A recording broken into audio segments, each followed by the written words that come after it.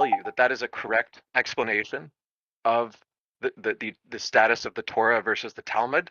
Just ask them if they think that a surah has the same standing as the commentary on it, right? And they'll tell you, oh, no, they're different, right? The Quran is different from the commentaries. So we have to critically analyze the commentaries as the opinions of the writers. But they will claim that this passage is correct, even though it says for every Jew it is commanded that they not kill a single person, or it would be like they killed all of humanity. This quote only comes from one place, and it's almost verbatim from the Talmud in a liner note comment. So it completely fucks up the scholarship because it's by an amateur hack who memorized a bunch of stuff and didn't potentially have the ability to check the text properly to get everything right. And his excuse for getting things wrong is, oh, well, theirs is corrupted. Theirs is corrupted. But mine is the correct, perfect citation from the angel Gabriel who gave it to me. So that the whole thing falls apart under the charge of plagiarism and fabrication, which is why numerous people in the Quran accuse him of fabrication, and he literally just puts them to death for charging him with this crime because he can't defend himself. He can't actually prove it. He just, oh, I'm illiterate. Oh, people were around me. Oh, they would have known. These are all like really sad copes that only work to a motivated reasoner. Anyone who looks at the record of just what are historically agreed upon facts about Muhammad would agree that he had full access to the text and he used them incorrectly, which proves he was a liar. What was the question exactly? So I was just wondering, like, you know, is it appropriate to go from an illiterate man in the middle of the desert, you know, no education, whatever, and then he writes the Quran out that has scientific facts, quote unquote, as Muslims like to say. Can you go from that to God? But I think that one of the problems is because he was illiterate, he didn't do the writing himself. Other people were doing the writing. So a big question is, did those writers introduce biases of their own? So that's a big question I have. Now, one of the defenses... I think, so your question is it logically possible for a guy in the desert to provide evidence for a God? Is that what your question is? no, not like that. Like it's more like, you know, from the Quran, from what he produced with it, because he was illiterate, can you go from that to God type of thing? Like specifically what he wrote, or is there like, are you saying is Scientific it possible for facts, anyone? I say.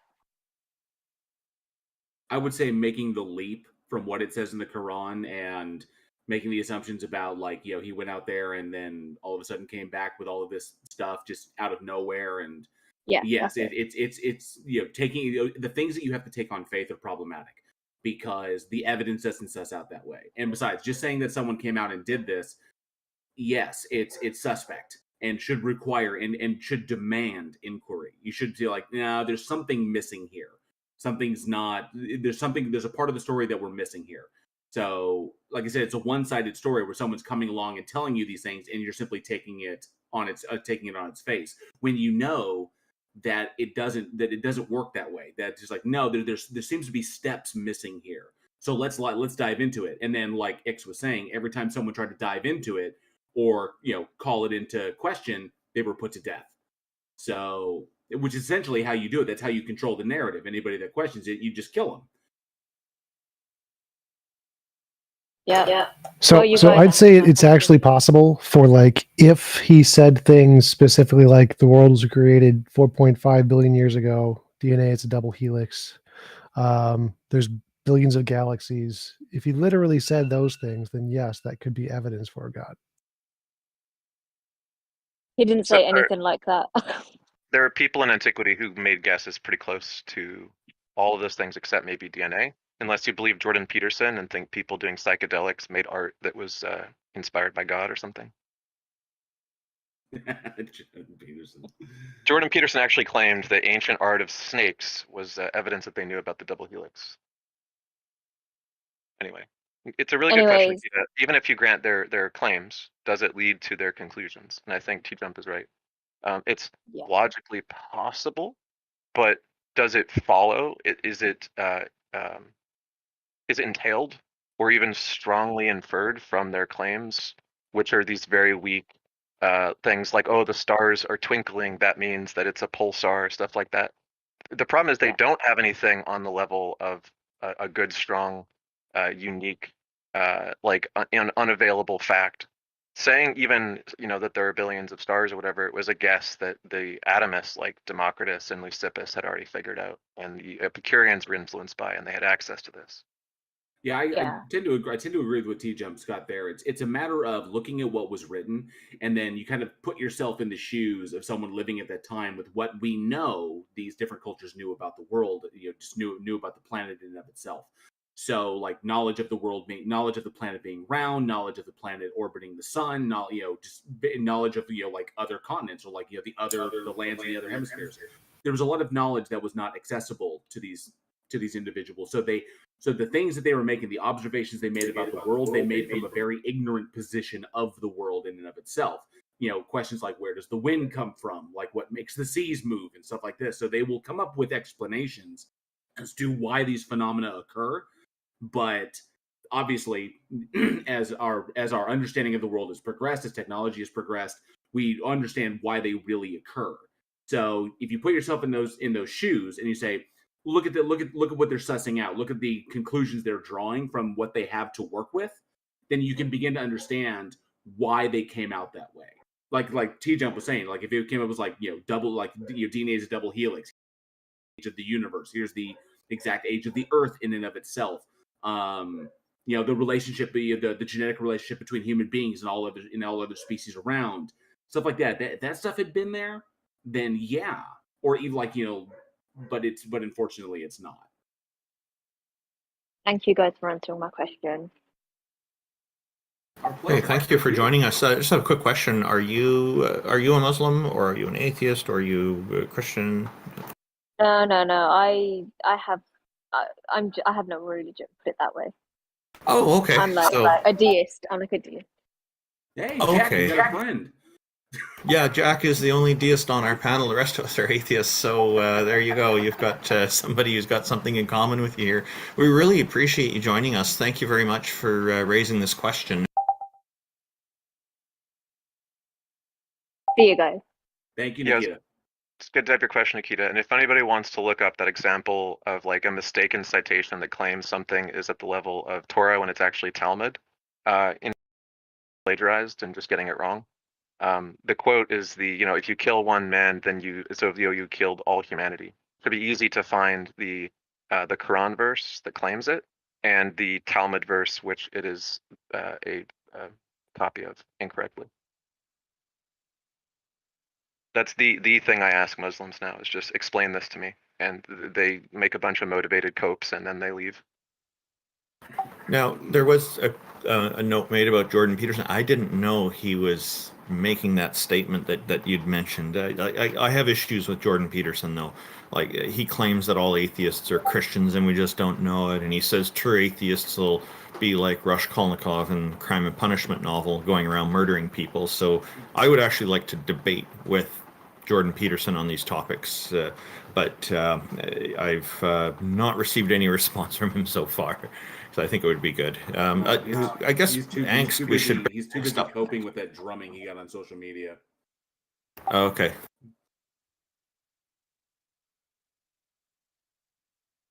Well, thank you, Nikita. Just ask him what his definition of God is currently.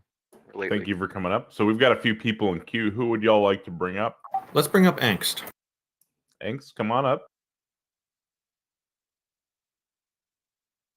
Hello, Angst. Thank you for joining us. Hey, can you hear me? Yes, we can.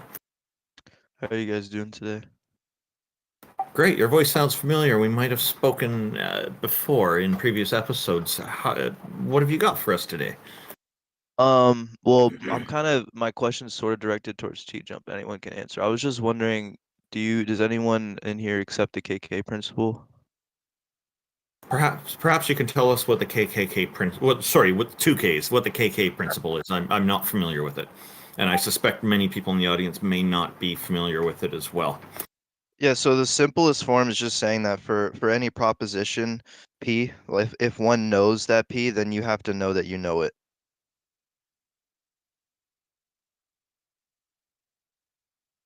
Hello? Okay. Could you give an example? It's a little unclear to me.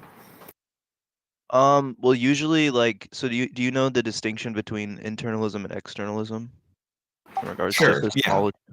Okay, yeah. So internal is within us, and externally something else that is not necessary for our ongoing living and whatnot, right? Well, I think it's talking about like the process by which your beliefs are justified, generally. Oh, okay, all right. But basically, like internalists would usually endorse the KK principle because knowing that you know that P is primarily a matter of knowing that your belief that P is warranted. And so it's natural for internalists to say something like, we're always in a position to know whether our beliefs are warranted. Oh, okay. I think that's tough. A lot of the time, people will have an instinct about something, an intuition, and that intuition can be quite accurate, but they don't know why they have that intuition, because there's a lot of things, a lot of sensory perceptions we have that can contribute to how we perceive things, and we may not be fully aware of how all that works. So that's a hard one. What are we talking about? Okay. The We're just KK talking about KK epistemology. principle.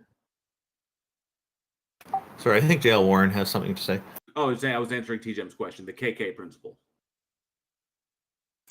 Why was there like an argument connected to that? That's like a thing asking about is like epistemic logic, a branch of modal logic. What is this, like a God related thing? Yeah, actually, like if you, I was actually gonna ask you, TJump, do you hold like an internalist or externalist account in regards to justification, or? I hold my own view. I have my own epistemology I wrote. I think everyone else's is stupid. Oh, what is it? My epistemology is like the very first video on my YouTube channel. Is it so? Do you think that there's justified true belief? Sort of. Do you think that the process by which your beliefs are justified is happening in Who your mind cares? or outside of your mind? Like, do you have an argument it's or just- something? Like, I have an epistemology and I don't care about the philosophical word games. I think all the other stupid epistemologies are boring and dumb, and so their entailments don't interest me. Do you have an argument? Well, yeah, I'm gonna show you how your entailment leads to God. Okay, how does my entailment lead to God? I just need to know if you accept the KK principle. I don't give a shit about any other epistemologies. So Do you think your mind is infinite or finite? finite. Okay. So do you have access to the regress of justified beliefs? It's gibberish. It's not gibberish. So like Well, ask me an actual question about something in reality, not just gibberish philosophical entailments that literally don't mean anything. And I can give you some kind of an answer, but gibberish philosophical entailments aren't actual questions. Do you have an argument for God? It's not gibberish. I'm just wanting to know if you think there's an awareness condition, which just means you need to be aware of the justification upon reflection, that you can be aware of the justification. Probably not, but again, it doesn't make any difference to my epistemology whether you accept that or not. Angst, to be honest, Angst, it's a little weird that you're requiring the TJump hold certain preconditions in order to, to basically find that your position is valid. If you have an argument for God, then just give your argument for God, and then we can break that down. But asking TJump or asking any of us if we hold to certain preconditions that are being set by you that invariably you think lead to God is weird. So It's gonna come full circle. He's just being stubborn. TJump, I'm just asking, like, he just wants you to present your argument. Just go ahead and present your argument, and then we'll go from there. That's not the method I'm engaging in. This is an Just internal clarify, I'm critique. not being stubborn. I literally don't care. You can pick either one you want. It makes no difference. Neither one is evidence of a God. How do you think your particular philosophical position is evidence of a God? I'm gonna demonstrate that for you. I just want Go to ahead. like I'm simply just asking what are the conditions under which a belief is justified. Well, to you. then, Angst, That's all I want to know. for the sake of the stage and the sake of the other people with their hands up, just go ahead and demonstrate it. So that's a Okay. really complicated philosophical question that doesn't have a complete answer yet in philosophy. So you're asking us to like literally solve one of the biggest problems in philosophy. Stop wasting our time. Just give us the argument. Right, you're a philosopher. Okay, so I'll give you an argument. So, basically, space-time and matter, they're emergent from quantum wave function in Hilbert space. And the inner world of consciousness in the mind can be modeled via quantum processes in the study of quantum cognition. So the evidence implies that emergent space-time is indistinguishable from the same properties of a mind. So the most parsimonious slow down, explanation is that go back. the universe is emergent from a mind, that what it emerges from resembles a mind, then it is a mind. That's the most parsimonious and most Too many words. theoretical Go back. virtuous Say that again answer. slowly. Can you hear me? Yes, but you're talking way too fast. Like, slow that down, because I think you said something like space, time, and matter are emergent from the quantum field, and something you said after that consciousness can be modeled after this or something. What? Yeah, consciousness in the mind can be modeled via quantum processes in the study of quantum cognition, and I have evidence to support that as well. And so what I'm What does saying that is that, matter? well, the reason that matters is because this suggests that the evidence implies emergent spacetime would be indistinguishable from the same properties of a mind. So the simplest and most parsimonious explanation. Stop one sentence at a time. Stop like saying one sentence, then jumping on to like 10 other sentences. So obviously, yes, consciousness and minds would also be modeled by the emergence of spacetime, because they're in spacetime. So obviously our minds and consciousness are also emergent from the quantum field. So yes, they should also be able to be represented by quantum mechanics. But literally nothing else you said followed from that. Like, yeah, so I agree. You can model consciousness and the mind and literally everything else in space-time, matter and energy, with quantum mechanics. Therefore, what? So let me just make sure you agree with the most fundamental premise. So would you agree that that space-time is emergent? Yes. Space-time and matter. Okay. And so all I'm saying is that because the evidence implies the emergent space-time, it emerges from what is indistinguishable from the same properties of a mind. So it's just more parsimonious to accept that No. it is a mind. And that's the most parsimonious answer, and No. it's more theoretically virtuous. Absolutely nothing you said logically follows there. So the fact that we can model minds and consciousness off of the same quantum mechanical equations that we get emergent spacetime is because minds and consciousness are a result of the exact same thing. So the fact that you can model minds off quantum mechanics is because they're things that are made from the stuff that emerges from quantum mechanics. So obviously you can model minds off of that. I mean, I can give you an argument that's represented in propositional logic, because I just don't think you're following. Because the first premise that this relies on is that simulations can only exist in a computer or in a mind. Would you accept that? No. Simulations that we know of exist in a mind. And you didn't say anything about simulations in your argument. So give me the premise conclusion, because your argument doesn't follow. It sounds like you're saying there's an analogy between property X and property Y. Therefore, property Y must be made of Z. Like, it's completely relevant. No. So the first premise is that simulations can only exist in a computer or mind. The universe is a simulation. A simulation on a computer still must be simulated in a mind. Okay, let's go Therefore, to the premise two. universe is a simulation in a mind. That's kind of follows from premise Well, two. premise two just three. begs the question. Like, you're just asserting that we're in a simulation. Like, there's no evidence of that. Everyone in physics rejects that. I don't know what you're talking about. Well, I don't see how the evidence points to like against it. The evidence, what I'm saying is that it's more parsimonious to accept that we do live in a simulation, Wait. because that's Tell me why you think premise two is correct. Why do you think we're in a simulation? okay. Let me break it down. So basically, physicists discovered something known as the holographic principle. Are you familiar Yes, the with holographic principle states that any Okay. matter inside of a 3D space can be represented on a 2D sphere that surrounds the 3D space.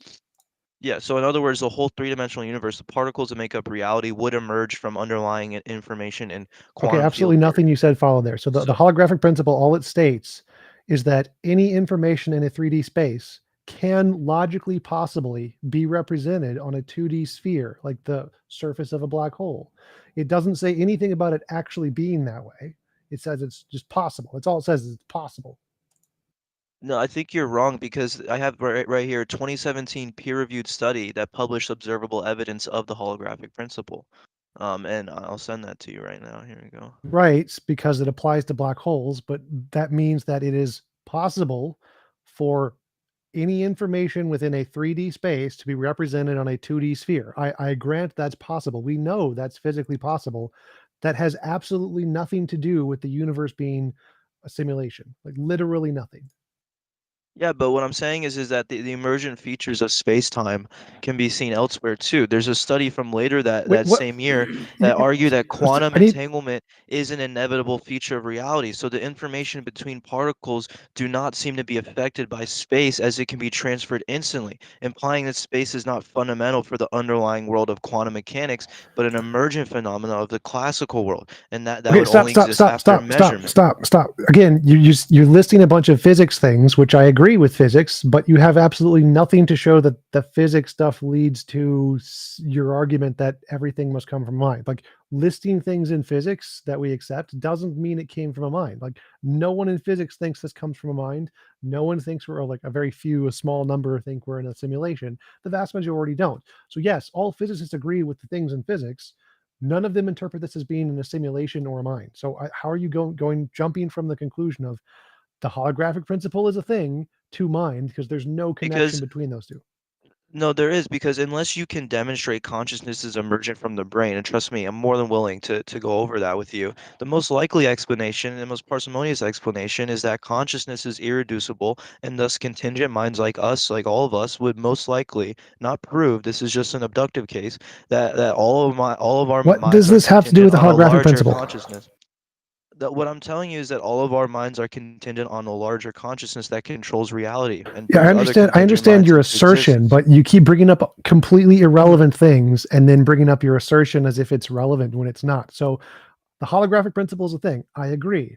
And then you're making this completely ridiculous leap to we all come from a big mind sky daddy. There's nothing that is in the holographic principle that indicates big mind sky daddy.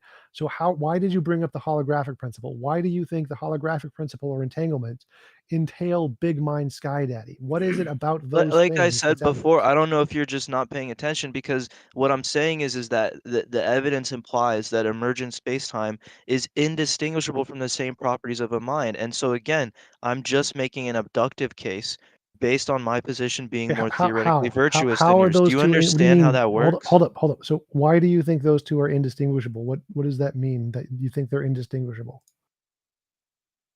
Because this just gets into philosophy of the mind. It's a completely separate conversation, but because I think the mind is I'm not, asking I think about the your mind argument. is You're saying irreducible. your argument is that space-time being emergent is the same as a mind or something. You've made no argument to how that's the case. No, I'm saying that space-time being emergent it's indistinguishable from the same properties of a mind. Yes, that's So the gibberish. So explain that sentence more. What do you mean when you say that space-time being emergent is this indistinguishable from a mind? That's gibberish. What does that mean? How is that an argument? what I'm saying is because in the study of quantum cognition, we can see that we can map it the same way we do with the most fundamental properties of space-time and matter. That's all I'm Right. saying. I think you're confused here. So the fact that we can use quantum mechanics to map a mind, and we can use quantum mechanics to map literally everything because it's the foundation of everything, doesn't imply that quantum mechanics is made of a mind. It implies that minds are made of quantum mechanics. So you have it backwards here. Like we can obviously model space and planets with Newtonian mechanics. Does that mean that Newtonian mechanics is made of particles? No. So the fact that we can use a mathematical system to model a thing does not mean the mathematical system is made of the thing that we're modeling. So quantum mechanics can model the mind. Yes, obviously, it's a mathematical system. So it can, and since everything in reality is made of quantum mechanics, it can map literally everything in reality. You have it backwards and you think that somehow the fact that consciousness can be mapped by quantum mechanics indicates that quantum mechanics is made by consciousness. It's just you're putting the cart before the horse. I think you're confused though, because what I'm saying is that quantum mechanics and other fields of science imply the natural universe is emergent from information processing and consciousness. And I think what you're what I'm adding the saying, consciousness bit. well, yeah, because there's different examples that lead to the inference that consciousness would collapse. It's a philosophical inference, but there's the violation of the Legate inequality, the confirmation of the Koch and Specker theorem. Wait. And I can Consciousness would send you collapse. these. Is you said consciousness would collapse? Wait, no, I didn't say consciousness would collapse. No. I said quantum mechanics in other fields of science imply the natural universe is emergent from information processing and consciousness. What were you talking about collapsing? No, I'm saying that. Oh yeah, consciousness would collapse. Yeah, but that comes after you accept the premise, though. So I don't know if you accept. What does that even mean? Consciousness collapsing? Like, it's gibberish. Well, again, do you accept the premise? Because I just don't want to move past that, and that's the inference that comes after we determine whether or not that's true. Well, I understand your first premise and I understand your conclusion, but there's no second premise that leads from your first premise to your conclusion. Well, this is a different argument. So the first premise was that contingent minds either have a personal explanation or a natural explanation. That's No. separate from the I'm skipping. first I'm skipping all of that. I'm just going with your general argument here. So you said that quantum mechanics stuff, like the holographic principle, can be used to model consciousness. Then your conclusion is consciousness is the thing that causes quantum mechanics. So the first No. premise is just something like the quantum mechanical processes we see can be used to model consciousness, which, okay, I grant that. I agree with premise one. And the conclusion is consciousness is the precursor to quantum mechanics. That part is stupid. So I need a second premise of how you go from premise one. That's to not the conclusion. So it goes premise 2 to conclusion 1, and that just says that the natural universe cannot be the explanation of contingent minds. And so then following that, the premise 3, the explanation of the existence of conscious minds is personal, and that follows from P1 and P2. And Okay, then P4, skip the talking. Go to P2. How is it impossible that consciousness can't be explained by physical stuff? Like, what? That's, again, it's an assertion begging the question. Why do you think that's impossible? What evidence do you have that it's impossible? That's why I sort of put the ball in your court, because I said unless you can demonstrate consciousness is emergent from the brain, then that's really the core of the issue, because the most likely explanation is that consciousness is irreducible, and contingent minds like all of us would most likely not prove that our minds are contingent on a larger consciousness that controls reality. No, that's a burden of proof fallacy. So saying the burden of proof fallacy that I have to prove it's a different alternative isn't evidence of your hypothesis. So you would have to give evidence. Why do you think your hypothesis is the case and it is impossible? Because you said it's impossible for it to be the case. I don't need to provide evidence that it's impossible. I just need to provide evidence that's logically possible. There's no logical contradictions, and therefore it is logically possible. Premise 2 is proven false. Your argument is debunked. So I don't think logical possibility stands here as a valid. You said impossible. You were the one who said in premise 2 it is impossible that this is the case. Yeah, but the reason is because there are no modal. There's only one necessary modal entity.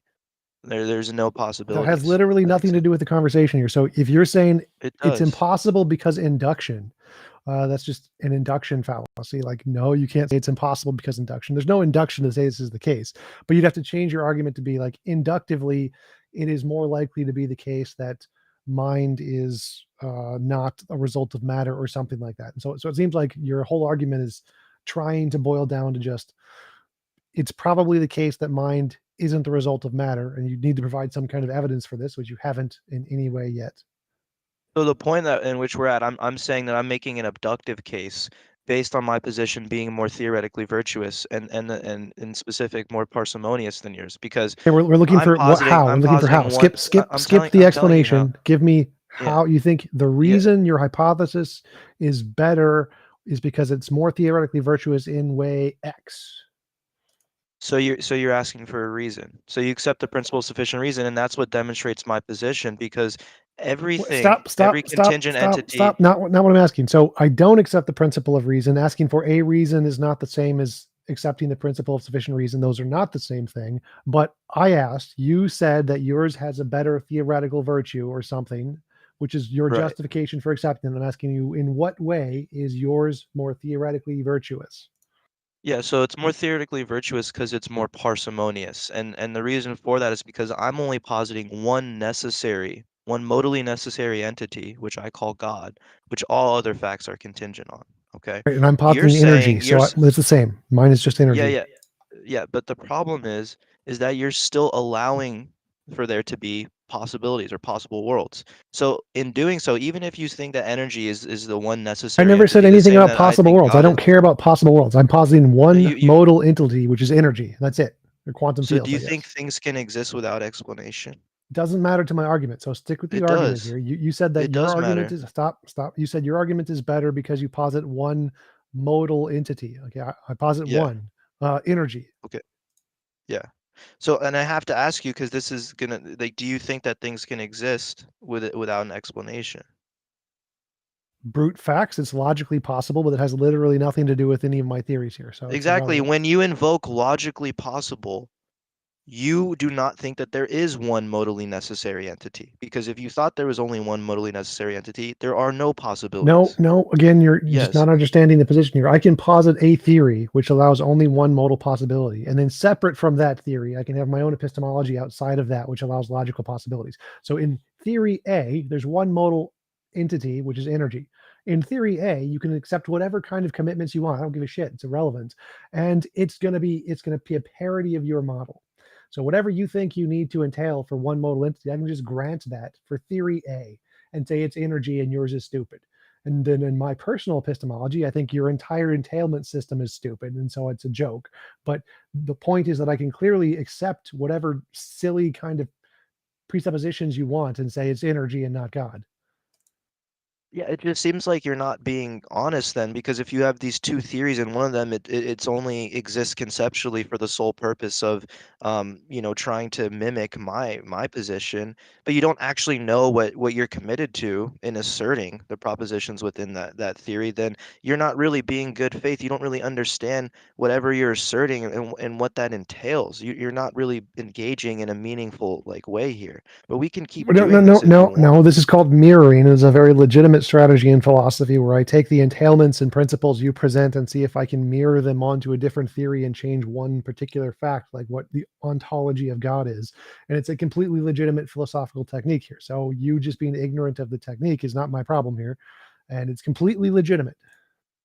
Yeah, but you're not changing like anything. You're just saying it's energy. I didn't even say it was God. I said we could call it God. It's just it's a modally necessary state of affairs. Right, And because you the said, point is yeah, to the get same past thing. your gibberish and get to the actual argument for God. So if I can just grant all of your gibberish and say it's energy, that means all of your gibberish is irrelevant, and we should move on to something that's actually relevant to try to get you to give a evidence of a God, which you haven't done, and it's been like 30 minutes.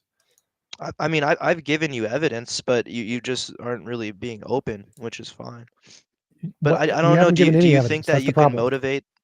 Do you think you It's can not motivate the convincing view to that anybody, and we do have somebody in queue who says they have evidence for a God. So unless anybody has something to add, we'll go ahead and move on here. Why do you always white knight for TJump when he's losing, Taco? No, you're not convincing at all. I'm not trying to Thanks. convince. Your argument started with quantum fields, not with a That's like mind. a sophist. Asking people to convince you of a god, that's sophistry. You know that. Angst, Oh, the good thing you reason came why you're to it. wrong is because space-time appears to be emergent, and consciousness is dependent on that space-time existing, and you're saying that a consciousness existed prior to that space-time existing, which is nonsense. That's a wild assertion. How do you know that space-time isn't just in our minds? I mean, it's geometry, right? Really Yeah, asserted, really because dismiss of what everything in science, that's how. Even same Kant thing, instead of demonstrated. just throwing out, Even hey, how do you know that this isn't the case? Taco, Freely even asserted, Kant really demonstrated that in dismissed. geometry there are examples of synthetic a priori propositions, and he was concerned about how these are possible in geometry. God, like literally nothing you're saying is coherent. Like that has nothing to do with space-time. Space-time is not a synthetic a priori. So the fact that you're bringing that up is, again, just you don't understand what any of these words mean in philosophy. He uses like the. All right. So somebody actually said they had evidence for God, so we're going to go ahead and move on. Lincoln Donut. I prefer to talk to this person. Sorry, just Lincoln. Just a sec. Oh. I think Jack Burton did have a point to make, which I think is an important one. I'd just like to hear that before we move on. Oh, TJump already brought it up. Like the quantum field had to precede the mind, and that was the start of his argument in the first place. So Oh, he okay. already started with having the overlapping precondition of quantum fields have to exist before the minds start being even discussed about. So Also, Okay. I just want to say, anyone who says that a bunch of fringe positions, which are like not even accepted by 1% of the field, is the most parsimonious explanation. If you just take all of the 1% positions, you stick them together, that's the most parsimonious position. It's so virtuous. Should be like laughed off the stage. And they haven't supported any of them. That's what someone in my live chat said. John Robertson said that I posit that nothing is more parsimonious than God. Therefore, nothing is more parsimonious and better. Therefore, nothing is a more parsimonious and better theory of the pod. It's he defines it away, so therefore it must be that way. It's just ridiculous. TJump, you mentioned earlier in that conversation that you have a video about your one of your early videos about your epistemology. If you share it in the chat, I'll share it in the YouTube chat as well. God, I have to do work. Lincoln Donut, welcome. Hey, everybody. How are you today, and what have you got for us? I've got evidence for God. Can you speak up? I'll turn your volume up, but just get as loud as you can. my troll meter Yeah, is so starting to rise. Ditto. My evidence for God is really simple. God is the basis of necessary moral truths. So he is the basis for the laws of logic, like the rules of inference. The laws of logic merely describe the way God thinks. As the supremely rational being, God's thinking is always logical. So Lincoln, I've My heard you with a argument- normal voice before. I know that you're my- trolling. So you my can't claim argument that is we're really being simple. prejudiced. You got to speak with your normal voice. You can give the argument, but don't bullshit us with the silly voice. We've heard you talk before. I had you Say turned it down with your because you're trolled. chest. Just give us the argument. I feel like that's racist against that kind of voice. I feel Can't like it's stop racist. giggling, and if you can't stop doing a silly voice, then just make room for someone who can. Actually, I have to push back here. As an advocate for free expression, if Lincoln Donut wishes to use this voice, I'm okay with it as long as the message comes through clearly. Okay, you can talk to him then. If God did not exist, the laws of logic would be merely human conventions. The laws of logic are not merely human conventions, therefore God exists. I don't consider laws of logic as something that's existing or not existing. It's more just an understanding of how reality seems to be working. It's not like it's its own entity. I just don't see it that way. So I'm having trouble with your argument here on these grounds alone. Are you saying that laws of logic does not exist? Well, they're descriptive of the universe, not prescriptive of the universe. So it's the language that we use to describe what we observe. Are you saying that the language we use to describe the universe is prescriptive and not descriptive? Well, the language is descriptive because we created it. We created it to communicate what we observe. So the language is completely arbitrary. But so I said, like, the laws of logic are descriptive of the universe in and of itself, but they're not prescriptive of it. No, they are prescriptive. This is. Can you demonstrate how you know that? The laws of logic does exist. The laws of logic is basically how God thinks. And how did you conclude that? It's really simple. Like, the laws of logic are not merely human conventions. It's not human interpretation. It's laws of logic. That's restating the claim. Laws of logic can be observed, therefore there must be a source, and therefore God exists. Yeah, no, that's a leap. That's very simple. You presuppose that the God exists, right, and that the laws of logic are created by that God, or however you describe it, and then you operate from there, and then you loop back around to that. and that's your starting point and your finishing point.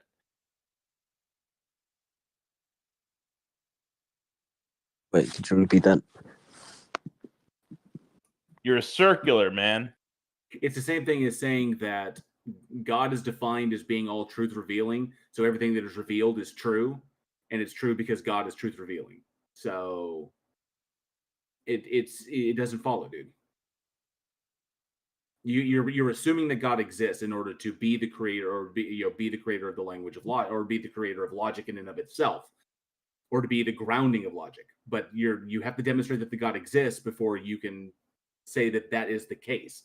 You're just assuming that God exists and then saying that because logic operates the way it does, then therefore God exists. Right. So you're saying God does not exist, right? I'm And so saying that are you saying- there's insufficient argumentation or evidence to warrant belief. And do you believe that the laws of logic exist? I believe the laws of logic are descriptive of the universe. I believe the universe exists, but the laws of logic are descriptive of that universe. I agree with J.L. Warren on this, by the way. What do you mean by descriptive? It doesn't make any sense. They Sure, describe the universe. They are descriptive. No, it doesn't describe the universe. These are laws. It's prescriptive. It tells us how the universe is done, how the universe works. It describes you're correct. It describes the universe. No, it's prescriptive. It's not descriptive. No, it does not. No, it does not. Oh my god. It's prescriptive. And you can't back that up. Water can't mix with oil. That's prescriptive. That's not a description. And that would be a description. You just you just described it. That's how it's done. That's how it's done. Right? That's how it works out. That's how it unfolds. Sorry, dude. You're incorrect, and nobody that understands logic. Lincoln, you're incorrect, and nobody that understands logic agrees with you. I used to be an atheist. I used to be lost. No, you just didn't. like you. No, and you Jesus Christ saved my life. If you left us, you were never among us. Sorry. So you're saying if I describe something and it makes it so God says something makes it so, and therefore. I did want to jump in quickly and say that there are like a large percentage of professional philosophers who think logic is prescriptive. It's not like no one. There are some who think that, but no physicist thinks that. Exactly, it's prescriptive. And yes, we are describing the phenomena that are occurring, but ultimately, it's prescriptive. Okay? It's how things are done. What do you think makes it prescriptive? Like, do you think laws of logic were kind of put together and then applied to the universe somehow to make the universe function the way it is? Because there's a thing called laws of logic, the fact that there's something called laws of logic demonstrates its prescriptive nature. If it wasn't prescriptive, then the laws of logic would not exist at all. Okay, so there's a conflation happening here with the word laws. Like when it comes to a legal system put up and managed by our government and enforced through policing and whatnot and regulatory bodies, those are definitely prescriptive because those are invented to kind of influence and control how society works. But the other sense of laws, when they're describing laws of physics, laws of logic, etc., those are kind of an after the fact thing. They're a consequence of this, and it's probably not the best word, but it's the word that stuck. So the word laws is being used in a different sense, in a non-prescriptive sense for these phenomenon, so for these facts about the universe that we observe. And so we just, as a matter of convenience, we call them laws, but we don't mean them in a prescriptive sense like a legal system. So I think that's where I don't think you understand what prescriptive means. Tell me what your definition of prescriptive is.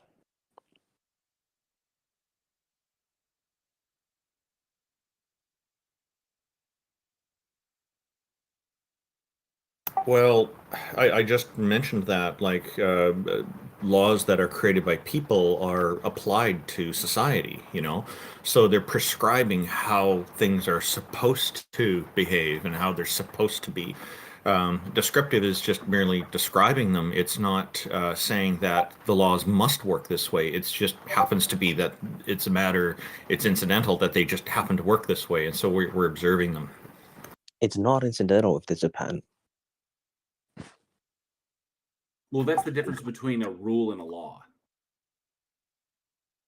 There is no difference between a law and a rule. Yes, there is. Big No, difference. no, there isn't. There's a No, big there difference isn't. between rules and laws. No, there isn't. In the context of physics, I think no, that there I isn't. think that's where the breakdown is occurring. Is that you're conflating the two. I'm not conflating the two. And while you're I'll a say, if you're a I will say, I will agree with TJump. He's correct on that. Is that I'm talking because I typically speak from a scientific perspective and a scientific background. That's exactly where I'm. That's Physicists exactly where don't I'm going agree. with it as well. Physicists will not say that the laws of logic are prescriptive of the universe. They are descriptive of the universe. No, and he's they're right from the prescriptive. philosophical sense. But my curiosity is this: let's just kind of go down this road a little bit. If you think Is it's that descriptive, even if you're entirely illogical. Lincoln, stop. Even if the laws of logic were prescriptive of the universe, that still doesn't get you to a God. That could only Yes, it does. no, Yes, it doesn't. does. No, it doesn't. No, Lincoln. That only at most can get you to get you to deism, a sufficiently powerful enough entity that prescribe logic as the basis of like reality. You're hilarious, bro. No, Lincoln, it's because something that's Lincoln, Let me stop. finish. Lincoln, stop. Follow me on this, because it doesn't get you to the Abrahamic God, because the Abrahamic God has logical entailments that are contradictory. So they could really only get you to a sufficiently powerful enough entity that has the ability to do this, which would just be deism. It still doesn't get you to a particular type of theism, but it does get you to deism. I'll grant you that. It gets you to a Christian. It does God. not get you to the Christian God, because that's just you defining the Christian God as having that. That's just you basically defining the Christian God into reality. But you're ignoring all of the other logical contradictory. No, I have way more entailments. arguments, but I just don't have the time. I have way more arguments to point it towards Jesus Christ. But I won't bother you too much now. I have to go. But thank you so much. Thank you for coming up. Glad I could end Concrete, we're inviting you up. Well, hang on, just want to say thank you for your time, and I think the big problem here is the conflation in the two different usages of laws, prescriptive and descriptive laws, and that's where he's falling down. He's having some trouble there, and you know I've noticed people do this with other words too, like theories. There's a scientific theory versus just a theory as an idea people have, a colloquial sense, right? So, yeah, the conflation of hypothesis and theory. So. Exactly. Yeah. Thank you for that. Yeah. Yeah. I like that you brought up rules and laws. That was an interesting comparison. It added a lot of value to this conversation. It made sense. If he's conflating the two, then his argument makes a lot more sense. Is that he's got to take two separate ideas and try to conflate the two in order to get his argument through the keyhole. But what's up, Concrete? JL, how are you? I'm doing good, sir. Doing good. How are you doing?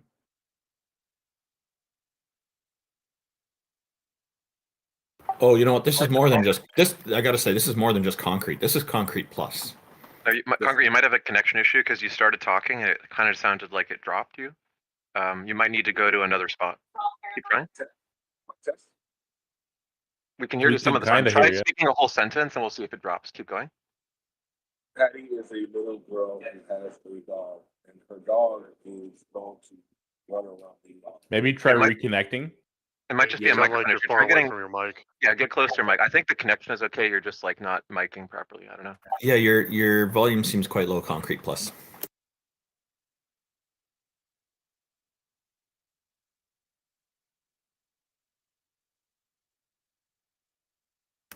Okay, I'm not hearing anything from concrete plus. Perhaps we can just try again, concrete. Maybe we can move on. What about now? Hey, we can hear you nice and loud now. That's better. Cool. So, happy Sunday to everyone. Happy Sunday. Church today. Congratulations. I had a question for TJump. TJump, you there? Maybe ask your question, and any of us on the panel or all the team will do our best to address it. Fine.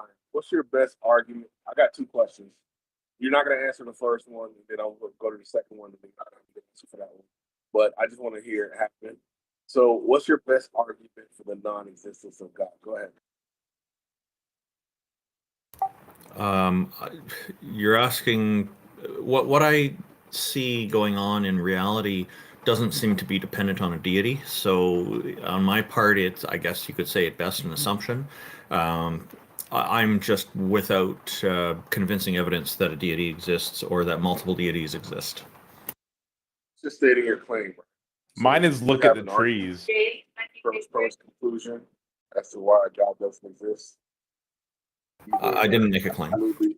Well, if we're talking about the Christian God, then I would, the best argument that I would come up with is that the Christian God does not exist because the attributes of the Christian God propose logical contradictions.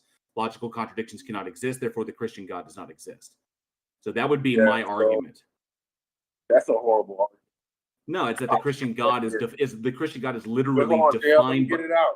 Get it out, JL. Actually, I'll give you an example of Hold logical on, contradiction. sir. Hey, Concrete, your audio is still really bad. Yeah, Concrete. The problem is your audio keeps dropping in and out. So if you, it sounds like you stopped talking when I think you're actually talking. But the way the argument goes is that the Christian God is defined as having entailments that are logically contradictory. Premise 1. Premise 2. Logical contradictions cannot exist. The Christian God cannot exist. So you either have to change the entailments or drop the entailments from the Christian God, but then it's no longer the Christian God. So essentially, God is defined. It is literally the classical version of the Christian God is defined out of existence. So you have to change the definition, which is what we've seen throughout time, is that God was defined a particular way. Then we realize it's wrong. That doesn't work out because it doesn't comport with reality. And then, so God is consistently changed. God is constantly being moved closer and closer. The Christian God is constantly being moved closer and closer to the edge of the board. So now the arguments are that God is no longer this entity that walks among us and watches over us and has these particular properties. Now it's this metaphysically ontological mind that is outside time and space. These are contemporary definitions of God to make it exist is the problem. And the definitions of God have consistently evolved over time in order to try and keep it alive. And I'll just go ahead, Concrete Plus on it. I'd like to add an example of the contradiction, but go ahead, you first. JL, your argument is a non sequitur. We can get into that. But overall, it's a red herring to my question, which is, what is your best argument for the non-existence of God? And I would just say God simpliciter, not pointing to the Christian God or the Jewish God or the Muslim God or the Hindu God or whatever, right? What is your argument that says that this is in existence without a creator? And your argument for I'll that take it. is, So most things humans imagine are purely imaginary and don't exist in reality. God is a concept that humans have come up with their own imagination and no evidence has been provided. Therefore, it's rational to conclude it's nothing but a figment of human imagination. wait, who's speaking? Sorry. That was TJump. Oh, wow. TJump, I'm surprised you would make such a horrible argument. What makes you think there's no evidence, number one, for the existence of God? That would be dubious claim at best. And number two, what makes you think it's a figment of our imagination? Well, because it came from human mouths, so if it's something that we speak, it must necessarily come from our imagination. Like literally all ideas have to start as things in our imagination. And the reason there's no evidence is because I've literally spent X number of years debating all of the biggest experts in the field and gone through every one of the arguments, and they're all garbage. Yeah, so your qualitative assessment doesn't mean that it doesn't exist as a actual thing, let's say a quantity. So you're making a qualitative argument when we're talking about the quantity of something, which is the evidence, right? So we're saying that evidence exists quantitatively. You're saying it's not good qualitatively, and your What? qualitative assessment doesn't eliminate it quantitatively. Do you understand? I said a lot. I have no idea what you're saying there. I didn't say anything about qualitative versus quantitative. I said there's no evidence. I said the things Yeah, theists so provide are not evidence. They're not either qualitative nor quantitative. They're nothing burgers, gigantic nothing burgers. And the reason we can conclude there is no evidence hiding under some rock somewhere is because there are billions of theists all around the world who are dedicated to presenting evidence. And if evidence had actually been found, they would all be presenting it all at the same time. They'll be like, oh my God, look at this amazing evidence we found. We really found evidence of a God. And people would be like, yeah, cool. This is awesome. We're going to publish it in a scientific paper. But since no theist ever provides any good evidence and everything they say is complete garbage, that means that most likely the garbage is the best they have, which is nothing. yeah, so you keep vacillating between quantity and quality. And we Concrete know bust that out the word calendar here. I'm sorry. We know that evidence exists, and we know what evidence is. Evidence is information or thing that could increase the probability of a proposition being true. We know we have arguments as evidence. We know we have personal experience as evidence. We know you use the Bible as evidence or other religious texts. All of those are used as support for the increased likelihood of a proposition being true. You said you've assessed this evidence, and then you deem that it's not evidence, which is just going to be a qualitative assessment. In your assessment of its quality, you have therefore deemed it non-existent, which is not actually how we play this game. Because wait. I'm trying to follow your argument here. So I have a cup that I'm drinking. One sec. I want to ask a question, clarification question here. So I have a cup that I'm drinking from right now. Is my cup existence of magical farting leprechauns who like to create cups? I'm not particularly sure what that has to do with what I'm saying, because I'm not. What it seems like you're saying is the. One second, sir. Let me just get this out real quick. I'm not familiar with that particular myth or lore, so it may be evidence or it may not be evidence. I would need more information in order to actually make an assessment, and more information to make an assessment. Sure. That's totally fair. So I want to let me clarify for a second. So when you say that you have evidence, it sounds like what you're saying is you're using the Bayesian definition of evidence. In the Bayesian definition of evidence, anything that could ever logically explain anything is evidence of that thing. So my cup being here, it's logically possible that a magical farting leprechaun created this cup and put it here. Therefore, this cup is evidence of a magical farting leprechaun. It's possible that the magical farting leprechaun also likes to create PS4 controllers. And so it also created the PS4 controller, which means the PS4 controller is evidence of the magical farting leprechaun. And it's also possible it likes to create cameras and laptops and TVs and fans, and all those things around me were created by the magical farting leprechaun. Therefore, look at all of the abundance of the evidence of the magical farting leprechaun. You just see it all around us. Everything we see could be explained by the magical farting leprechaun. Therefore, how can you deny all of this evidence of the magical farting leprechaun? So if the definition of evidence you're using is that vague, that literally the fact that it can be logically explained by some imaginary entity counts as evidence, then the evidence you have for God is equivalent to the evidence of a magical farting leprechaun.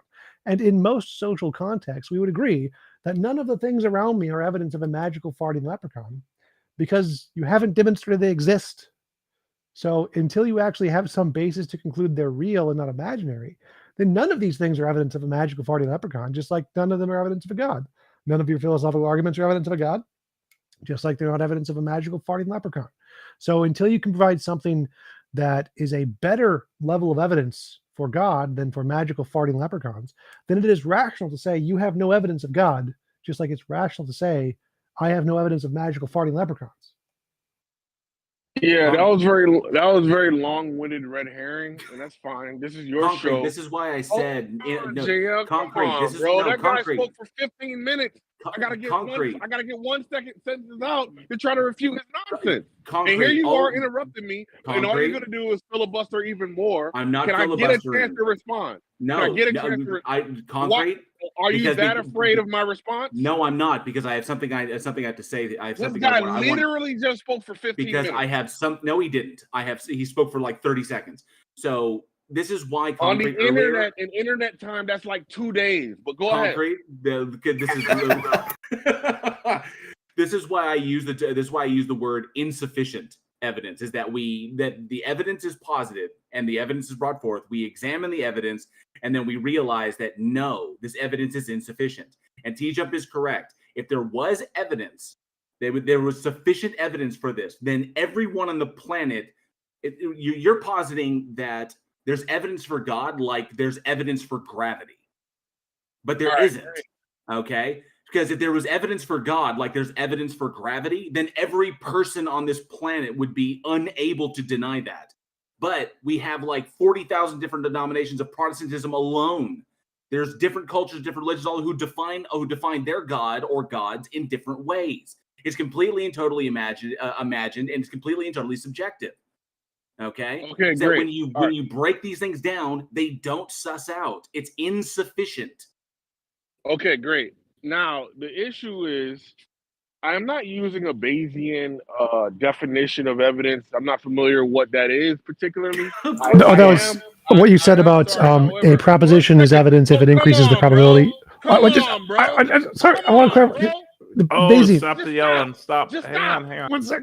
Concrete, the Bayesian definition is the one you gave about evidence is that which can increase the probability. I am using the one in Oxford, the available body of facts or information indicating whether a belief or proposition is true or valid. That is the Oxford version of evidence. So I don't know what you're appealing to with regards to Bayesian, because Bayesian analysis is just simply something of a probabilistic nature, and that, I don't know why you're bringing that up. But irrespective of you using that red herring, we're just going to simply talk about the wide body of believers in the God concept and how your definition or your refutation of evidence is like your own proprietary, that we don't play by your particular rule. We all have a one set of rules that we've defined, and we all have to play by those rules. You have excluded yourself from that set of rules, and that's fine, but that doesn't make you right?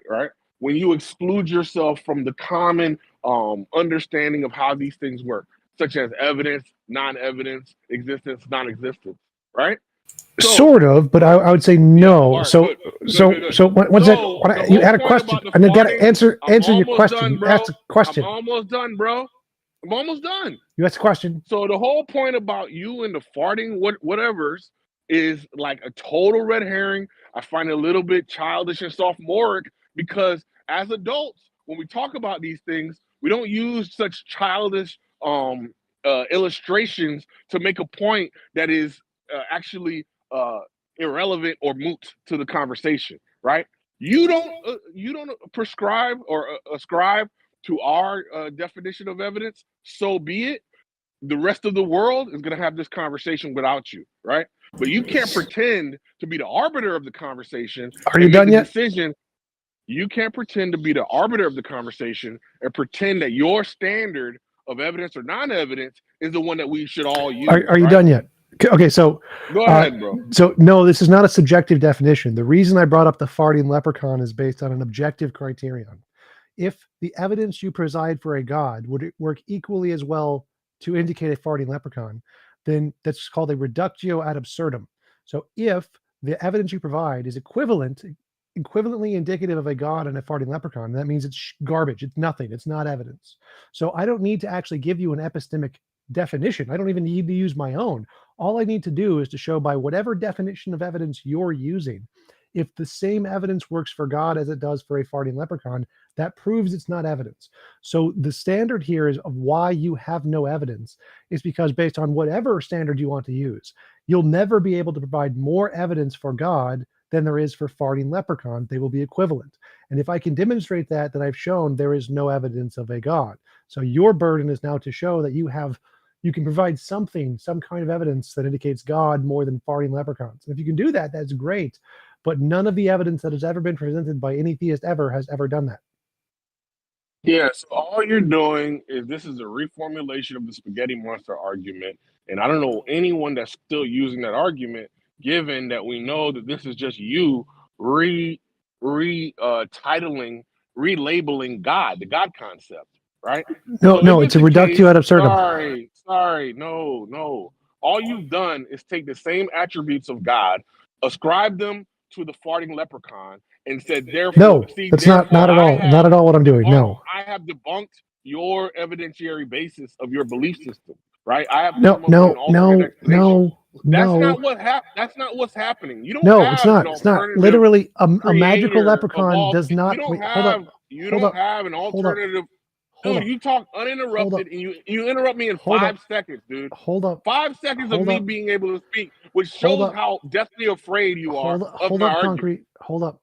So, the magical leprechaun is not all powerful. It's not all knowing. It doesn't love everyone. It didn't create the universe. The magical farting leprechaun is not the same as a god. Okay, your argument has been debunked. Move on. The point of the magical farting leprechaun is that the things you count as evidence are so vague that they can be, the same epistemology can be used to justify any imaginary thing. That's the point.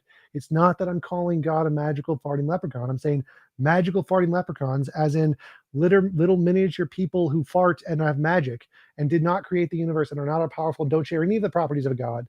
Those things can be equally supported by the garbage evidence you have. So if you have evidence that's better, that's great. Present it. All right, great. So all you've done now is you've produced an alternate explanation. And an alternate explanation isn't a debunking of my explanation. So now what we have is competing hypotheses, right? You have your farting leprechauns. Yes, you do. No, you have concrete. I did not provide an alternative explanation. This isn't hold up, concrete. I did not provide an alternative explanation. This isn't saying you gave some event and that event needs to be explained. You gave no event. You gave nothing that needs to be explained. What I said, just to clarify, the point of the farting leprechaun is not to use it to explain the things you count as evidence. That's not the point. The point is to say that the quality of evidence you have is so bad that I can use equally as bad arguments to justify the existence of the leprechaun. I'm not using the same arguments here. The point here is that the quality of your arguments is so bad that the same quality of arguments could be used to indicate farting leprechauns. And if that quality is to be accepted, then you must therefore accept farting leprechauns exist with the same veracity that God exists. So no, I'm not presenting an alternative explanation here. That's not the point. All right, great. So you are now presuming that your qualitative assessment of this argument, of this evidence, is shared by me or anyone else. No, right? no, I'm not. Sorry, bro. Stop. You can't. Stop. Sorry, bro. You can't call something bad and then therefore say I think it's bad as well. No, we don't share the same the reason I'm presenting this, bro. We don't share the same qualitative You keep misrepresenting the argument every time. I've got to stop you so we can get on track. I don't think it's bad, bro. Concrete. I do not think my argument is bad. Can you mute him for a second? I don't think your argument is good. I don't think they're equivalent. I will not use them. I will not use them interchangeably. Can you mute him for a second? I do not agree. Stop over talking, bro. No. It's sad. You have to. You're sad and pathetic. Go ahead. So again, I am not doing that. I'm not saying that my particular qualitative assessment is relevant here. It literally doesn't matter. I've already debunked that stupid. Means? Stop over talking, concrete. Let him talk. So I can let him debunk. Talk, but he never lets me talk. Oh my God. He just let you talk. So I can debunk any of your stupid qualitative arguments by using a parody. So I can say whatever epistemology you want to use. Dude, I don't agree. Stop. I do not agree with your parody. Stop. So I do not any think they're epistemology. equal. Can you mute him? God damn it, Randolph! Please just. You're mad that I'm over talking you. I don't have mute powers here. A fucking minute. TJump. He rejects reality and he inserts his own. That's all he's doing. Well, so he made a kind of an argument that's sort of relevant. So he's made the argument that I'm using a subjective epistemic standard, and based off of my subjective arbitrary epistemic standard, my personal rejection of the evidence is irrelevant. And that's a perfectly legitimate argument. The problem is that no, I can say based off of any epistemic standard you use, I can prove deductively that it doesn't work. So because I can take any standard of evidence you want, I can create an alternative that is like magical farting leprechauns and say whatever principles you want to use to try to indicate your God, if we try to mirror those onto a different epistemology, if they are not good principles, then they will indicate the magical farting leprechaun. So I'm granting anything he wants, any epistemology he wants, I can just grant it and say, let's grant those principles for the sake of the argument, change them slightly and see, is this a biased principle that is specifically made up by a bunch of crazy people to indicate their preconceived belief? And to assess this, it would indicate magical farting leprechauns. So if any epistemology he presents can be used to indicate magical farting leprechauns, that proves his system is biased. Now, science can't. Science, you can't use science to indicate magical farting leprechauns. Therefore, science is not biased. So we go with science. That's why it's an objective standard as opposed to the subjective standards that he's presenting. So we can use a parity argument to differentiate which ones are the subjective things he's talking about, like his own, the theist ones, versus the objective ones like science, which are not. Yeah, I earlier on I wanted to get a chance to also give an example of a contradiction, but the conversation was interesting, and I think TJump sums it up very well. What the problems are there. The concrete plus, I am interested in maybe giving him another minute to kind of lay out his point of view in a moment. But first, I'll just point out the contradiction, which is that the Christian God that we were talking about earlier has a number of omni-properties, omni-chronological being one of them, another one being omnipresent, and so on. So the two that I'm focusing on here will be omniscience and omnipotence, all-knowing and all-powerful. So they have all the knowledge, they know absolutely everything, and then they can do anything. They're totally powerful. So what the problem there is, if this God knows that tomorrow we're going to get sunny weather, tomorrow rolls along and God decides that they're going to change the weather just at the very beginning of the day, so all day will be rain or snow, then God has then invalidated his omniscience from the day before, and therein lies the contradiction. So is it possible logically for this God to have both of these capabilities in full? No, that would be the logical contradiction there. But a concrete plus, maybe you have about a minute or two to lay out what it is you wanted to respond, and none of us will interrupt you while you speak. Does that sound good? Thank you. I really appreciate that. And I'm very surprised that TJump is so woefully inept with regards to this argument. It's very simple, and he appeals to science as if we are not appealing to science. Science is just, there is a social science that we can appeal to such that we can ask people what it is that they believe. And what we will find is that on a level of something like 95%, 94, 93, 92, the God concept is believed. And they have different reasons why they believe the God concept. Some people take a natural view. Some people have an experiential view. Some people take a logical view. But there is a strong argument for the existence of God in a myriad of evidences, right? Personal, natural, logical, right? So that is science. I'm sorry, TJump. That is science. And what we've done is we've looked at this population and we've said that it has such a ubiquitous nature where it transcends continents, it transcends time, it transcends geopolitical, economic stratas, such that it is as strong for us as the existence of gravity. That's how strong the God concept is. And what we have is this one lowly group of individuals, call them the atheists, a sad and pathetic group that you're a part of. Okay, yeah, I don't need to hear that shit anymore. Wait.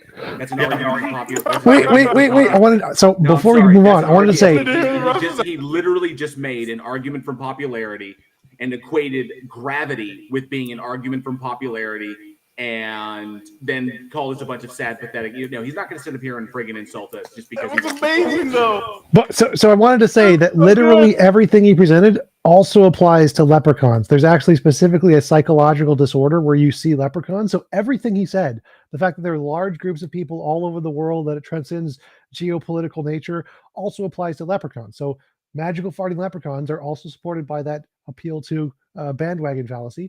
And so, yes, all you've done is demonstrate that what I said was correct in the beginning.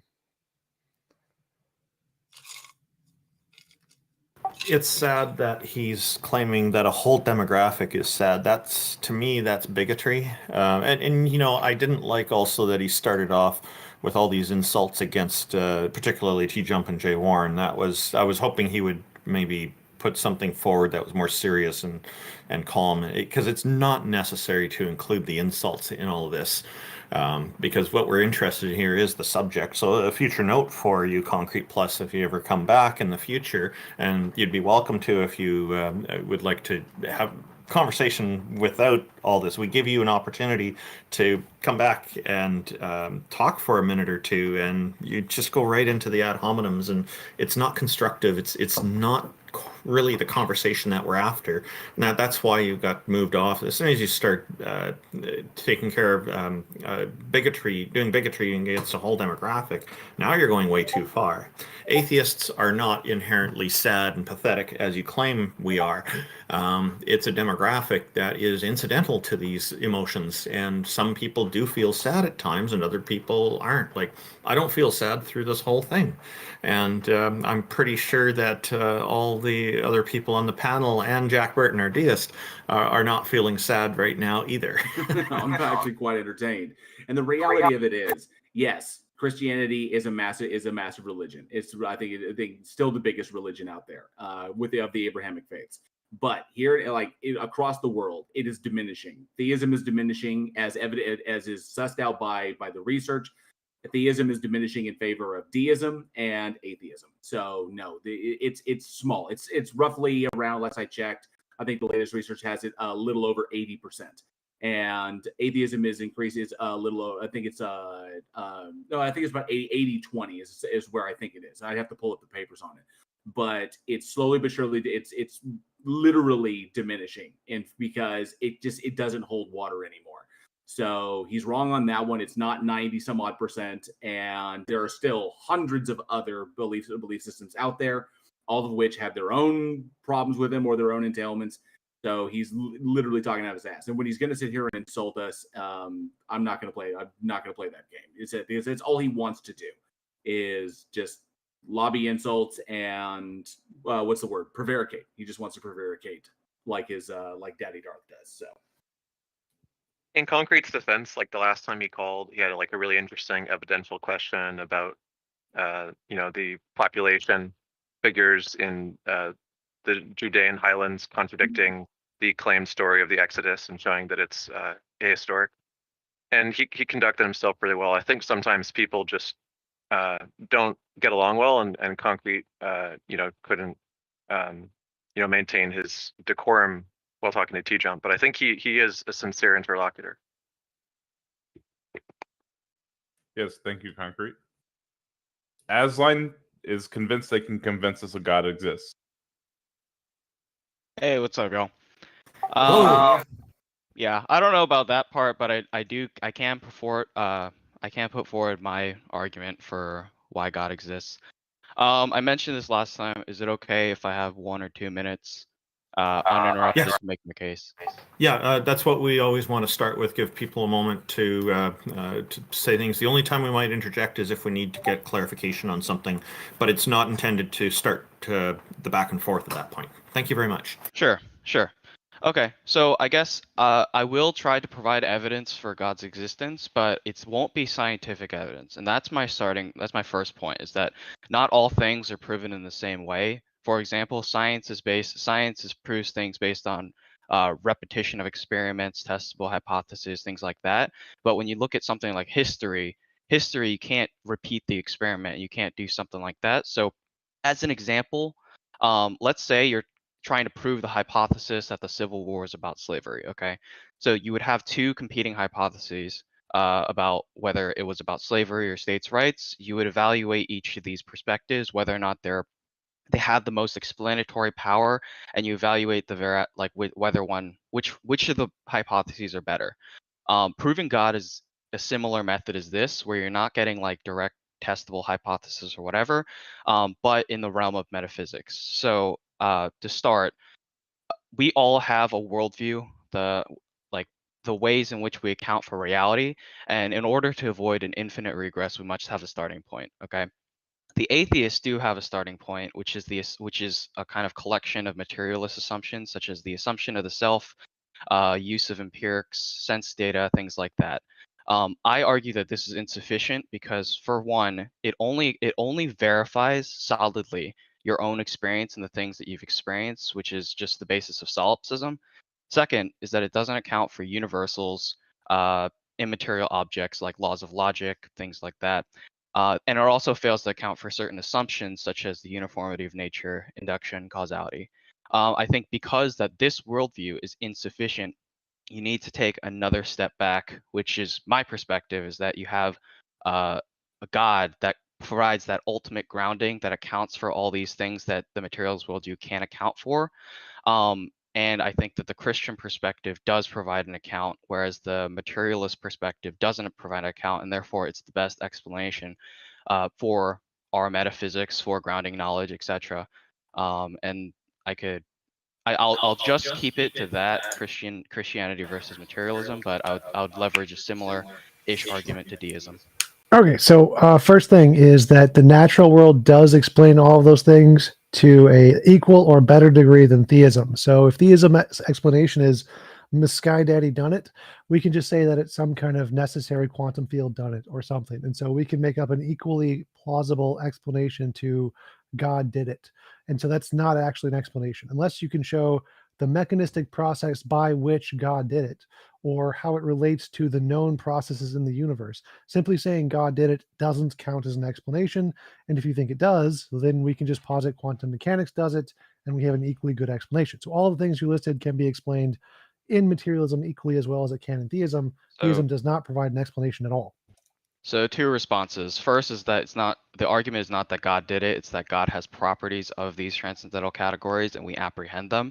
Second point is that materialism can't account for it because there are things that exist such as numbers, laws of logic that are not material in nature, which means it doesn't account for that materialist, that it can't exist in a materialist worldview, yet we all agree with that they exist and they're instantiated in objective reality.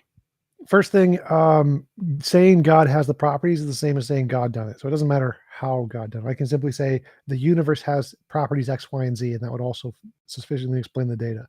Secondly, materialism has a better explanation for all of those things. Like nominalism is one of the leading positions in philosophy. There are no objective universals. Abstract objects don't exist. There's no evidence they exist. There are languages humans made up to describe real patterns in reality. The patterns in reality exist.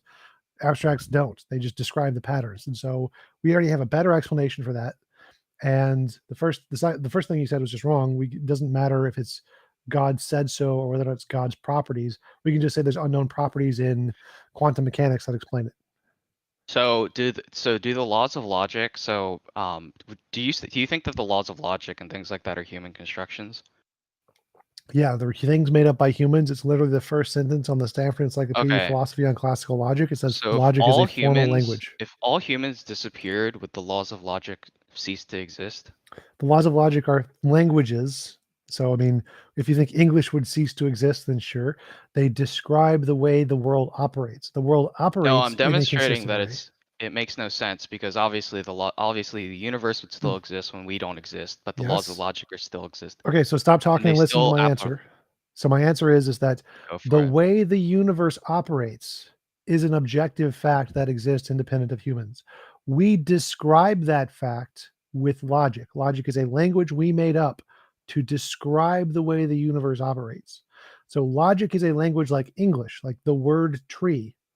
It just describes an existing object. The universe is the existing object, and it has a nature to it, so it follows these particular patterns, which we describe with the laws of logic. Laws of logic are a language. So where do all these things exist in material?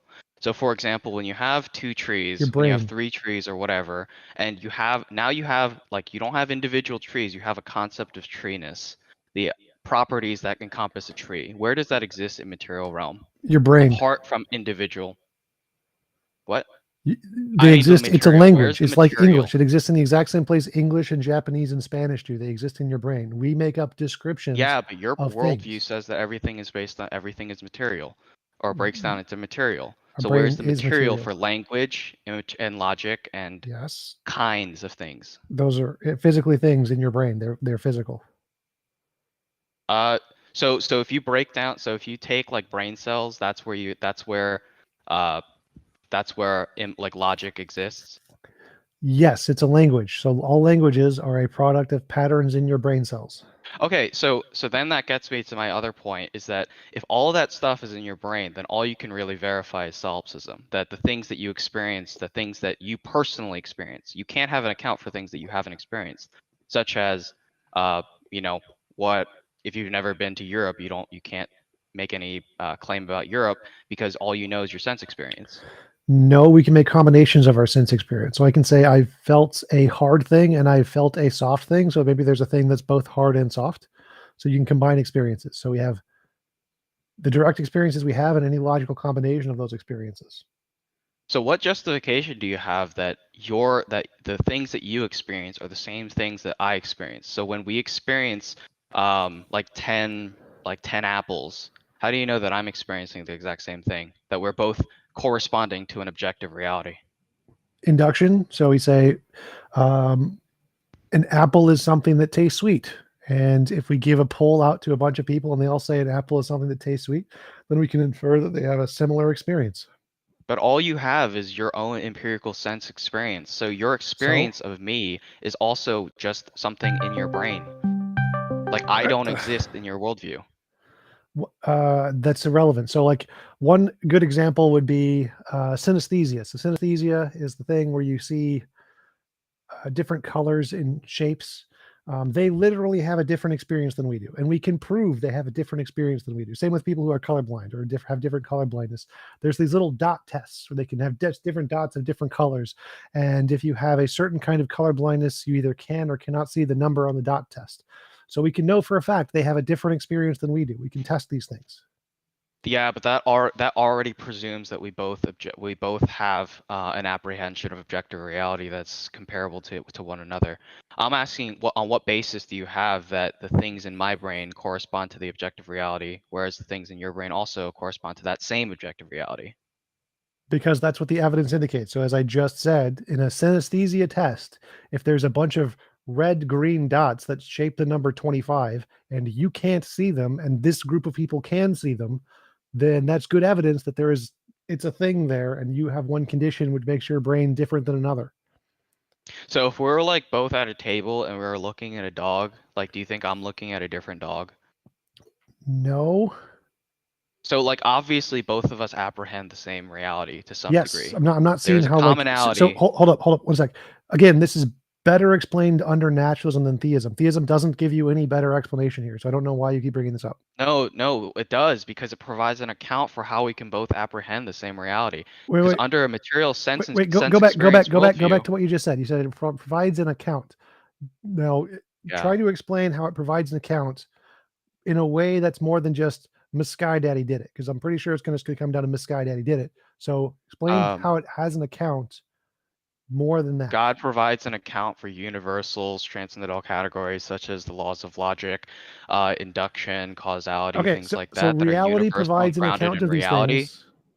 So I can just say reality whereas provides an material account for truth these things. The doesn't. quantum fields provide an account for these things. Miss Sky Daddy done it. So how is that worse? So what is this? What is the quantum field? What do you explain? What are you saying is the quantum field? The fundamental nature of reality. Like how can the quantum field we only know exists via our scientific method. Yes, Like but for that's example, irrelevant. you've never experienced the quantum field. Wait. How do you know That's that it relevant. exists? Relevant. You're confusing epistemology and ontology. We've never experienced or had any evidence of a God, but a hypothesis being able to account for something is irrelevant to our epistemic evidence that the hypothesis exists. So I can say the quantum field accounts for it, and I don't need any evidence of the quantum field. It can account for it regardless of our evidence. So the comparison here is, does the quantum field equally or better account for the stuff in reality to God? And we don't need evidence of the quantum field for it to do this, which is because the only thing you presented was you said God accounts for it, and that's equal evidence to me saying the quantum field accounts for it. So why would So do you think I guess just trying to understand your argument, is your argument fundamentally that the quantum field is what accounts for these natural or these immaterial objects and things like that? This is where they come from. Well, I don't think immaterial objects exist, but my argument Like, here is is it that a form of wait. dualism? So my argument here is that what you claim is the basis of your argument, that God accounts for these things, isn't evidence. God doesn't account for any of that. All you've done is said, "My God done it," and you've called that an accounting process that somehow has some epistemic basis, when really all you've done is said, "My God done it." And I can do the same thing and That's say, not what I "My said. quantum field done it," and that you, of course, aren't going to accept, for the same reasons I'm not going to accept it when you say, "My God done it." So when you say that God accounts for things, you're going to have to give some strong epistemic basis on how he accounts for those things, other than the facts, "My God done it." But there So is supportable mechanistic explanation getting from the quantum field to what yeah, I what mean, we so have. getting away So, from but the problem is that there's no mechanistic explanation from God to here. So that's one thing that's yeah, totally no, lacking we is do. that because okay, then explain the mechanism by which God creates. And it's Well, so created let's everything. compare God to a quantum field. The quantum field doesn't have causality, so and intentionality. God does. God has an intention to create a world that has these features that are What, what, No, analogous to his now, properties. No, because the now you're just quantum field. replacing This is the same quantum field problem. with God. No. This is the same problem that dualism has. That you have a realm of abstract objects and things like that, but they don't cause anything. The property of justice doesn't cause anything in the world. You need some sort of agent that can provide a cause out, like that has intentionality and causality that can cause these things to exist. why do you Quantum think that you field, need intentionality? because the quantum field, if it just exists, then it doesn't cause anything. Yes, it can have a nature where it does stuff. It doesn't need an Well, intentionality to do stuff. Like, we can do stuff without intentions all the time. So like if the quantum field is where we get like laws of logic and what all that stuff, how do they cause the material? Like Wait. So the question was, why do you think we need intentionality? If intentionality existed before the laws of logic, it would be illogical. So you couldn't have intentionality prior to the laws of logic. sorry, sorry, could you restate that? So, like, for intentionality to exist, logic would be one of the prerequisites. So logic would have to exist before God's intentionality for him to have intentionality. Therefore, you can't use the laws of logic as evidence that intentionality must exist, because Logic is one of the properties of God. that's great. But again, my question was, why do you think we need intentionality? So if you think we need intentionality because of logic, that doesn't work, because logic is a prerequisite to intentionality, not the other way around. Because there's no causal power. Like the same, like this is the problem of dualism, is that you can't get from these abstract objects that don't have that don't cause anything, that are abstract. I have no idea what you're saying right now. So the quantum field isn't abstract. The quantum field is a physical existing thing, and it can cause stuff, and it created the universe. Where did the quantum field come from? It's eternal. It was necessarily existing. It wasn't created. It's in its nature. It's eternal, but it's material. Yep. How do you have eternal material? There's no logical contradiction there. So why would you think it's not eternal? So I mean, one argument is that you can't have an eternal past. You can't have an infinite past that terminates in the present. That's a contradiction. No, it's not. There's literally no logical contradiction in that. Plato, I think, or Aristotle, the one who created that argument, admitted there was no contradiction in that. All of the philosophers, including William Lane Craig, who use that argument, admit there's no logical contradiction in that. It's just an intuitive challenge. That's it. It's not a contradiction. Secondly, most physicists reject that. There is no problem with an infinite past, but all of that's irrelevant. So we can just grant that time had a beginning, and that because we in physics, we grant that space and time are emergent from some other quantum mechanical thing, which is still a physical thing. And so the fact that it doesn't have a past time eternality to it is irrelevant. Time can have a finite beginning, and other physical fields outside of time can exist and not have a temporal beginning. Okay. So this is strange. So I think that basically the comparison between the quantum field and God just seems like you're replacing you're replacing God with just a physicalist. No, quantum fields don't have consciousness. They're not all perfectly good. They don't have intentionality. So no, I'm not replacing those. I've already debunked that before because I rejected intentionality. So the quantum field is the source of the universe, right? Like it was created from the universe. Or sorry, it was the universe was The created from the universe was quantum created field. from the quantum field. Okay. So how did that happen? It's a part Like of what the, was the the quantum field's nature to create things. that's just a fake property that you've ascribed to the quantum field. Congratulations, What's your you're an basis for atheist. that? Okay, so you can accept things on faith.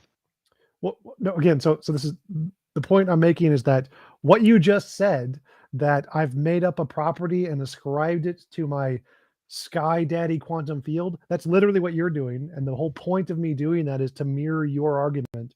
And the fact that you just admitted that, oh, what I'm doing is making crap up, is yes, that's what we're saying about your position. Okay, so both of us are just making stuff up, and yours is better somehow. Oh yeah, so Like, mine is is that your better because we perspective? actually have evidence that quantum fields exist, and so the fact that all of the evidence for Well, quantum no, fields. your view isn't better. Let me, 'Cause how do we? finish. Let me finish. So, quantum fields are built on things which have been empirically verified to exist independent of our imagination. So all of the properties in the quantum fields have been demonstrated to be real and non-imaginary, whereas all the properties of God, none of which have ever had any evidence to show they're nothing but imaginary. So quantum fields, essentially, like the multiverse, is a combination of virtual particles, which were demonstrated in the Casimir effect, and early universe in inflation, which was demonstrated in Guth's early universe inflation measurements of the CMB. Both of those have an empirical basis. So all of the parts of the multiverse have evidence that they exist. None of the parts of God have evidence they exist. All of his properties are purely imaginary, all powerful, all knowing, all loving, whatever else non-physical, non-spatial, mental, time thing. None of that has evidence. So all the things in the quantum field theory have evidence that they exist independent of imagination. None of the ones that God do. That's why it's better. So let me take it a different direction, okay? So that you think that the quantum field is material and it's the source of, or whatever, all that stuff. If material is fundamentally in flux and constantly changing, how do we have uniform properties such as logic, like logic, the laws of nature, stuff like that? Because the Like, do you fact that think that? something is always changing doesn't mean that literally everything is always changing. So the fact that it can change in one way doesn't mean it necessarily changes in all ways. So you think that there's some sort of underlying thing that keeps material in line with a set The quantum of properties? reality, yes, reality has a particular nature to it. What is reality? That doesn't describe anything. I'm talking about why doesn't the laws of logic, why doesn't induction, causality, why doesn't that change constantly? Material is Because constantly in some things flux. don't change, some things do change. So the fact that some things Okay, change doesn't why? mean that everything changes. Why don't they change? Material is Because fundamentally it's the flux, so nature why of aren't these reality things that they don't changing? change. How? Where's the nature of reality come from? It's eternal and wasn't created. Okay, so if the nature, so all these, so first is that these things are immaterial. How are you ascribing them to a material Again, I don't quantum believe in any field? immaterial things. I don't think there are any immaterial things. I'm not sure what you're talking about here. There is a material field, quantum field, and it governs everything. Governs all of So the patterns in reality. the No, laws no, of no, no, logic, no. universals. Logic describes the nature of the field. The nature of the field is physical. Okay, but the properties of the field are immaterial and No, fields are invariant physical. and Like eternal. everything in physics is physical. So fields are physical. So the quantum field can change. So the quantum field, Parts the laws of of the logic quantum could field change. can fluctuate. Yes, does not mean that literally everything in the quantum field can change. No. Okay, so let's start with that. Let's say that things like the properties of the quantum field could potentially change. How do we have a rational basis for believing that that things follow from past experiences, from induction, things like that, if the quantum field can change? Future testable predictions, I can say if my imaginary model of the world is correct, I can predict my future experiences, and if it comes true, that's evidence that my model is true. No, because that assumes that past actions predict the future, and that things don't change immediately from That's how time to hypotheses work. time. Hypotheses are you make a bunch of assumptions, and if you I know, assume but those you just said that the quantum field changes. Let me talk. So hypotheses, you get to assume whatever you want. You can assume there's a magical sky daddy, and if based on your assumptions you can make future predictions and those future predictions come true, then you're justified in believing any of the assumptions you make. So you're allowed to make whatever assumptions you want in a hypothesis. That's just how it works. But to go back here, God doesn't provide a better answer there than quantum mechanics. So if you want to say that you need some explanation or some justification to why the laws of logic can't change or whatever, the quantum field will provide an equal or better answer to God to that question. No, because God's properties are unchanging, and Cool. I can say they're this unchanging and property, eternal. Quantum fields are not. So you so I can can't say have a that a basis for property of the knowledge. quantum field is unchanging and eternal. Okay, but those things are not material. That's Those irrelevant. properties The- itself are wait, not wait, wait. material. So how It's do you irrelevant. get? So wait, go back. So if you're saying that you need some unchanging eternal thing to ground logic, I can say one of the physical properties of the quantum field is eternal and unchanging, and it grounds logic, if you want to make that kind of silly argument. So I can make an equal grounds to logic in the quantum field as you can to God. Again, they provide equal answers to that question. Both of it's just a stupid answer. But do It you doesn't see, work at like all. But I'm grilling you on this quantum field because it's pushing you closer and closer to what a God is. Because God no, requires immaterial, invariant object like properties, and if the quantum field doesn't have that because it's fundamentally material, then you yeah, it's can't have an material. account for all these things that we assume. No, so it's material and it accounts for everything in the universe we see around us completely, and there's no immaterial things in it whatsoever. How do you get universal invariant properties from material, which is constantly in flux?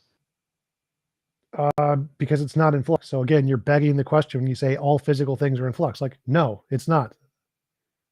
Okay, so how do you get immaterial object or immaterial There are no like immaterial objects. properties?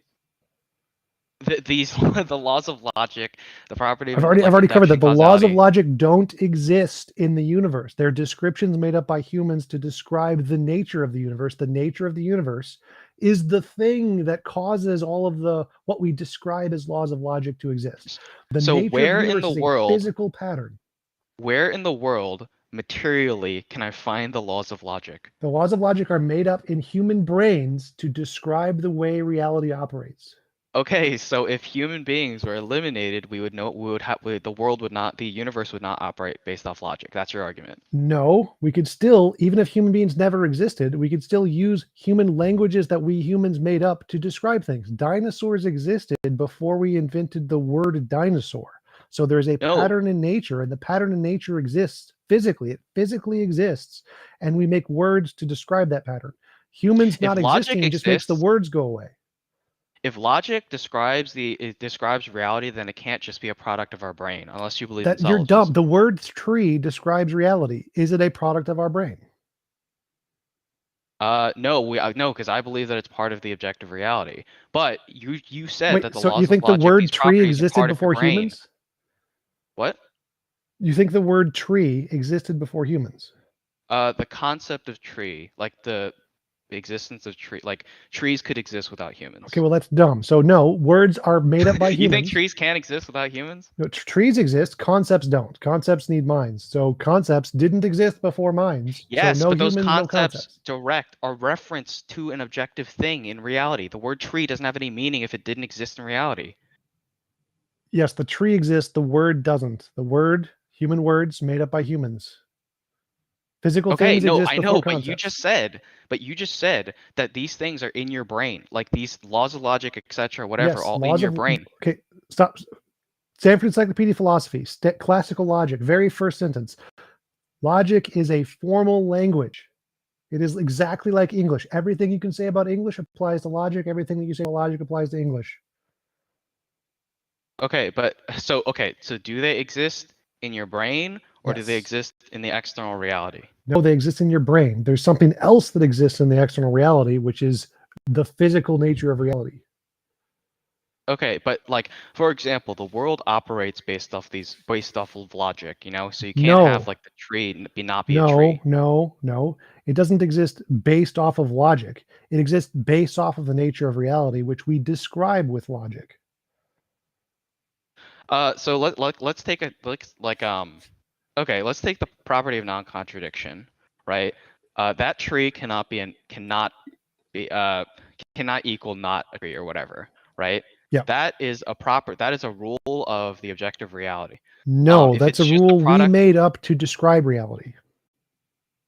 so like if like us and our brains were completely disappeared, that tree could not be a tree.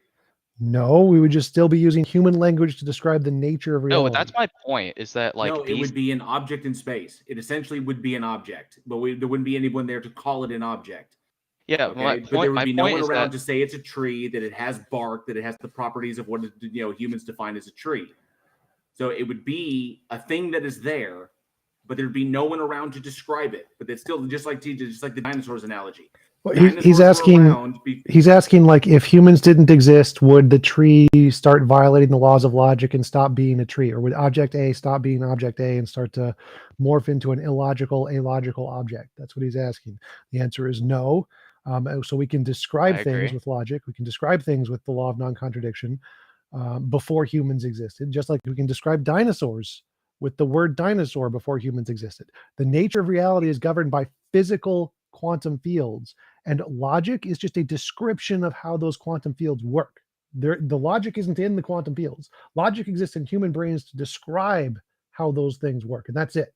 Yeah, but I'm asking for the location of where that logic exists in a materialist universe. Logic is in the brain. Again, logic is words made up by humans to describe the physical nature of the quantum field, which exists physically in the quantum field. So what you're saying, what you're asking for, where is the logic? It's the physical nature of the quantum field is the thing that produces all of the stuff we call logic. Logic is what we describe the physical nature of the quantum field with. That's all it is. Logic is the physical nature of the quantum field. Is logic not instantiated?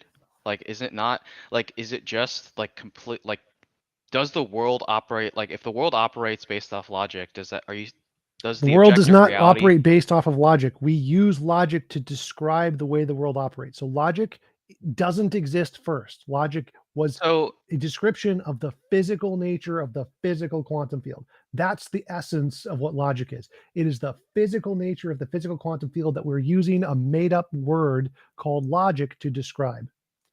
Let's use a different example. Like, let's look at numbers. Okay, so you same have thing, exact same 10 thing. objects. Numbers are made up by human minds in a language, and they describe the physical nature of the physical quantum field. So when you have like 10 books, do you think that 10 is a property of those books, like that set of books? No, 10 is a label we're using to describe the nature, that the fact that there's 10 separate objects in reality. So like the 10 books, like if the concept of 10 doesn't exist, then all you have is just like these individual books. You don't have the 10, like the set of 10 books. No, the set of objects is there regardless of whether or not you name the set with a number. So the set of objects, what we call 10, is a physical relationship that physically exists. So like if you have two particles, those two things physically exist as fluctuations in the quantum field.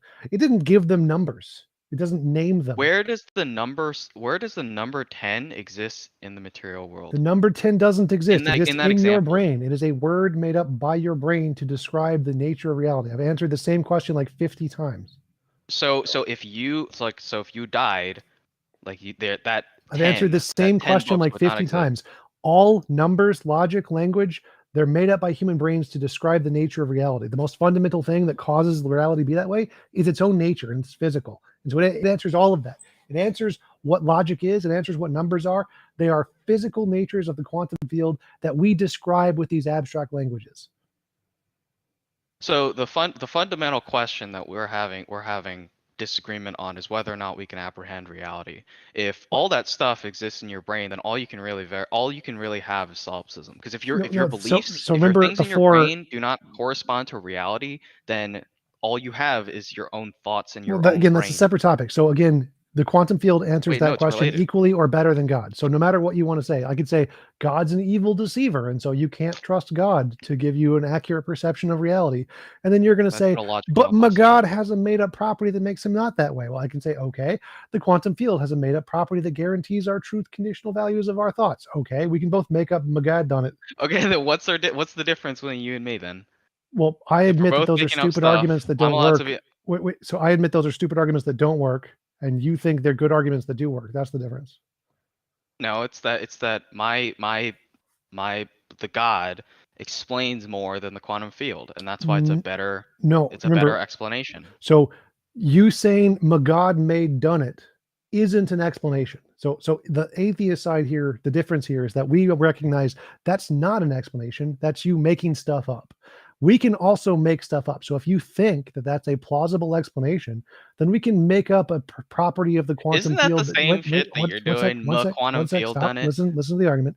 So if you think that you making up your God done it explanation counts as a genuine, plausible epistemic justification for your belief, then we can do the exact same thing and make up quantum field done it to justify our beliefs in the exact same epistemic basis that you think yours does. The difference is that we know that's stupid and doesn't justify anything. And so if you think it does, that's great. We can justify it equally on our position as to the way you do it by making up God done it sentences in our epistemology. No, because the key difference is that God is immaterial, and your Well, it doesn't matter what its ontology is. It doesn't matter if it's material or immaterial. It doesn't make it any more or less of a justification. No, it obviously it does, because it means that if you don't have an immaterial ultimate standard, then you can't have immaterial objects in the world. And that was the premise that we were I've already covered this. There are no immaterial objects. Yeah. Oh, I think if you want to appeal to like philosophers, I would say that a lot of philosophers, most philosophers, believe that immaterial objects do exist. No, it's like a third. It's like a third of philosophers, and that doesn't matter to the argument. By the way, are you aware that William Lane Craig actually argued against Christians making this argument, because he says that premise one, basically saying if God didn't exist, the laws of logic would be merely human conventions, can't be argued for, even though he thinks it might be true? So I mean, that's my criticism with William Lane Craig, is that he kind of operates off of a kind of neutral worldview, when Christians shouldn't be arguing from that specific worldview. Like what you're saying is that if your worldview is insufficient to motivate anyone that's not already a motivated reasoner, that you're just going to make arguments that you know won't be persuasive to anyone who doesn't already agree with you and isn't just question begging their already held beliefs. No, we can disagree with William Lane Craig. Like we don't It have to. It sounded to me like no true Christian. What? No. Because what he's doing is he's presuming all these things that the presuppositionalists disagree. Like William Lane Craig assumes that atheists and Christians operate based on the same worldview, which is completely wrong. Christians and atheists operate off different worldviews because our worldview is predicated on the existence of God, whereas the atheist worldview is nothing. Nothing. Do you have an argument that justifies if God did not exist, the laws of logic would be merely human conventions? Can you justify that? Yeah, because the laws of logic, if God did not exist, then you wouldn't have an account for immaterial eternal properties. So the laws of logic would have to be tied to the material, and the material constantly changes. It's always in flux. So the laws of logic would always be in flux. However, we see that that's not what happens. We don't see that one day the law of non-contradiction is suddenly true and false. And so that would be my argument as to why the laws of logic have to be accounted for, because they're invariant, they're eternal, and they are unchanging. Earlier, like he mirrored your argument and just said, look, something else could account for the laws of logic not being human conventions. I know. It could go through. And you argued against that very unconvincingly. So my question is this: look, if it's the case that the laws of logic don't vary in any way that we know of, but it's possible that they do vary in a way that we don't know about, or that they're invariant for some reason other than God, what's the contradiction in any of those things not being God? So the only way that you could do that is if you were a dualist. And so if you were a dualist, this argument wouldn't be as effective, but then you would have the critique of dualism. But under a materialist framework, you believe that everything in the world is reducible to material objects. If the laws of logic, numbers, etc. are not material, then they can't exist in that universe. So you can't account for these things. These have to be constructions of the mind. If they're constructions of the mind, then they don't exist in the universe when the person dies, or when all humans that can apprehend it die. Oh, right, so but as Craig points out, sorry, go ahead, TJump. So we can just say that immaterial things are an emergent property of a new physical field we haven't discovered yet. Therefore, immaterial things are directly a result of physical processes. Where is the logical contradiction?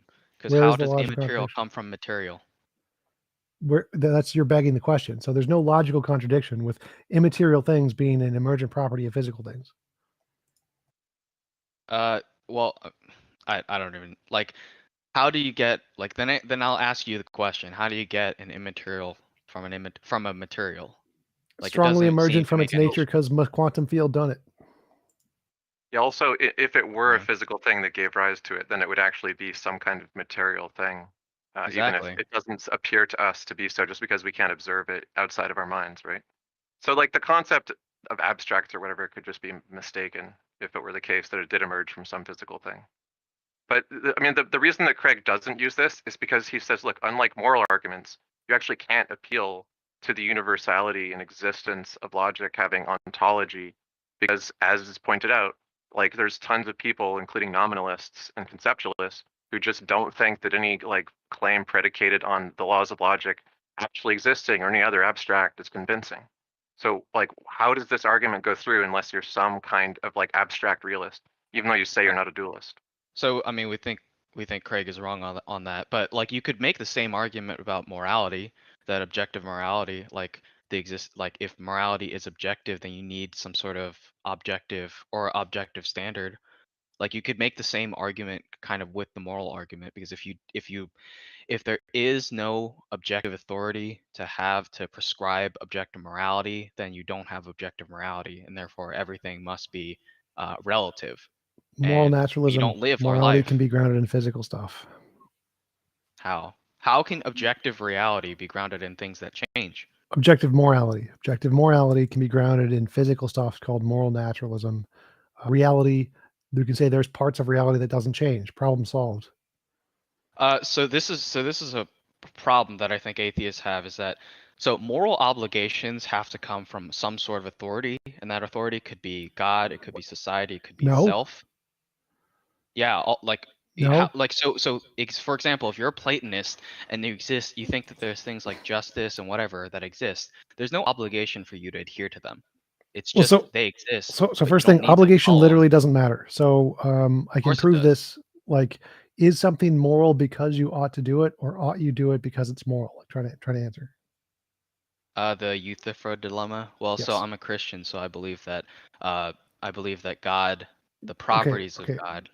The question was, is something moral because you ought to do it, or ought you do it because it's moral? The second one, I think. I agree. I agree ought completely. to do it. So you ought to do it because it's moral. But where is that moral coming from? wait, go back. So the point of this dilemma is the first form of the dilemma.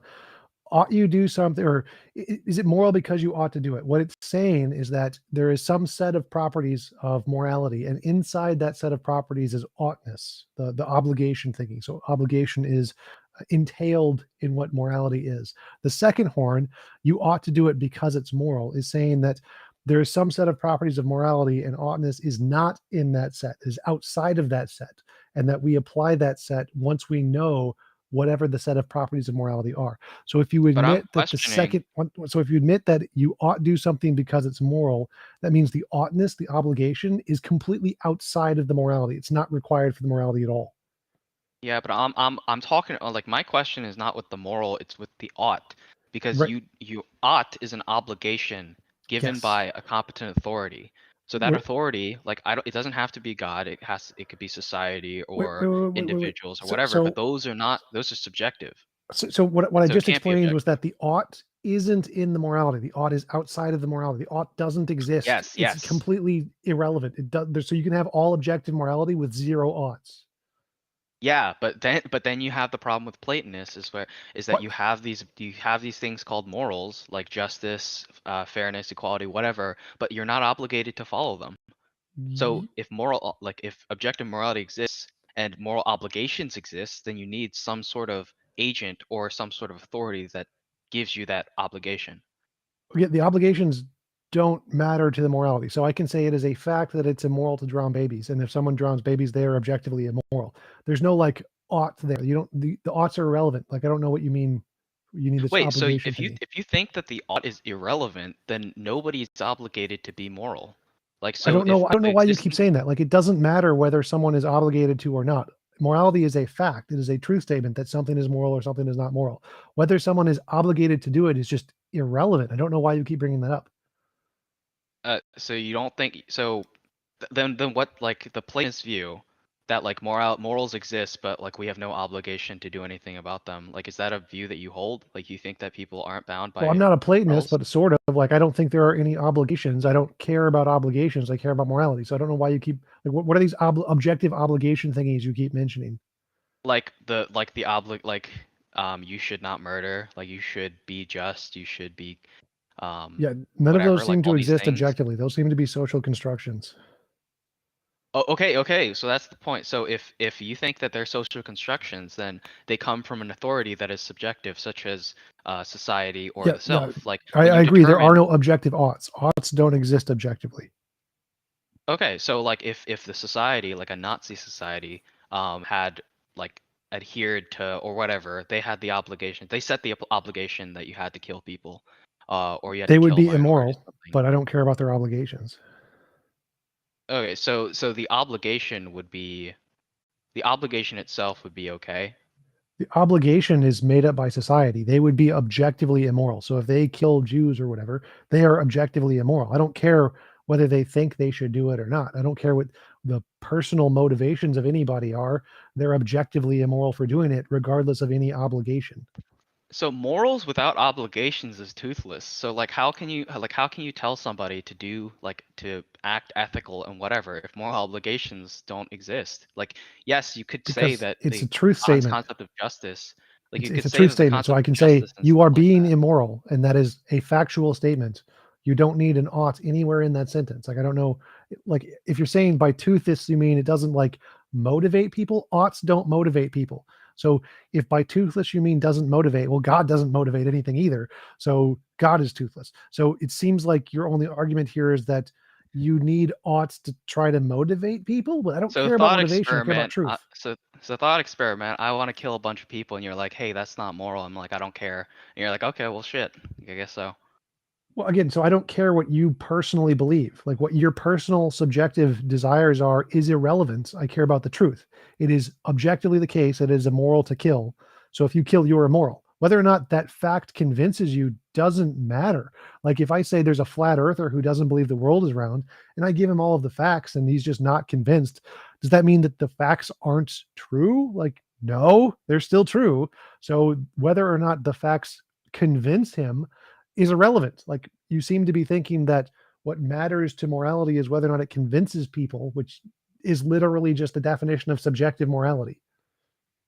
I just don't think that like most people would agree that like moral obligations are just completely subjective. Like, so if Well, you morals did. do You exist, agreed to it.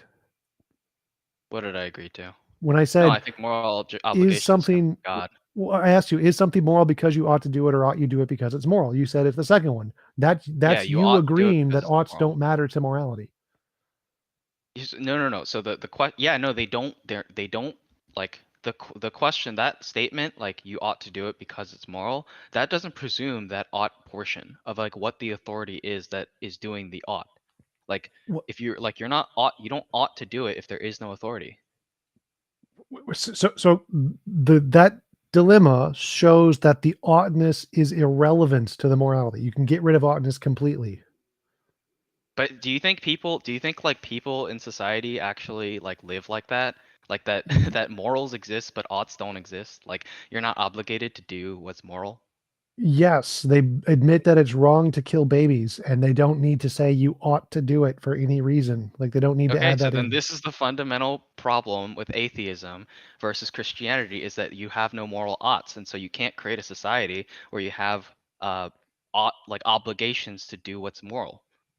But again, you already admitted that's perfectly rational. Like when you admitted to the youth field limit, so I'm not seeing a problem here. Like I can create a system of laws that give you an objective truth.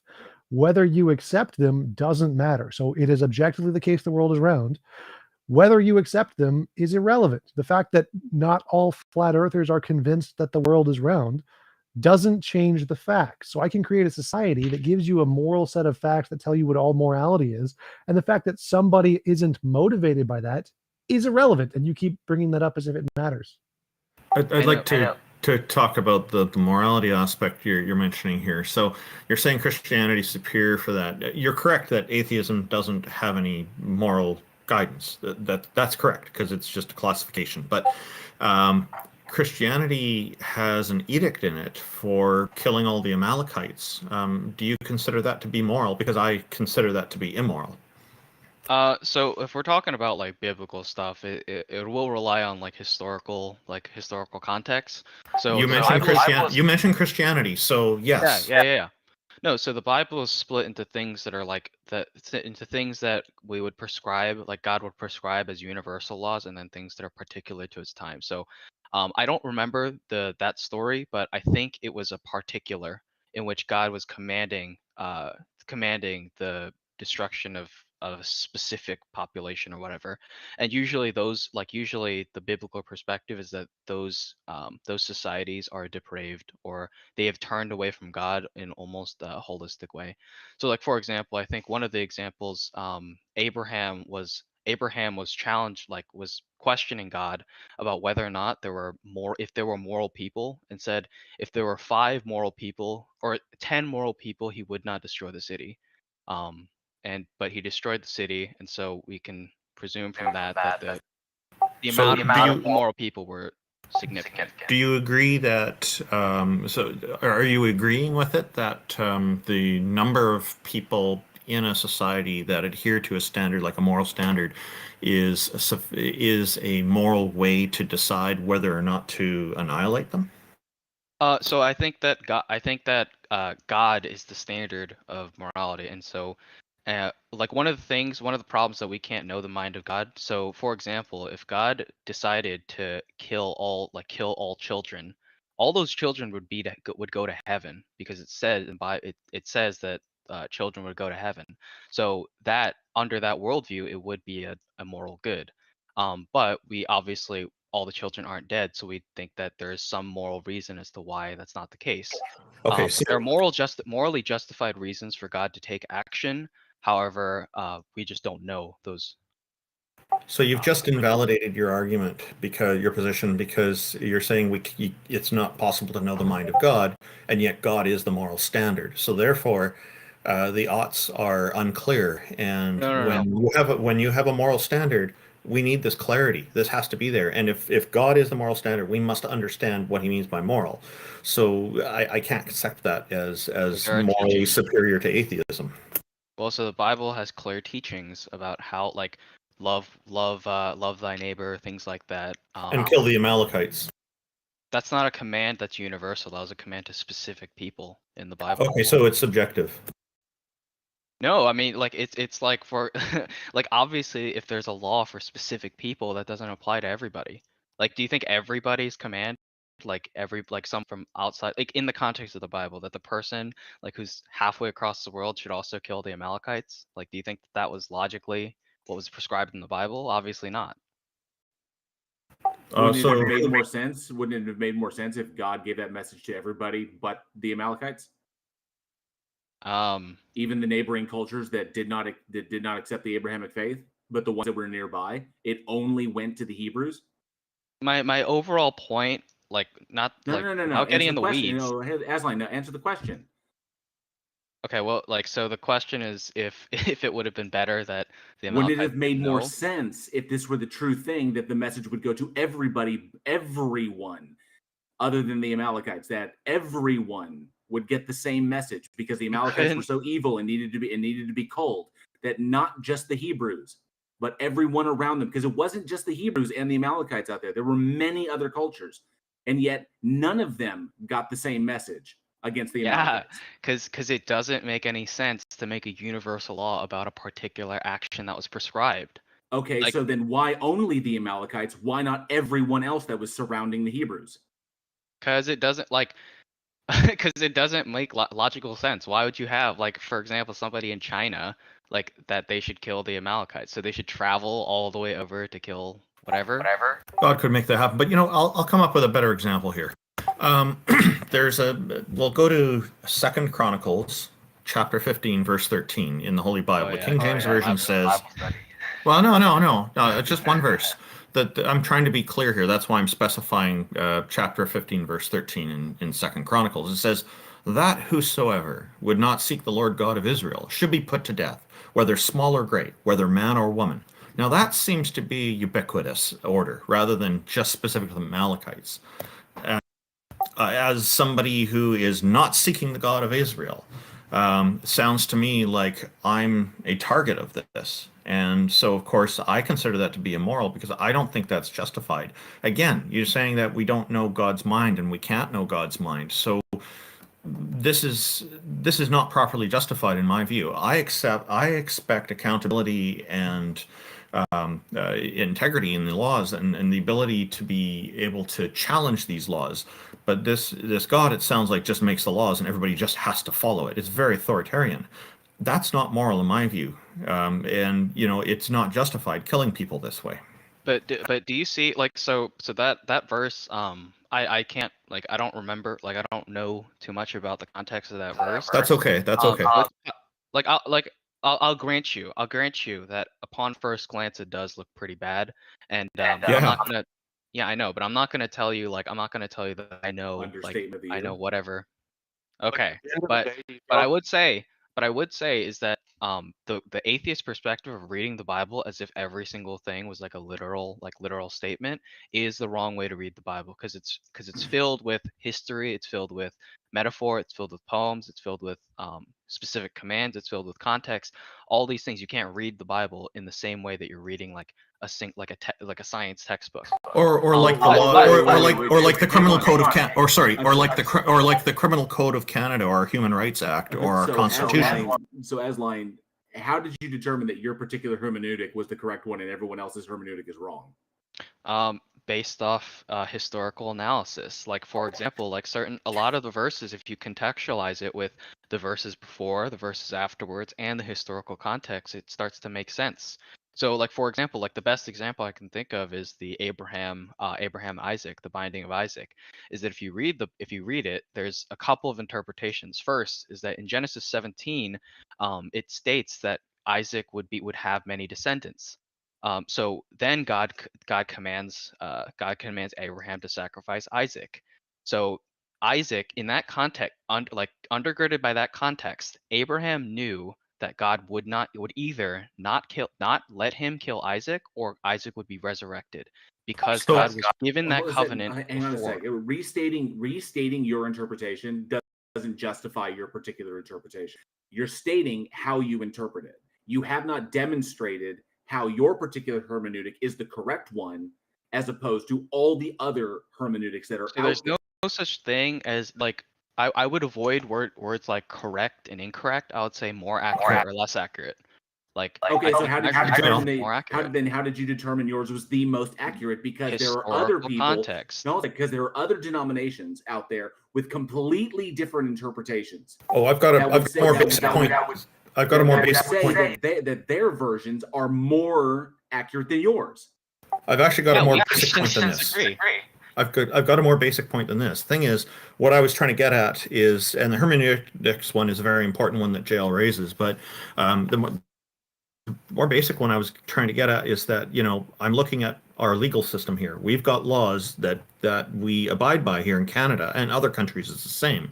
And the laws here are very well laid out, and they're clear, and they're understandable, and they're applied this way by judges and whatnot. And our Constitution is very clear. Our freedoms are laid out, the freedom of expression and whatnot. So if this Bible is going to be a moral guide, going to be like a standard of law, then it can't rely on subjective interpretation. It has to be clear. So it, to me, does not qualify as having the quality of being representative of a lawgiver. It fails miserably in that regard. I would actually counter that point, because, for example, like the laws of Canada or whatever, they don't actually apply to every circumstance. I would say that if you had a specific, like, prescriptive, like, this is right, like 1, 2, 3, 4, this is right, whatever, you have a very rigid theology whereby, like, everything, like, you have a million things. And that's actually the problem with things like Judaism and Islam, is that they prescribe moral actions, like, very directly. Whereas okay, I think you're not that familiar with Canadian law because actually a lot of different circumstances are spelled out in our legal system, and Law there are keeps evolving. Like the Canadian law but keeps evolving. it applies to Canadian territory. Yes, to our lands here, and it doesn't. Canadian law doesn't apply in other countries because other countries have their own legal systems. Now, with God, it's the whole planet, it's the whole universe. I understand different jurisdiction, but again, there's problems with this because there's so much argument about the different interpretations, and the reliability of the texts is hugely problematic because there are biblical literalists out there who disagree with each other on what the meanings are in the Bible. I've encountered that. So it does not satisfy me as being a reliable source of morality, and especially like when I take a look at the story you just brought up of Isaac, the attempted murder committed by his own father Abraham on Isaac. A big part that's missing from the Bible that would have been so helpful to society would be that if they reflected after the story on the psychological ramifications on Isaac. Imagine you're a young child and your parent ties you to a rock and tries to murder you, and you're scared out of your mind, and then somebody intervenes. How is your impression of your father or mother your parent going to be after that? And what kind of effects is this going to have on the rest of your life? It's a traumatic experience, to put it mildly. And yet the Bible says absolutely nothing. It gives a bupkis on it. This is irresponsible. A God should know this. A God should know, who's all-knowing, should know all about human psychology and should know how valuable it would have been to have a whole entire book or even a bunch of chapters explaining this and why this is a bad thing and why you should not kill your own child. None of that's in there. It seems I very weird.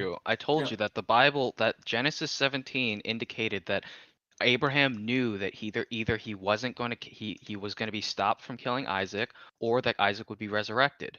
Like this is the biblical perspective, and that's what happens when you just read one verse and you try to extrapolate everything from that one verse. When you Did Isaac know that? Did Isaac know that? Apparently, it looks like Isaac didn't know that. Hold up. No, what about Jatapath? What Jatapath, where he said he's gonna, if he wins the battle, he's gonna sacrifice the first thing that he comes. Child abuse. Sorry, TJump, but my response to that last part about Isaac and Abraham, that's child abuse, and it's extreme child abuse that's going on. It includes mental abuse, even though the physical abuse part would be that he's tied against his will and they wanted to go and they wouldn't let him go. But then the mental abuse is tremendous as well. Sorry, carry on, TJump. He brought up that he saved Abraham in the end, and was his justification. But what about Jatapath's daughter, where he said if he wins the battle, he's going to sacrifice the first thing that comes through his door when he gets home, which was his daughter, and so she was burned alive. God didn't stop that guy, so what's your justification there? Do you guys want to have a Bible study right now, or do you want to actually debate about? I wanted to bring up. It's very weird that this God you're describing with its attributes. If you want to decry, or if you want to say that it has the attribute of being morally perfect, and has all this power and all this ability and all this knowledge, say it's omniscient and it knows all true propositions, then by the entailments of its properties are that it would be able to communicate perfectly. It would be able to communicate morality perfectly to human beings. But when we examine what we have, when we examine the supposed communication from God, which is the Bible, essentially the breathed word of God, okay, when we examine the Bible, then we begin to see that the morality that is conveyed in the Bible is contextually follows what they understood about reality then. Why didn't God convey itself in a way that was completely and totally unmisrepresentable? Okay, that this is the way it is, and everyone on the planet can understand it without any kind of subjectivity. So the quick answer to that is that humans are have a fallen nature, and they can't apprehend. But God would know this and would still be. But no. But humans' fallen nature doesn't preclude God's ability to communicate with us effectively. It doesn't matter. We're not going to take this shaming of people for who they are thing. That has to stop, and that is an unacceptable part of the Bible to say we're all born bad. Forget it. I wholeheartedly object to that. I reject that. I agree with Randolph. In doing that, but taking that into account, if that is your position, Humans' fallen nature, if we are fallen, I don't agree with that at all. I think that's BS. That's part of cult. That's literally part of the cult indoctrination of Christianity. Is by teaching people that they're broken and that they need something external to them to fix themselves. That's bad. That's psychologically damaging. But Asline, our fallen in your worldview, our fallen nature does not preclude God's power. God could still communicate himself as a morally perfect agent who is omnipotent and capable of all things that are not logically contradictory. God could still communicate himself to human beings despite their fallen nature in a way that cannot be interpreted subjectively. But God does not do this. Misrepresenting this fault. I'm not saying all humans are bad, but that humans became separated from God as a result of This is irrelevant. This is irrelevant because whatever state human beings are in is irrelevant when juxtaposed against the power of God. Well, here's the problem with the approach that you guys are describing is that you have a list of ethics. You're like, this is ethical, this is ethical, this is ethical, and then it's not ethic. Hang on. You're evaluating the Bible. Asline, I'm not going to let you misrepresent me. It's not ethics. It's logical entailments. Can you? Okay. Here, it is the logical entailments of having the properties of God, of having the properties that you give God.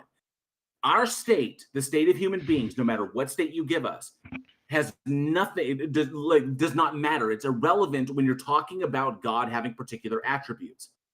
God at the time seemed only capable of communicating this absolute universal truth of everything to the Hebrews and communicated it to no one else. And now, some thousands of years later, there are hundreds of thousands of interpretations of what those words actually meant. This would seem to state, the conclusion we can draw from this is either one of two things. One, God is incapable, or actually one of three things, actually. One, God only communicated the truth to one specific group of people while knowing that everything would become twisted in the future, which goes to really knock down his nature as being all truth revealing. Two, human beings made all of this crap up, and that's why it's entirely subjective. Or three, God is completely incapable of communicating itself clearly and effectively to all of humanity.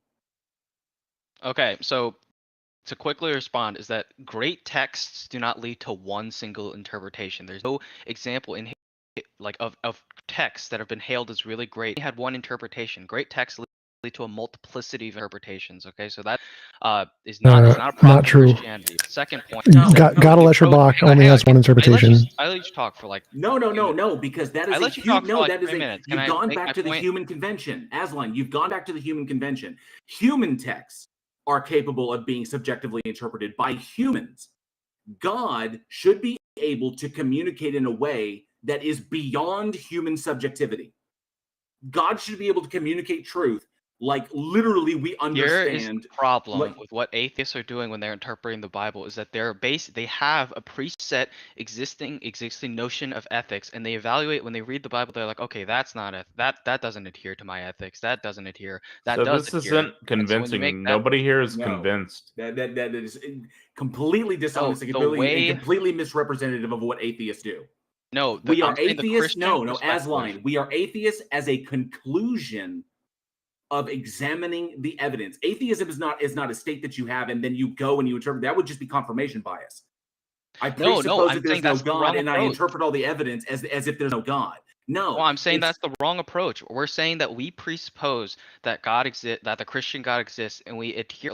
So the idea of biblical inerrancy is a matter of faith. We believe that God's commands are perfect, and so we read the Bible with the express purpose of trying to gather knowledge and things from that. The thing is that the atheist perspective is that they're evaluating the Bible through their own frame of ethics. However, the Bible we are not. Is supposed to be the authority. We evaluate through the logical entailments of the entity in and of itself and the attributes that the entity has expressed about himself through the Bible. We evaluate the evidence and we determine where it is faulty and where it is insufficient. I'm talking about what Randolph you are operating from Asline, you are operating from confirmation bias. You're assuming that you're basically believing that God has these attributes, one of which is like all truth revealed, all the attributes you give it, and then you interpret the evidence through the lens of that being true. which is not how you go about determining what truth is. Yeah, That is that's because I no believe in different. God. Believing first and then interpreting the evidence through the lens that your belief is true. That is called confirmation bias. No, so I prove via with evidence, as I've demonstrated, that I believe the Christian God exists. And so because I believe the Christian God exists and that I am a Christian, therefore then when I look at the Bible, I don't see it as like something, I don't see it as just like a random historical text. I view it like with the belief, like I believe in God, so I believe that the Bible is inerrant. Like I would never convince an atheist that the Bible is inerrant. I'm not saying that that's like, If I'm you not could saying be that that's what I would do. convinced, But the then problem, no, Asline, if you can be convinced, then you should be able to convince us. But every argument you've given, it's either been an argument from incredulity, an argument from ignorance, or an appeal to emotion. I asked you a very simple question. The question, it's very simple. Why wasn't God able to convey his standard of morality in a universal way that is not open to interpretation? An omniscient, omnipotent entity that is morally perfect would not be able to convey itself in a morally imperfect, in an imperfect way. But that is what happened. So we believe that God gave us everything in the Bible. Well, so like partial, like he gave partial revelation. So like, for example, the Torah was initial revelation. Then later, the Gospels and things like that provided an additional revelation. We believe that those were given by God and that they are perfect. The problem is that we don't have the full capacity to apprehend them. That's what our belief is. Okay, you're still assessing human beings. You're still assessing it from the human perspective and not the logical entailments of God's attributes. God would know that we lacked the sufficient properties to be able to do this. So why not convey this stuff in a way that we could understand with no subjectivity? That is within the logical realm of possibility of God's abilities. Okay, so you're asking a different question. So you're basically asking why didn't God just create everyone to be Christian? This is the same question. It's the same question. God possesses these attributes, yet God seemed fundamentally incapable of conveying this in a way that was not open, that is not open to subjective interpretation. God would know before any of this happened, God would know infallibly that human beings would misinterpret the word that it was going to give. It would know infallibly that one day down the line, there would be thousands and thousands of different interpretations of God's word, which means God deliberately, because it had the infallible foreknowledge, God deliberately conveyed a message to one small group of people, knowing full well that this would become disseminated throughout the world and there would be hundreds of thousands, or there'd be tens of thousands of different interpretations of it. Meanwhile, holding back and saying, I know what the reality is, I know what the truth is, and I'm just going to hold on to this and watch them scramble, and hopefully they'll land on the right square in the end. No, so that's a misrepresentation of the Christian perspective. It's not. It's an examination of it is an examination of the logical entailments of God's abilities. So either God doesn't have the attributes, or God is deceptive. Is your basic principle like, why didn't God just create everyone to be Christian? Is that like basically what you're trying to get at? If God could do it, then why not do it? Okay, so that's a different question. No, it doesn't. No, it doesn't, because God could still reveal himself to everybody, and it wouldn't entail that everybody would be Christian. We just wouldn't be able to deny that God exists.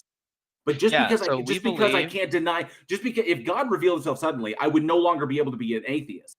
I would say, wow, God has revealed itself. It's undeniable. It is as clear as gravity. I can no longer be an atheist. Does that mean does that logically follow that I'm going to be a Christian? No. All it does is bring up more questions. Because if God created a world where everybody, like, for example, like everybody could apprehend the Bible to perfection or whatever, it would be functionally the same as God just creating everybody who believes in Him. We believe We believe that there's more good in a world where people come to God willingly than people who are created just to believe in God. Why does faith rely upon indoctrination? I also wanted to just mention real quick. One second. I want to just mention one thing. Like, demons know God exists but don't believe in Him. So knowing God exists wouldn't force us to believe in Him. Demons do believe in God. That's why they're punished. No, demons don't believe in God. They know that God exists. Satan knows that God exists implicitly. Yeah, no, they choose to reject him in his presence. Like they know that he exists. Human beings still do it as well. God could reveal himself to everybody. Why does God rely upon faith? Because we believe that people who willingly come to God is more good than people who just are automatically created to believe God. Does an omnipotent, omniscient entity No, but rely like Aslan, you have to ask yourself, why does a morally perfect, omniscient, omnipotent, whatever attribute you want to give it, entity require the worst mistakes in human reasoning be made to justify believing in it? Now you're trying to rag on faith. No, I think that I am ragging on faith. I think that a lot of things you believe on faith. So for like these basic This is a smoke screen. Address Aslan. This is address the argument. Why does God require this? Why? Because if God revealed itself to because if God revealed itself to everybody, then everyone on the planet would be faced with one simple question: accept it as God and follow it, or not. That is an honest assessment. If a thing exists and presents itself as this, then it will be open to more inquiry, which is fine. God should not fear inquiry if it is true. But God relies on faith, which falls apart in the face of inquiry. So why would God set the system up? Because just because God eliminated faith and revealed itself to be true, and this is the way it is, it doesn't mean everyone would be Christian, but the lines would be clearly divided. Because there would be people who are simply rejected as what to be followed, and people who accepted it based upon based upon the merits of the entity. So I think as an analogy, like you would rather have, like if you had a wife, you'd rather have your wife willingly choose to be with you rather than just creating or just having a wife that was created to love you or whatever. What do you think? But Aslan, what do you think heaven is? Why not just create all human beings in heaven? No, so What's so we believe in heaven. What's the purpose of what? What's the purpose of the rigmarole of life on Earth if the whole point is for everybody to wind up in heaven, doing the exact same thing? So why not just create everybody in heaven if that's going to be the end state? Because people who choose to be with God, a world where people actively choose to be with God has more good than people who are just created in God's presence.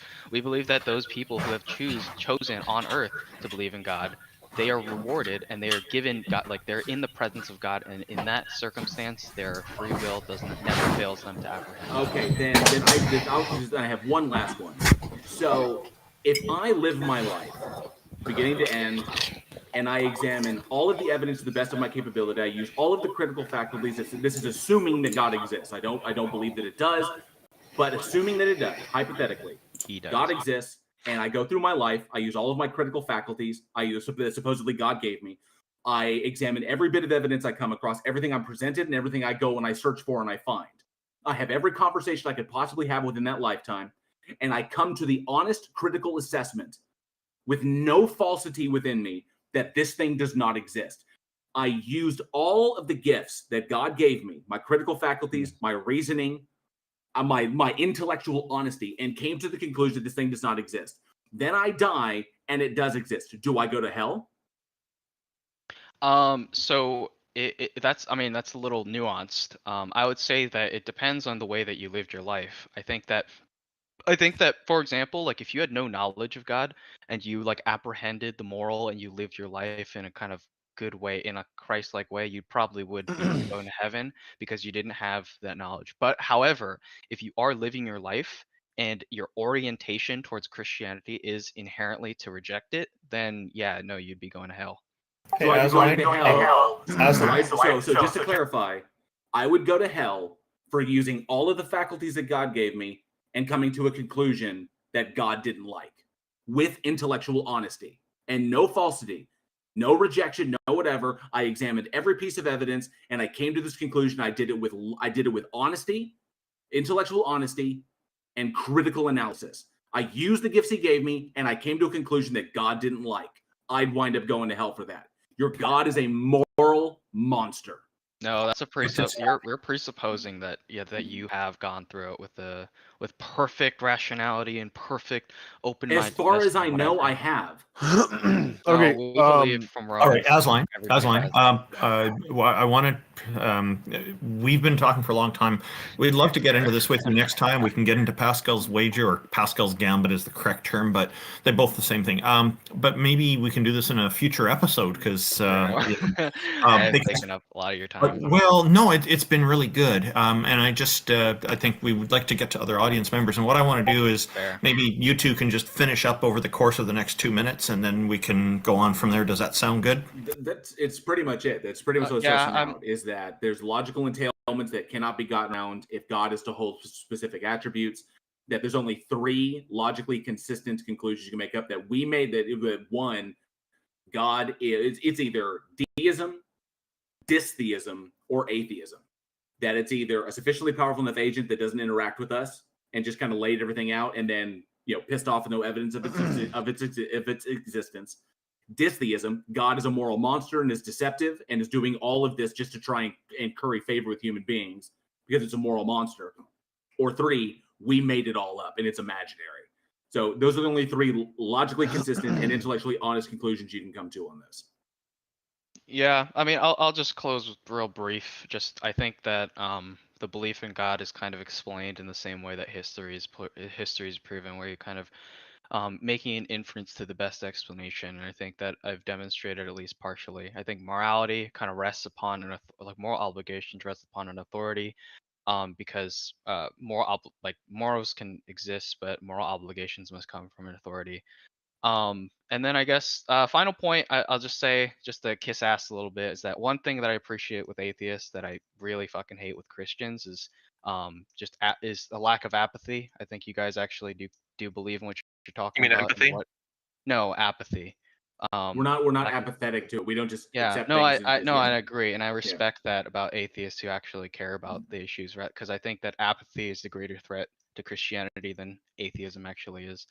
So yeah, thanks for having me up. Thank you. Just a second. Thank you, Asline. Just give me a second. I just want to say, I really enjoy this conversation with you because you give deep and insightful and well thought out responses. Go ahead, X. Okay, so I let everybody else take different approaches to this thing, but I've been wanting to ask you since the very beginning when you started invoking authority and divine command. Are you holding to divine command meta-ethics or just some normative idea about it as well? I mean, those are big terms. I would say that I believe. You're not familiar? So 2 things is that 1, I believe that objective morality exists based on an objective God, but then I also believe that the Bible provides an authority for what is good. Okay.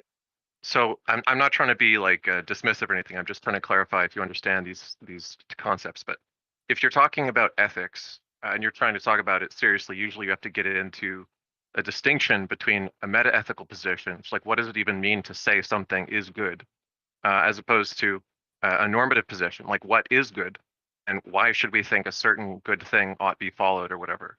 So when you're talking about the authority, I'm assuming that you're invoking divine command meta-ethics, but you may not actually be familiar with these terms. You may have only understood ethics from a Christian layperson perspective and not understood the philosophical way of looking at it. Is that the case?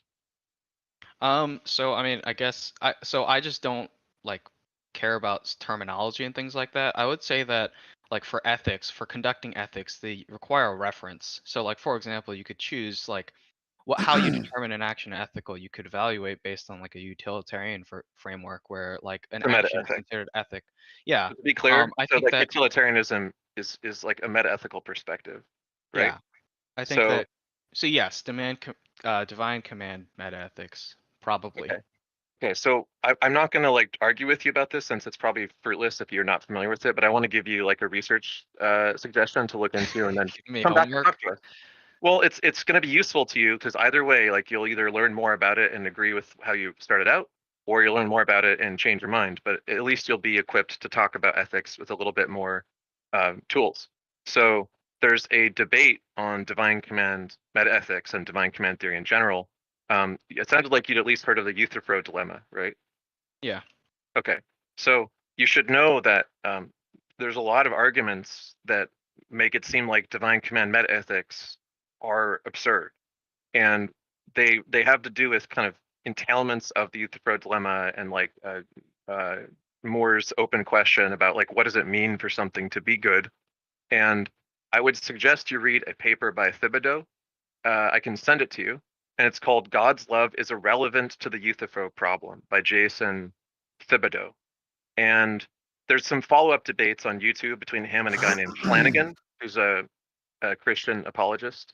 And you can look into this more. But all I can say is when you take this position of divine command and you think that it's true, but you don't know much about ethical philosophy, you may not understand some of the arguments about why it's absurd or problematic until you look into this some. So if you wouldn't mind, I'll send this to you, and it may not make a lot of sense because you don't know much of the background terminology, but at least give it a try. If this is an argument you're going to make and you want to debate it, I want you to be as equipped as possible to have the debate. I'll go even further. We can do a public debate between you and me on this if you want.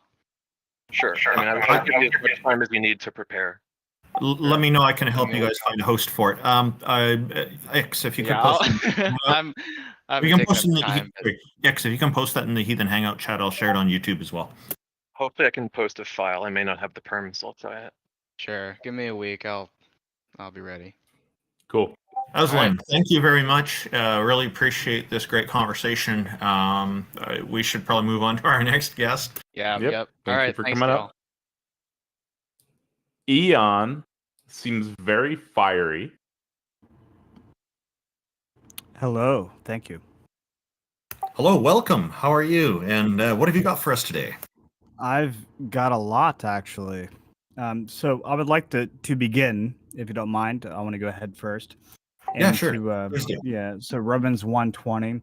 For the invisible things of him from the creation of the world are clearly seen, being understood by the things that are made, even his eternal power in Godhead, so that they are without excuse.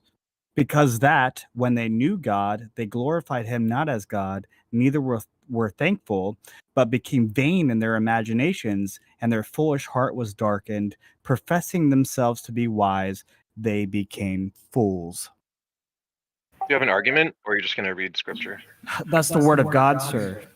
Well, that's the great argument for atheism because it's clearly false. I've searched for all the evidence, and so there's no logical so you're evidence making of that. One second, let me finish. sir. Let me finish. Can you substantiate that claim? Whoa.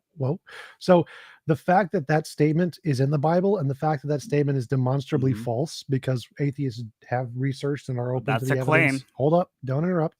And the fact that we've researched and found that there is no evidence proves that statement is false, which proves that the Bible is wrong and infallible, and so it's great evidence for atheism. Thank you. Okay. Do you agree that Jesus Christ existed, like most atheist scholars do, Yes. and that he was crucified? Yes. Okay. Do you agree that we have a lot of history and tradition based on the Word of God, which we call the Bible?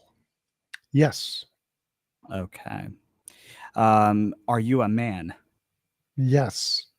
Okay. Did you know that God said that he created us in his image? No, I did not know that. I know it's written in the Bible, but I don't see any evidence of God saying that. Now, did you know that? Well, here's the Can we get rid of this guy? Here's the irony. This irony of not serious. Hold on a second. I am very serious. Okay.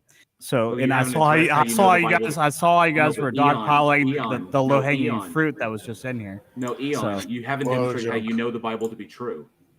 No, listen, guys. This guy, all he does is parrot. Because God is reality. I literally caught him rejecting parroting reality. Ken Hovind word for word, and he denied it. So he's not an honest person in the first place. Ken Hovind can learn some things. So it's I'm okay with. I don't really. I don't really mind dishonest people for like we can give him. Just stop for a sec, TJump. You see how they're dogpiling is kind of crazy. Eon, you just made a disparaging comment about the previous guest who was on. It was totally unfounded. Please don't do that sort of thing.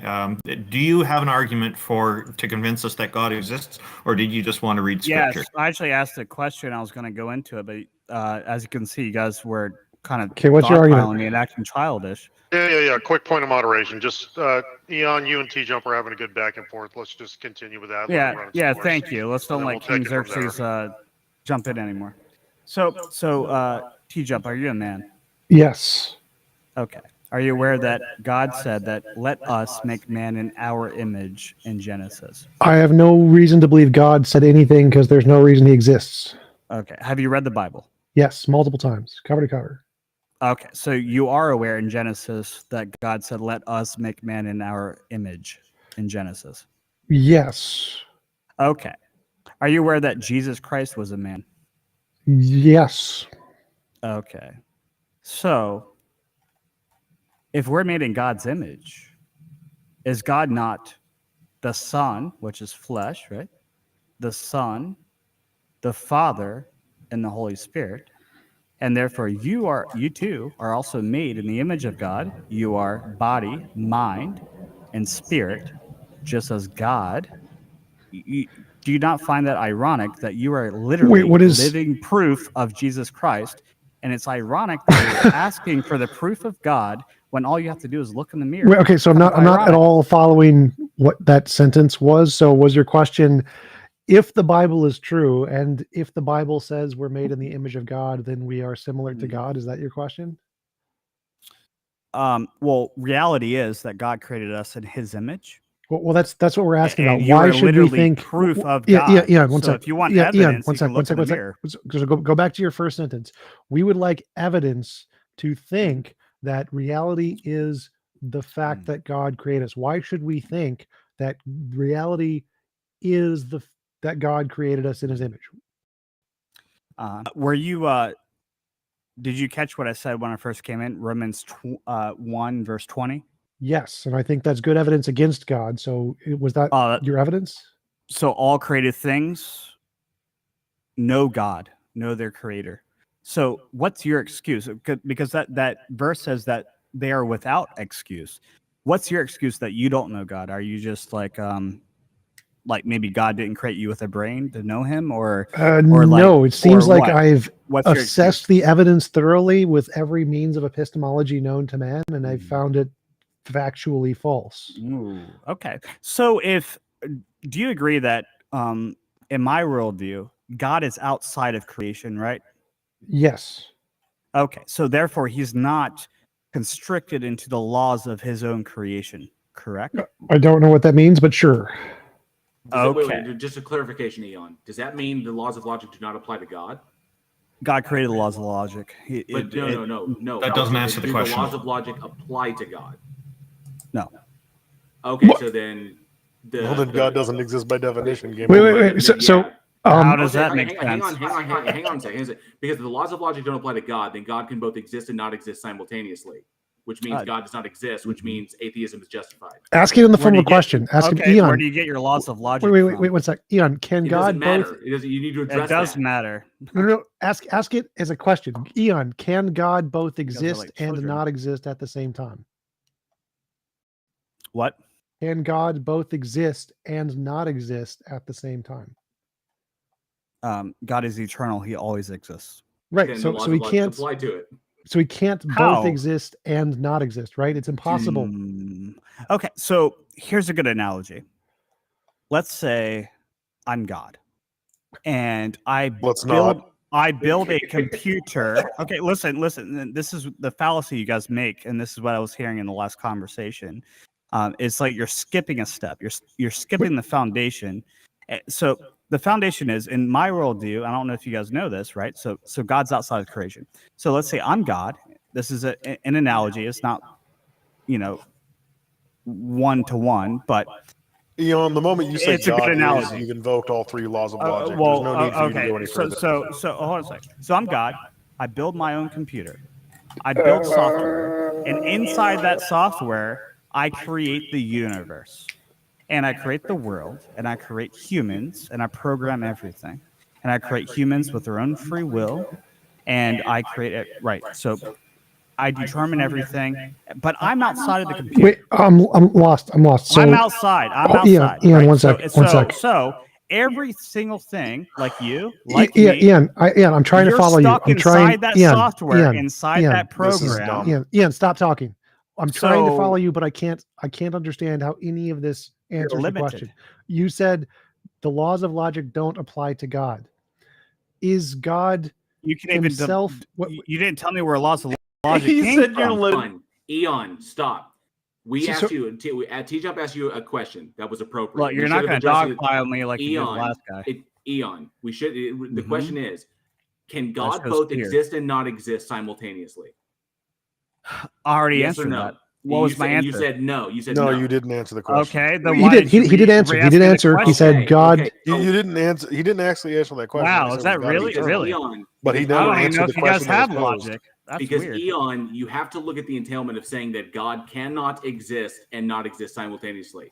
If God cannot exist and exist simultaneously, then that means that the laws of logic apply to God. Says who? And what's your definition of logic? And where do you get it from? That's one of the that's the law of non-contradiction. That's one of the laws of logic. Because you guys are childish. You're skipping over the foundation of what you're actually talking about, and it's really silly and childish. No, we're pointing out the contradiction in your You thinking. guys Well, no, sound like fools. wait. Eon is correct. We are Eon, skipping. Eon, Eon this is is correct literal there. smooth One sec. brain nonsense that you're Eon is spouting correct here. that we are skipping over the foundation because we're using his foundation. I don't know We're if you guys saying know we're what logic granting. is. Eon, hold up. So, Eon, we're granting your position. We're going to say you're right here, and you say I am right. God does. The laws of logic don't apply to God. And now we're going to ask you one of the laws of logic, the law of non-contradiction. If this logic applies to God, does God exist and not exist at the same time? Now, if you say no, that That's a means that one fallacy. of the laws of logic apply to God, which then refutes If God didn't your exist, he earlier wouldn't be statement. God. That is a fallacy. Do you have logic in your brain? What? Can you use it, please? God Eon's gave it not- This to is you. unbelievable, Eon. The fact that that would be a fallacy That's a proves stupid that God adheres to question. logical. Eon, you dumb motherfucker. That literally means Oh, God adheres to laws ad-homs of now. logic. Yeah, it shows That is you're what losing that the means, discussion, Eon. buddy. You can't say that would be a fallacy unless you're invoking the laws of logic You against know what? God. You know the ad hom fallacy. Can someone give me a definition of that? Can we 'Cause that's please what get rid of King this guy? Xerxes- This is not serious. Yes. He's either not getting it or he's deliberately. At that point, he's either not getting it or he's deliberately trolling, and that's why I put him down. It's because when faced with this, it's a contradiction. What he's stating is contradictory, and when faced with that, he can't suss it out. So On one hand, he wants to say that he literally said that the laws of logic don't apply to God, and then also that the question we asked him was a fallacy because of logic. What? The laws of logic don't apply to God, and then they do apply to God, but it's by turning around and saying, well, you're using the laws of logic apply. No. Eon, if you're still listening, we just pointed out the contradiction in your reasoning. So, and you couldn't address it. Okay, so yeah, we're going to move on here. That was a rather low quality conversation, unfortunately. Christine, welcome. Christine, Thank you. why Antichrist? Yes. What have you got for us today? Yeah. So I just want to start off by saying I know you guys have been debating a lot of like ultra conservative Christians. I'm an anarcho-communist. And you know, when I think about my relationship with God, it's not like a scriptural thing. I remember there was like the last guy who was on, somebody asked the question, can God both exist and not exist? Okay. Did somebody ask that? Yeah, Yes. it's a question. So- This question: did the laws of logic apply to God? So, is God outside the laws of logic, or do the laws of logic apply to him? And if God can, but if the laws of logic are, if God is outside the laws of logic and they don't apply, then God by nature violates the laws of logic, which means God can both exist and not exist simultaneously. But if the position is that God cannot exist and not exist simultaneously, then that means that the laws of logic apply to God. Now, see, I think God can both exist and not exist at the same time, because I think that is true to the argument you're making, because God is beyond logic to the point that it doesn't interact with the logical. You know what I mean? Like God doesn't do miracles. It doesn't it doesn't turn water to wine or anything like How that. do you identify God? I was just about to go to the law of identity, because Sure. God is God and God is not God. Sure. So I think the way it works is it's heavily dependent on the observer. I think God is one of those things where it literally looks and behaves differently based on how you interact with it. So like for somebody like me, God exists, but for an atheist, God doesn't exist. And I think both of those exist simultaneously. Can you picture in your head a stick? So the Can you- waveform hasn't collapsed? No, just go ahead. Yeah, I can imagine a stick. No, can you imagine a stick that only has one end? No, Why not? because that's a logical contradiction. You can't have a stick with one end. Precisely. Yeah. And a God that can exist and not exist at the same time is a logical contradiction as well. It's literally not something that we would even be able to recognize. But I don't know. I Right? don't know if God is logical. Okay, Christine, the proposition God is not logical requires the laws of logic in order to even be coherent in the first place. But You I never cannot said talk God about- was logical. Well, so a more Christine, general question. That's the point. When you say God is not logical, that proposition right there requires the laws of logic to be coherent in the Wait, first one place. sec, At this one sec. point, this conversation I is think- devoid of meaning because I Christine, because I think the laws of logic logic does are matter, prescriptive. They're prescriptive instruments to human thought. All right. Yes. What it means to exist is that you are as opposed to not being. That you can't be what your antithesis is. So if you are a human, you can't be not a human, right? Or if you're God, you can't be not God. If you're God, you are God. Just A equals A. And then the third one, God can't exist and not exist at the same time. That's just one example, right? That's So just I'm the logical law curious- that's in the middle. I'm curious why you think that because we live in a logical world that's like governed by physics that are predictable. This isn't physics. This is logic. Well, I think physics and logic are kind of like they sit No, in the they're same not. They're not area. even remotely the same. Logic, You have to logic use is logic axiomatic. to think about. Yeah, there's You like have to an use logic algorithm to you think have to about anything, follow. Christine. What? Christine, logic is literally the description of the behavior of extant things. If something exists, it's described by logic. That's how we identify if something exists in the first place. So if you're going to say that something can exist and not exist, there's no distinction between existence and non-existence, and we're not talking about anything at that point. Maybe. I think that's kind of. I didn't expect to say a whole lot because it wasn't really my goal to convince you guys. I just- Christine, the God you're talking about looks exactly like Sure. a stick with only one end. That's all. I'm Yeah, it gonna say. does. Like when I try to imagine what God looks like, it would look like a stick with one end. Yeah, something that doesn't exist. I mean, sure. Oh, okay. I'm good. Can- Thanks for having me on. I appreciate it. Wait, no, I got some question here. Can anything exist and not exist at the same time? Like anything? Like in the physical universe? No, anything, literally anything, including just anything. I think God does. Anything else? No, I think God is probably the only thing that does that. Unless you like want to get weird about like philosophical interpretations of the existence of the universe, but that's like why even bring that up? Okay, so why can God somehow violate the law of logic and not exist while still existing? Because it exists outside of the universe, you know what I mean? Like it doesn't have to it doesn't even interact with the physical universe. The only way it interacts with the universe is through us. Okay, so let's say that there are things that exist outside of the universe. Let's say there are lots of things that exist outside of the universe. Does Like the fact that physical they things? Like other universes or they could be non-physical? I don't care if they're physical. They could be spiritual, supernatural, ubernatural, Yeah. anything. Yeah. Mhm. But if those things exist outside of the universe, can they both exist outside of the universe and in the universe at the same time? Mhm. So they exist in the universe. Kind of, but it's like it doesn't ever have like a physical impact, you know, because Well, so you that's can't fine, really that's say fine. it like physically exists, you know. So God exists in the universe partially. I don't think so. Well, so if he doesn't exist in the universe, that's one of the laws of logic. So like either he both exists in the universe and does not exist in the universe. That would be like a violation of the law of logic. Or he Yeah, doesn't I exist think that's in the universe. part of the reason why God doesn't perform miracles because it would like logically break the universe. Logically, okay. So the You question know? is either God does not exist in the universe, or God both exists in the universe and does not exist in the universe. So if God does not exist in the universe, that's the law of non-contradiction. That's fine. Well, I would make the prescriptive claim that God does not exist in the universe, but God existing like in a spiritual or supernatural sense. I think once you start going into that realm, you can consider the possibility that God can both exist, not exist, and be a self-contradiction.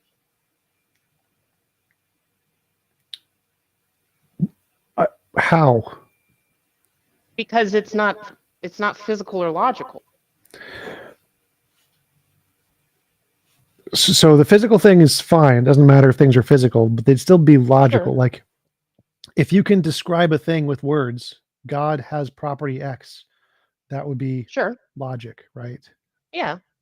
So you must be able to describe God with logic. There's some like general things I can describe, but it's in a lot of ways it's also indescribable, you know?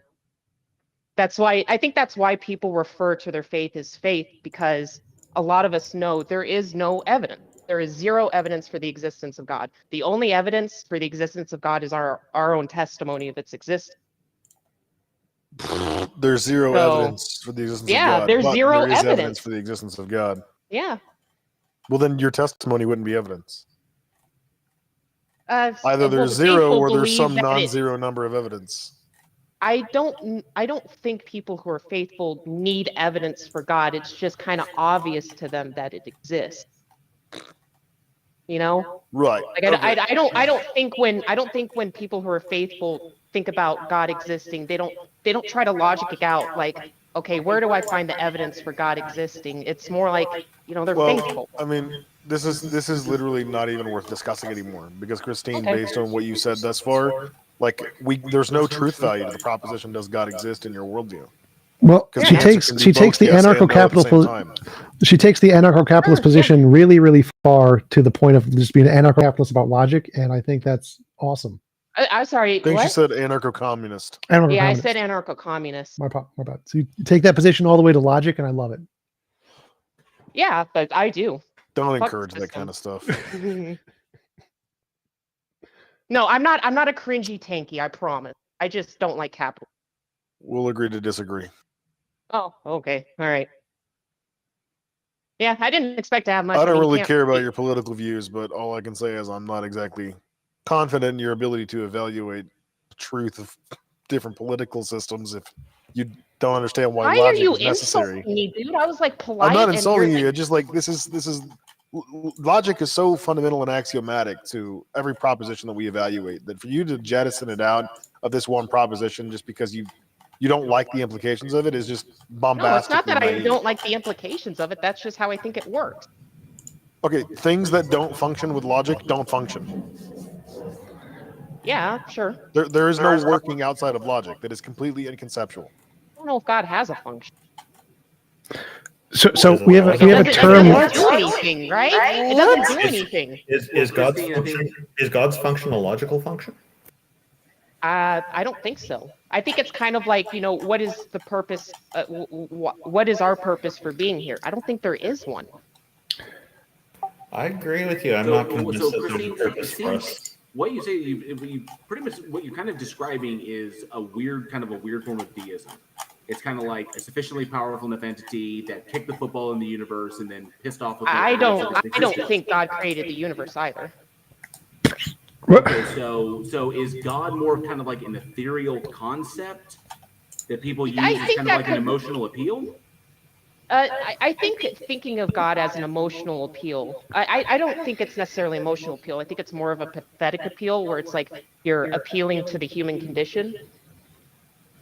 It's like, you need, you know, you need something to kind of fill the gap or fill the void or provide some sort of like psychological or physiological utility for oneself. why? Well, that's because typically, I mean, from the conversations that I've had, the interactions I've had, that's essentially what it pretty much says, susses out to is that vast majority of people hold on to the God concept despite the logical contradictions of it. That people hold on to it because it provides some sort of psychological utility. I mean, it can. Doesn't have to. So logically speaking, God either exists or it does not exist. And it's one or the other. I don't know if that's the case. Well, either a thing exists or it does not exist. Now, I'm not talking about the form or nature in which this thing exists. I'm simply saying that God is either a thing that exists in the universe as a part of in the universe, because everything that exists is within the universe. So if we discover something else, the thing is still a part of the universe. So God either exists as a thing in the universe, or it does not exist. It exists only in the minds of human beings who thought it up, who dreamed it up. I mean, yeah, that's that is a way to think about it. You know, setting aside faith. Like if we just set aside faith completely, then yeah. And faith itself there's a lot of problems there as well, because faith is emotion based. Faith can change. Well, I think I don't know if that's evidence. Well, I don't know if that's a bad, if that's necessarily a bad thing, because when we think about morals, you can make utilitarian arguments that the most moral thing to do is the most utilitarian thing. But I think it's obvious to most people that it's like not okay to assault people, or it's not okay to murder people. And there's no real logical way to prove that that's not okay. But we have this collective sense that it is not okay to do that. Well, we have this collective sense that it's not okay to do that within our own social groups.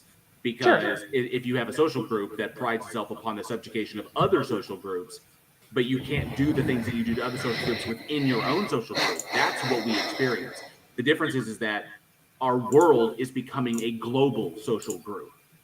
But 10,000 years ago, it was very much not the case. It was very much one group against the other groups. We've pretty much established ourselves across the planet in such a ubiquitous fashion that it's all become one global, and with communication technology, that it's all pretty much become one global group, adopting the same subjective values and the same subjective moral standards. Now, there are still fringe groups that exist that kind of reject that or have their own interpretations, that have their own subjective interpretations of which are different from our subjective interpretations of what justice is, or innocence, or guilt, or truth, or whatever. But the general standard is that the world has grown to a point where it's one global community agreeing upon one global subjective standard. Sure. But the idea of not murdering people, I think has cropped up independently in many different places. Why do you think murder? How do you surmise that? Okay, so this goes to things like evolutionary game theory, which can get a little bit more complex, but in the sense that we learned very early on that just in our basic resource gathering times before any of this thing sets out, is that we learned very early on that so there's a difference between cooperative action and selfish action. And cooperative action, we learned very early on that cooperative action yields greater positive results for the entire group and the survival of the group than selfish action. Selfish action yields positive results in the short term, usually for the individual, sometimes for the group, but not in the long term. In the long term, selfish action results in destruction of the group if all the action is selfish. So we learned very early on, if we want to survive, we need to embrace cooperative action in order to keep ourselves alive. Okay? So as a social species, these are one of the things that we adopted, that we essentially evolved into, is one of the things that we adopted, that those individuals who were prone to selfish action consistently because they lack empathy or for whatever reason were ostracized from the group. So we basically artificially selected for ourselves, we artificially selected empathy and the ability to form empathetic bonds. So that is how this became a positively selective pressure for humanity. Now today, we don't do that. We don't just kick antisocial people to the wilds and let the wolves take care of them. We don't kick them out of the gene pool. So we now have a place for everybody, and we allow antisocial people to continue to breed and interact with society despite their actions, because we now have a more, I guess you would agree, you would say, a more lenient or a softer justice system. Okay, maybe we may supposedly, but going back to the very beginning, we're going back a million years ago. Okay. If you acted against the group in a selfish fashion, you did it consistently, they just abandon you. They would ostracize you from the group and leave you to the wild. You would breed with no one, and the elements would take care of you because you'd have no safety of the group. So why is violence still so common? Well, violence is so common because of the way of violence is the level of violence that we have now is a combination of two things. One, you have better connectivity to the world, so you are hearing more about it. So it's not that the violence level has changed; it's that you are more aware of all the violence going on. Hate crimes have been rising in America for the past couple of years. You're more aware of it. Do you think that in the the line went up? No, Christine, it goes up in commensurate with our level of connectivity, with our level of communication connectivity. You're hearing more but the about it, internet- which is why it seems higher. I'm sorry, but the internet's been around for a long time. Internet's and been around since 1997. Yeah, and the crime has been decreasing pretty much all that time, except like around the 2016 I'm election. sorry, Then 1987, my bad. Sorry. Yeah, it's been around longer than that. Sorry, in 1987, my bad. But Christine, the amount of hate crimes in the United States have not increased. It's just that the amount of things which are considered hate crimes has increased. Oh, that's They've also expanded Really? the definition. The things but, that we then, consider, but then you the can things also that we like look consider at hate raw crimes. violence. No, it's the Sorry. things. It's kind of like saying it's kind of like the argument. You're essentially making the same kind of argument when conservative theists are talking about how society is making people gay. Okay, because the rate of people identifying as gay has increased as a result of society becoming more accepting of people being gay. So they interpret that as that society is making people gay, when in actuality, society's become more accepting of gay people coming out, and because now they're safer, there's no fear of them being lynched or murdered or whatever. Please move away from this topic. This is about to turn into a shit show. We need to. It's not Xerxes. It's not turning into a shit show. It's like it's following the line of reasoning on this. Well, I did want to say one thing. Like, she is right that there are ups and downs in statistics. So the rate of hate crimes does occasionally go up every year, and then it goes down every year. But overall, the trend is down. So even though there are certain years when it goes up, the trend is lower. I think I'll have to check sources on that, because the last time I saw, the last 3 years, not just hate crimes, but just violent crimes in general in America have been more common. Yes, no, that's you're true. hearing about them more. Wait. No, So, I think it's like literally a statistical thing. so in any graph, you have ups and downs, and in the ups and downs, like climate change, sometimes the temperature gets colder, but that doesn't mean climate change isn't going up. It just means that some times of the year and some years are colder than others. The same thing applies with hate crimes. There are more hate crimes some years, but the amount of crime overall, the amount of violent crime has gone down over time through the course of history. Except for the past few years. And it's like, yeah, I get it can fluctuate a year, but it's consistently rising.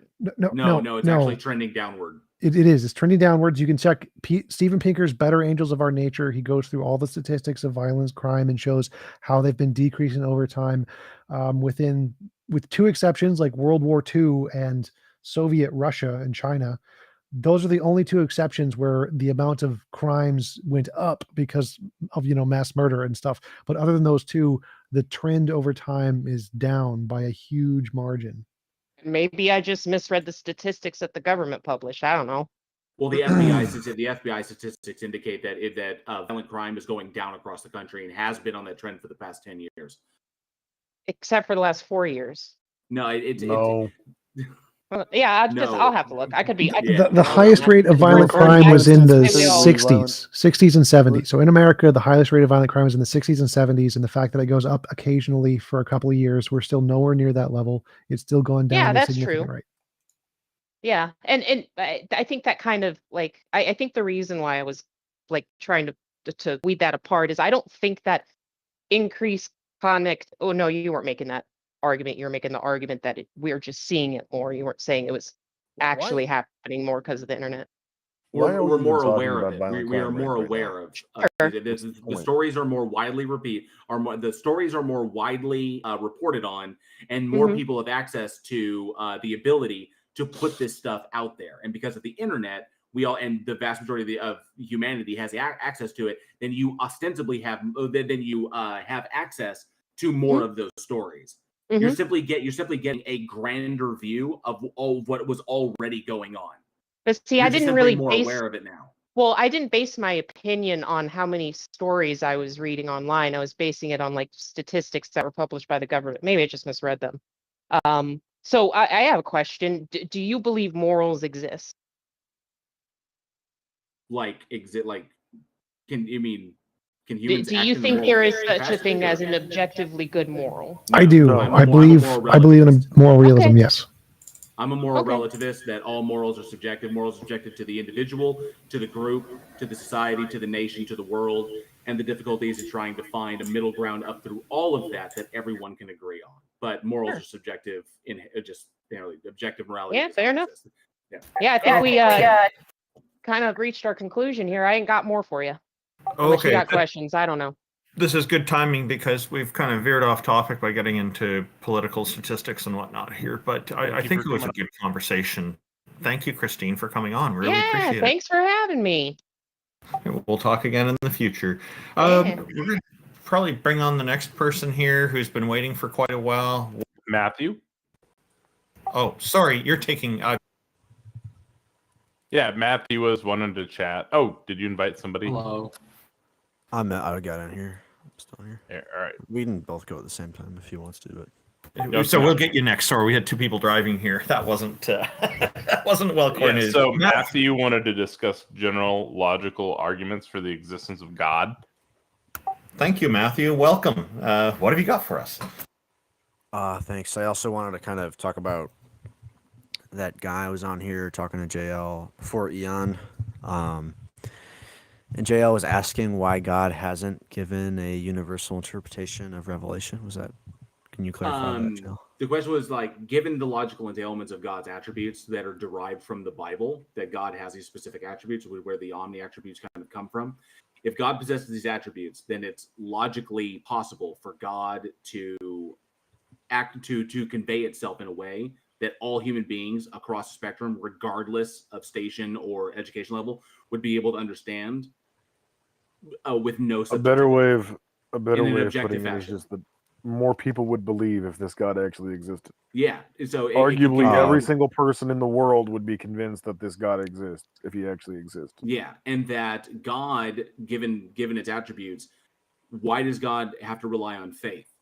Because faith leads to problematic decision making. So if God existed and revealed itself in whole to all of humanity, then humanity would be faced with an honest choice, which would be to either accept it and follow it or to not accept it. But there would be no atheists because the God exists. Now the question is, are you going to be a Christian or not? And to see that's what it is. But if God is true and everything about it is true, then it should not fear inquiry. But everything susses out, given the subjective interpretations of the Bible and how people view these things, it seems that God is fearful of inquiry, or God requires faith for some reason, which is weird because if it's true, it shouldn't require faith. You know? Well, I don't think that's true at all. You think so? That Why things that require faith aren't true? Is that what you think? No. If God exists, then God would not require faith for anything, and God would understand that accepting things based solely on faith is bad reasoning.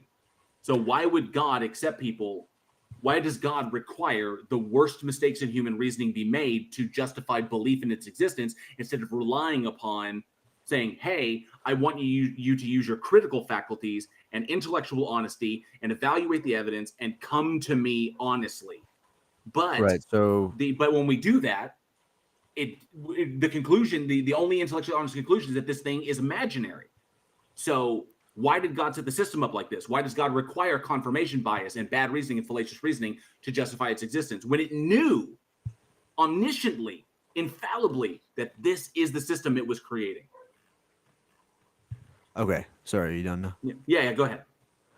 Yeah, so I mean, obviously, you're kind of begging the question to a large degree. And I would say, well, that it's not namely that it's not reasonable to believe in God, or that after a thorough examination of that's not what I said. Reality.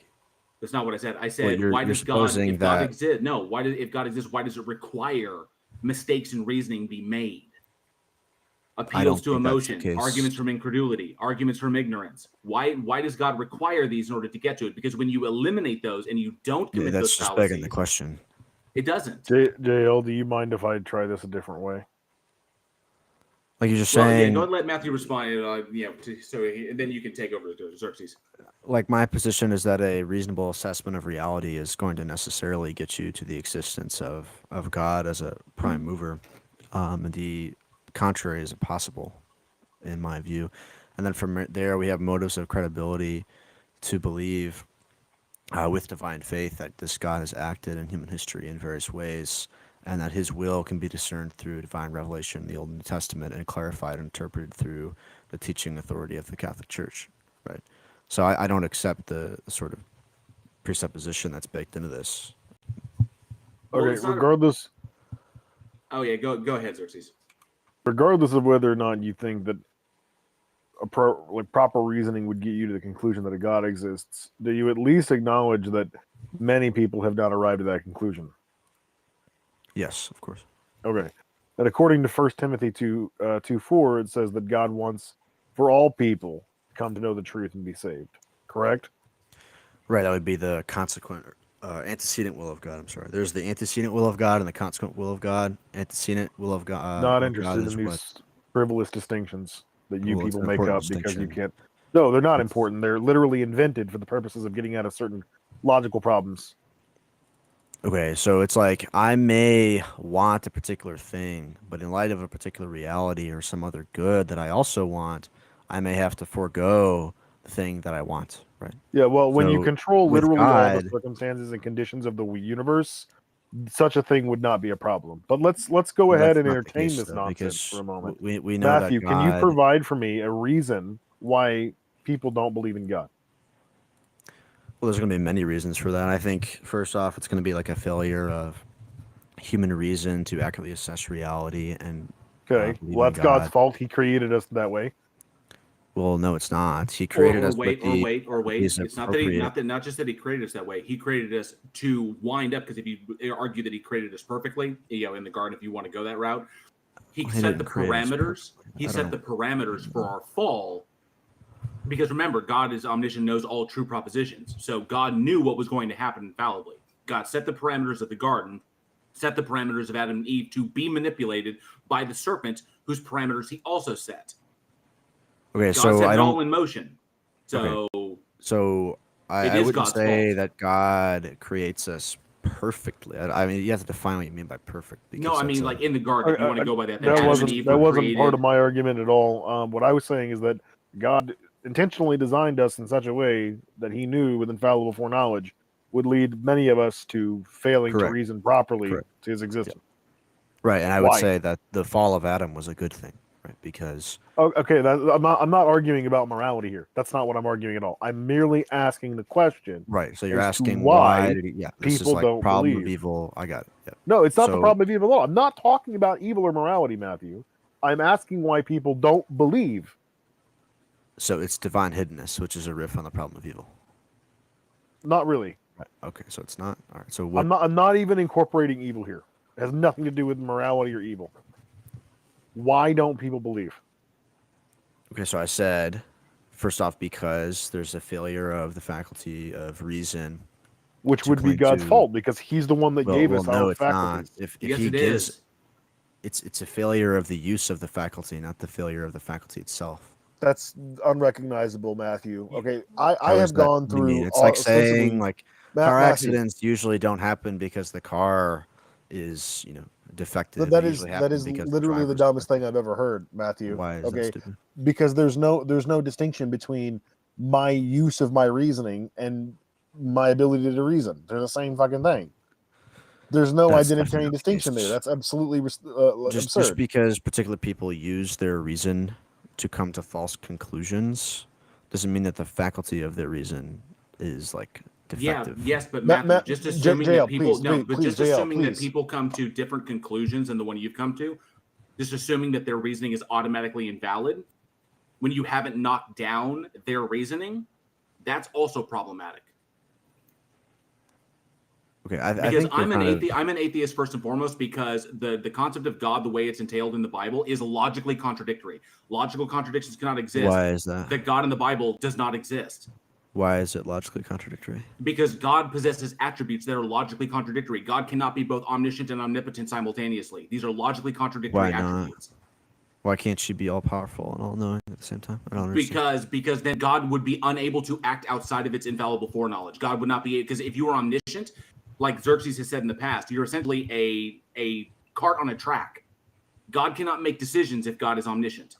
Everything is already said, is How already does that known. follow? God can't change his mind on anything. So yeah, I agree that God can't change his mind. Right. So, but changing your Right. mind is a logical attribute of an entity that can do anything without logical contradiction. No, because if you're all knowing, then it's going to Then be you can't logically change your impossible. mind. Correct. It's just going to be logically impossible. And Right. omnipotence So it's not is omnipotent. understood. Well, you just said it, and you guys said it earlier, that omnipotence is understood within the auspices of what is logically possible. Yes, and So, the entailment I of don't understand. omnipotence is it can do anything that is not logically. See, that's a problem. Is that the Right. omniscience sets up something that the omnipotence can't do? It sets up a violation of omnipotence. Well, no, it doesn't, because it just shows something is logically impossible. Like, I don't understand this. No, I no. thought this was Having just the something at least we attribute, could. having the attribute creates something that the omnipotent can't do. That's correct. So Yes, being, so that is a being that logically is both- contradictory. That is logically contradictory. Logical contradictions No, can it exist. So the isn't. only Like, a conclusion being- is that God either doesn't exist or it I doesn't don't know why possess these you guys attributes. didn't interrupt people before. I don't know what it is with me. Why do you have to interrupt me? Because you're not letting me finish my statement. You keep trying to jump to something That's else like you did with Xerxes. So the whole point is God is defined in a logically contradictory fashion. Logical contradictions cannot exist. The God in the Bible does not exist. Okay. So a being that knows everything and can't change his mind. Okay, he can't do one thing, namely, he can't change his mind. Why can't he do that? Because that would be contradictory. That would be logically contradictory for an all-knowing being to change his mind about a particular truth that he knows. Okay, that would be logically contradictory. And if this being is also omnipotent, which omnipotence means doing anything that is logically possible, those are compatible, because omniscience just entails that logically, it's logically impossible for this being to change mind, which is compatible with omnipotence. No, it's not, because then God wouldn't have had to create a new covenant in Jeremiah 31:31. Well, he didn't change his mind. He That's not a did. He change created in a the new law. covenant with new understanding and new rules. The new covenant. If from God Genesis. already knew infallibly that it was going to do this, why didn't it do the covenant in Jeremiah 31:31 first? Because he wanted to establish certain things to guide his covenant people towards the truth gradually. But it didn't work, which is why he Yes, changed it. it. It's It planned didn't. from Genesis. But it didn't work, which is why he changed it. If it was working, then he wouldn't need to change it. Okay, You I see the just point? like I don't see the point. I just told you God planned the new covenant from the book of Genesis. In the liturgy in church, we sing about the happy fault of Adam, because God allowed the fall of Adam to bring death, human death, into the world, so that God could incarnate into this world and destroy death for us all. Right? That's covenant theology. Right? You just have such a misunderstanding of this. No, I get don't. this, to I be know I honest. Like, don't. Your God dies on the logical entailments of its attributes. I don't see the force of the argument. I said your God I dies already- on the logical entailments of its attributes. I already addressed it. Does anyone else want to present a point? Because I'm not seeing the argument here. Maybe I can go. I was going to give an argument, divine conceptualism. Oh, I haven't heard you give an arguments for the existence of God. I just brought up something somebody said before, and you disagreed with it. Like I don't care. Do you have any evidence for God? Yeah, sure. So this is divine conceptualism argument popularized by St. Augustine.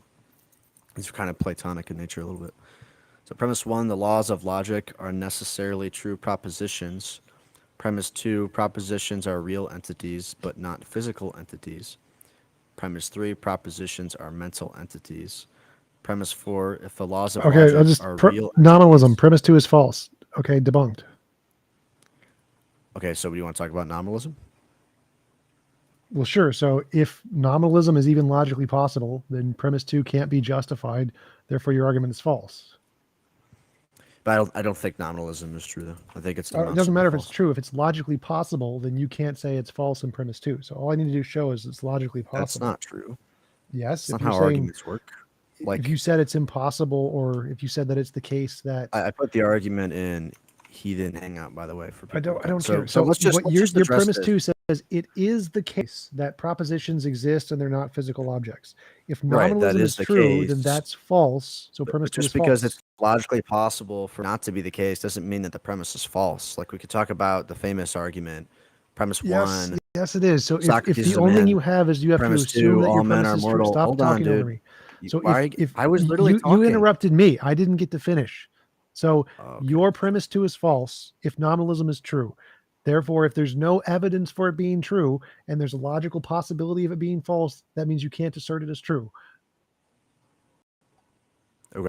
So that's not true at all. Let's take the most basic philosophical argument that people use, right? Premise 1, Socrates is a man. Premise 2, all men are mortal. Conclusion, therefore Socrates is mortal. Is it logically possible that all men are not in fact mortal? TJump, is that possible? Sure. Right. So by your logic, that argument is invalid. It's unsound. Because if some truth, unsound. It says if possible that all men are not mortal, then the second premise would be false. It'd still be valid, it'd just be unsound. Yeah, and it is actually possible that there is some dude who's immortal. Yes, that's possible. And we have good justification to believe men are mortal. There's lots of evidence to think that support the that argument- premise. It's not just making the shit up. argument- So yours is just making shit up. The argument that premise 1, Socrates is a man. Premise 2, all men are mortal. Okay, I've already Socrates debunked is this. mortal. There is That no argument evidence to is support your invalid? premise. You There's don't lots think of that's a evidence to good support men are argument? mortal. So look, if you don't think that argument I just gave can prove that Socrates I've already is debunked mortal, this. Get to your argument. So go back to your stupid argument. There is lots of evidence that men are mortal. We have lots of evidence men are mortal. So you don't need to and supply there's evidence lots of for that evidence premise. that propositions exist and they're not physical entities. Yes, go. Evidence for that. Okay, so like when we invoke, I don't know, like snow or something, right? Or we're no, that's not a proposition. Sorry. Let's say Julius Caesar was killed on the Ides of March. We're invoking the same thing. That's a proposition, and it exists in some way. It has to exist for us to invoke it. Do you agree with that? No, it's an idea in our head, and so it exists in that way, but we don't invoke anything. It just means we say it. It's all invoke just means we say it. Yes. It exists in our minds. That's correct. I agree with that. Yep. Yes, it is a physical concept of patterns of neurons in our brain that focuses an idea. But do you agree that we're referring to the same thing when I'm talking about Julius Caesar being killed on the Ides of March and you're talking about Julius Caesar Yes, being we have killed the on same killed on physical Ides of pattern in our brain that refers to an event in reality. Okay, so then if we're referring to the same thing and it's a physical thing, then our brains have the exact same physical state, which is not true. That's a composition division fallacy. Our brains don't need to have the same physical state. They just need to represent the same physical occurrence. So Julius Caesar dying or whatever is a physical occurrence, and the pattern of my brain has to emulate that physical occurrence with some connection, and yours can emulate it with a different connection. That's perfectly fine. So how could if you're saying the proposition is identical to the physical manifestation of it in the brain, which seems to be what you're saying. I didn't say that at Then- all. I said the propositions don't exist. They're just a sentence. they don't exist. We have a sentence in our brain, and we call that a proposition. So propositions don't exist. If propositions don't exist, then how in the world are we referring to the same thing? Because it we have doesn't exist? ideas in our brains, and they can mimic similar states in reality. Yeah, I'm not seeing that. I don't know how something could not exist, and yet we both refer to it. Something non-existent is the referent of our speech. That doesn't make any sense. No, you're confusing your proposition nonsense language with ideas. So our ideas exist in our heads, and our ideas can be of the same thing because they model reality. That's what brains do, is they model reality. No propositions required there. Proposition is just a way to express what we're doing. Okay, I agree that propositions are ideas. In fact, that's the entailment of this argument. Maybe why don't we just go through the whole argument before you interrupt 1/3 the way through, and then we can continue talking about this, because I didn't even really get to. Because we can just go one premise at a time. So we're on this premise that's already Well, debunked. just for the audience, right? Because they might not agree with your claim that propositions don't actually exist. Okay, so the thing is, when you present a syllogism, that's great. But if the syllogism will have multiple propositions, if any one of those propositions is a problem, then the whole syllogism can be Yeah, thrown no, away I totally because understand. and I have been posting. I have posted a link to your argument in the chat. So if you want to read through it really quickly, maybe just read out what you've got posted there. That would be okay. We'll give you a minute for that, and we can maybe number them as you read the propositions. Right. So I understand what you said. It doesn't mean that you guys can just interrupt me if you object. We're giving you that opportunity right now to go and read through it real quickly if you'd like to do that. So premise 1, the laws of logic are necessarily true propositions. Premise 2, propositions are real entities, but are not physical entities. Premise 3, propositions are mental entities. Right? So I agree that they are ideas. Premise 4, if the laws of logic are real entities that are non-physical, then they are necessarily existent mental entities.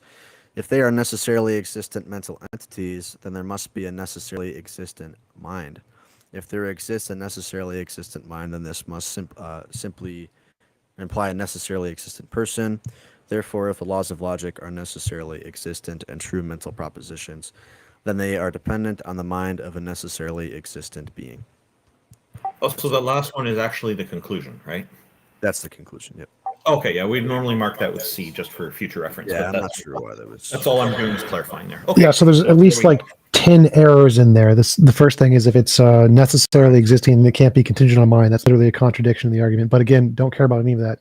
Why would that be the case? Hold on. Because if it's necessary, that means it's not contingent on anything. That's literally what the words mean. But none of that matters. So let's like just pretend that there's a Steelman version of your argument. And that Steelman version is the ones I've talked about with the professors in the past. And their argument is that propositions exist and they can only exist in a mind, so there must be a mind. Okay, that's false. Why do you think that's true? Sorry, could you repeat that? You kind of cut out at the end there. Your Yes. last sentence, what you just said. Propositions don't exist independent of minds, sure, but minds are all physical. There's no evidence of any non-physical minds. There's no evidence propositions can exist non-physically. That's a presupposition. I don't agree that there's no evidence for non-physical aspects. Okay, you're supposed to not just disagree. You're supposed to give evidence. That's the point. Give evidence. Yeah, you're just asserting it as well, though, right? You're just saying, well, there's no evidence for. No, that's how you start the conversation. I say there's no evidence. You say yes, there is. Here it is. That's your goal. That's why. Yeah. You're So here. the evidence is that it doesn't make sense. Like if you're gonna say that we refer to the same thing when we say Julius Caesar was killed on the Ides of March, and you're gonna say that thing we refer to is solely reducible to a physical state, then we can empirically test when two people think about Julius Caesar and the Ides of March being killed, that they're going to have an identical physical brain state that we can measure. But that's not the case, though. That's not what happens. Right. I already debunked that. So it doesn't, brain states do not need to be identical because brains form in different ways. So just like languages can be different, brain states can be different, but still refer to the same thing, because like CD, like you can have a CD with different patterns of ones and zeros that both produce Windows 97. They don't need to be in the exact same pattern to produce the exact same effect. They can be in different patterns and still produce the exact same effect. If the idea or the proposition is identical to the brain state, and we have the same idea, then the brain states need to be identical too. No, again, there can be multiple brain states that create the same propositional idea. So like there are different words. Tree but the problem is an is English that- word, and you can have a Japanese word that also means tree, and they can both mean tree even though they're different words. So you can have different brain states that are like different words, and they can refer to the same idea because the relation of the brain states can produce the same concept in the brain by using different patterns because they developed differently, in different orders, Okay. essentially. So I agree with that, but the problem is that you're reducing the proposition itself to the brain state, right? So it would be like saying that, the Japanese word for tree is identical to the concept of a tree. But that's not the case at all. The Japanese word for a tree is just the expression of the concept of a tree. The concept. So when we think of Caesar dying at the Rubicon, that is a concept in our brain and nothing but a concept in our brain. Then there's a fact of the matter in reality of whether or not it occurred. That thing is also physical. So the concept in our brain is what we share. We don't share a proposition. We share a concept in our brain, and that's it. A concept is a proposition. Propositions are concepts. I don't understand. That's great. Yeah, they're nothing but things in our brain. That's it. Nothing but things in our brain. And there's a thing in reality of whether or not it's true, and those are two separate things. Yeah. So again, I agree that ideas are things within our mind. That propositions are within the mind. That's the whole conclusion of the argument, right? The point is that there's a necessarily existent proposition, namely the law of logic. Oh, And you're the not law of following. logic. You're not following. So from a materialist standpoint, we have brains, and in those brains are ideas, including propositions, and they're nothing but ideas in our physical brains, and that's it. And we can share them, like we can have the same idea of a tree, and the same idea can be produced by different physical states just fine. Well, then the law of logic isn't necessarily true, because if you're What? saying That that, literally if you're doesn't follow. conceding premise one, namely that the laws of logic are necessarily true propositions, and you're saying that these propositions are identical to human brain states, and humanity has not always existed, then there was a time when logic was not, and therefore logic is not necessarily true. No, I already debunked this like an hour ago. Logic is a language made up of humans. Literally, first sentence, classical logic, Stanford Encyclopedia of Philosophy, logic is a formal language. So logic is a language made up by humans to describe the way reality is. Reality has a nature to it. It's not logic. Logic is just what we describe the nature with. And the fact that we come up with ideas like language in our brains in different physical ways, we come up with the same ideas and describe those reality of the way reality is. None of that follows to whatever you just said about some kind of violations of the laws of logic. Well, I think the issue is that the laws of logic refer to something, right? We are referring to the same thing, you're going to say. Physical reality, yes. But so you're just saying that the laws of logic are identical to physical brain states? Yes. So laws of logic are language, they're physical brain states, and they describe the nature of reality. So the essence of the laws of logic is the nature of reality, which is physical, purely physical. Okay, so laws of logic are purely reducible to physical brain states. Yes. I don't. No. The laws of logic are our language which describes physical reality. So physical reality, the laws of logic reduce to physical, the essence of the physical nature of reality. And that's it. That doesn't make sense to me. I think maybe if we expand this to, maybe we use like triangles, right? Like the idea of triangularity. Right. Okay. So something is a triangle, whether or not it has three sides that up to 180 degrees.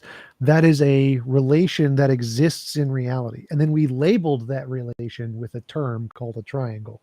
And so the fact of something having these properties, that its angles add up to 180 degrees, that is something that is a result of the nature of reality. It has nothing to do with any laws, no propositions, no language of any kind. It is a fact of physical nature that causes that to be the case.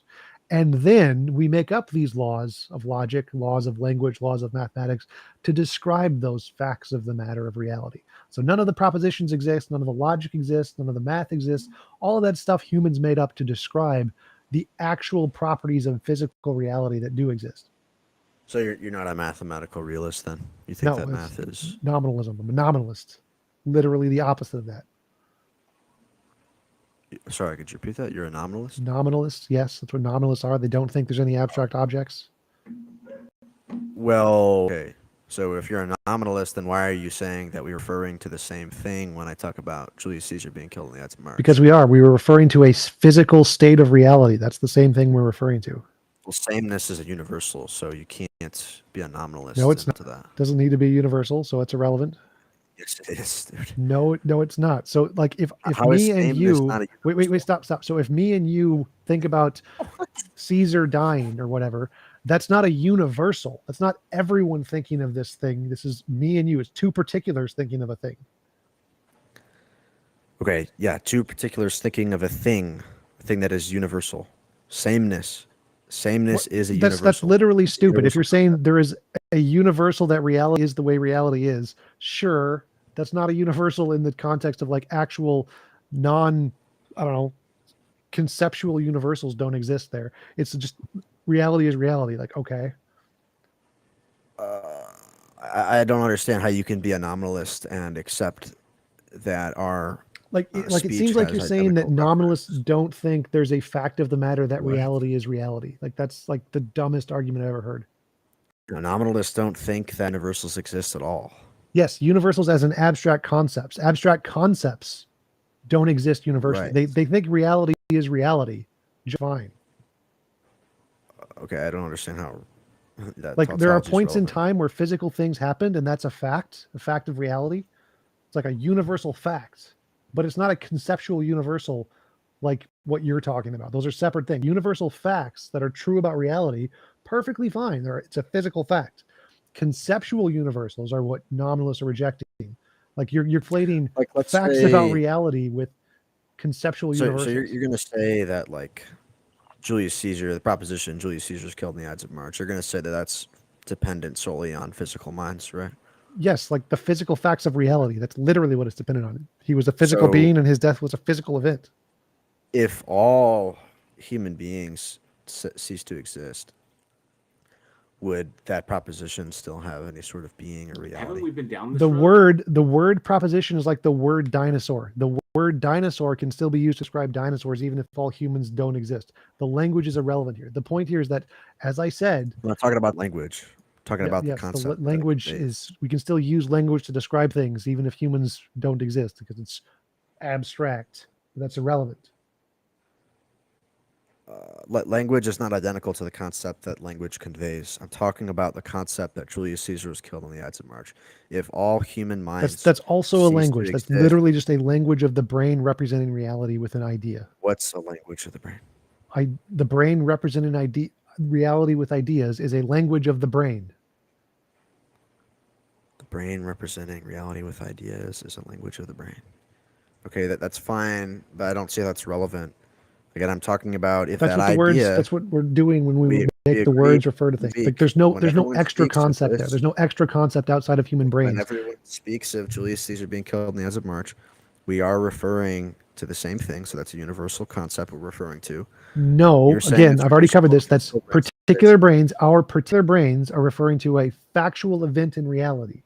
So no universal concepts. Not referring to the same thing. You're changing your position now because you said before that we no. were referring Again, to the same nominalists agree reality exists. Nominalists are totally fine with facts about How is reality that that are objectively true. Okay, but how is that relevant to whether we're referring to the same concept when we talk about Because this? we're referring to a fact of reality that's objectively true. Did Caesar die at the Rubicon? Yes, that is a fact of No, physical that's reality not that is true, objectively actually. true. I don't know why you're talking about the Rubicon, but he It died in the doesn't Senate. matter. That's not the point of the argument. So listen to the argument. Okay, yeah. Okay, nominalists say that Caesar died. Great, that's a fact in reality. It's not an abstract universal concept. It's a fact of reality, and that fact of reality is what we're referring to. Right. And that fact It's that physical. Julius Caesar physical? Yes. Well, fact is a does that even physical mean, dude? thing that occurred in reality, and a sentence that describes that physical thing. So, okay, facts are physical. I don't even know what the hell that means, to be honest. But As I literally just See, I'm said, just- a I'm just fact is kinda a losing it sentence because- which describes a physical event that happened. right, it's That a is true. concept. The concept is the fact. It's a true concept. It's a true proposition, right? So it's a fact. And Yes, so we my have an point is idea in that our head, the which is physical, concept- and it corresponds to reality, which is physical, and it's correctly does that, which makes it true, and it's all physical. Maybe I can present what you never answered this, right? When I asked you, so if all human minds cease to exist, would the proposition that Julius Caesar was killed in the Ides of March, would that still exist? If no, the proposition wouldn't exist. It would have to be an idea in a head to exist. Okay, so the fact that Julius Caesar was killed in the Ides of March would not exist if all human beings stopped. No, the existing. fact would exist. It would still be true that if someone uttered the sentence, it would be true. Well, There'd there'd be be no one to utter the sentence. So it just wouldn't exist, right? The fact wouldn't exist. No, because it's a fact. If someone uttered the sentence, would the sentence be true? Yes. And wait, if facts are physical, like what if, if the world got hit by a giant asteroid and just completely blew up, and facts are physical. The fact that Julius Caesar was killed in the Ides of March, like what would that be identical to? What is that? It would be hypothetical to someone's uttering this sentence, and that sentence, whether or not it corresponds to reality. Which again, so a mind would have to exist to utter the sentence, to concept, to come up with the idea. A mind has to exist to ground the truth of the fact. To have a concept, yes, there has to be. No, the truth is irrelevant. Truth is completely irrelevant here. It's true in reality that Jesus died, or that Caesar died. That's a fact of reality. The sentence describes reality. There's no proposition garbage. There's no concept garbage. That's all just us making up language to describe the fact of reality. So like the word dinosaur describes things that existed before the word dinosaur existed. The same thing applies here. So when you said that facts are physical, so the fact that Julius Caesar was killed in the Ides of March, that's a physical thing. Yes, that's us coming up with an idea, Julius Caesar dying, and that idea is a physical occurrence in reality, and the fact of the matter is that our idea corresponds to reality. Okay, the fact is physical. Can you show me it? Where's the fact at? I want to destroy the fact. So again, if we could go back in time, I could show it to you. This event occurring is the fact. So the event, okay, what is the event identical to? Caesar dying. So the action, like Caesar dying, is identical to the concept of Caesar dying? I don't understand. No, the action of Caesar dying is the thing that actually occurred in reality, and the concept is a representation of that thing.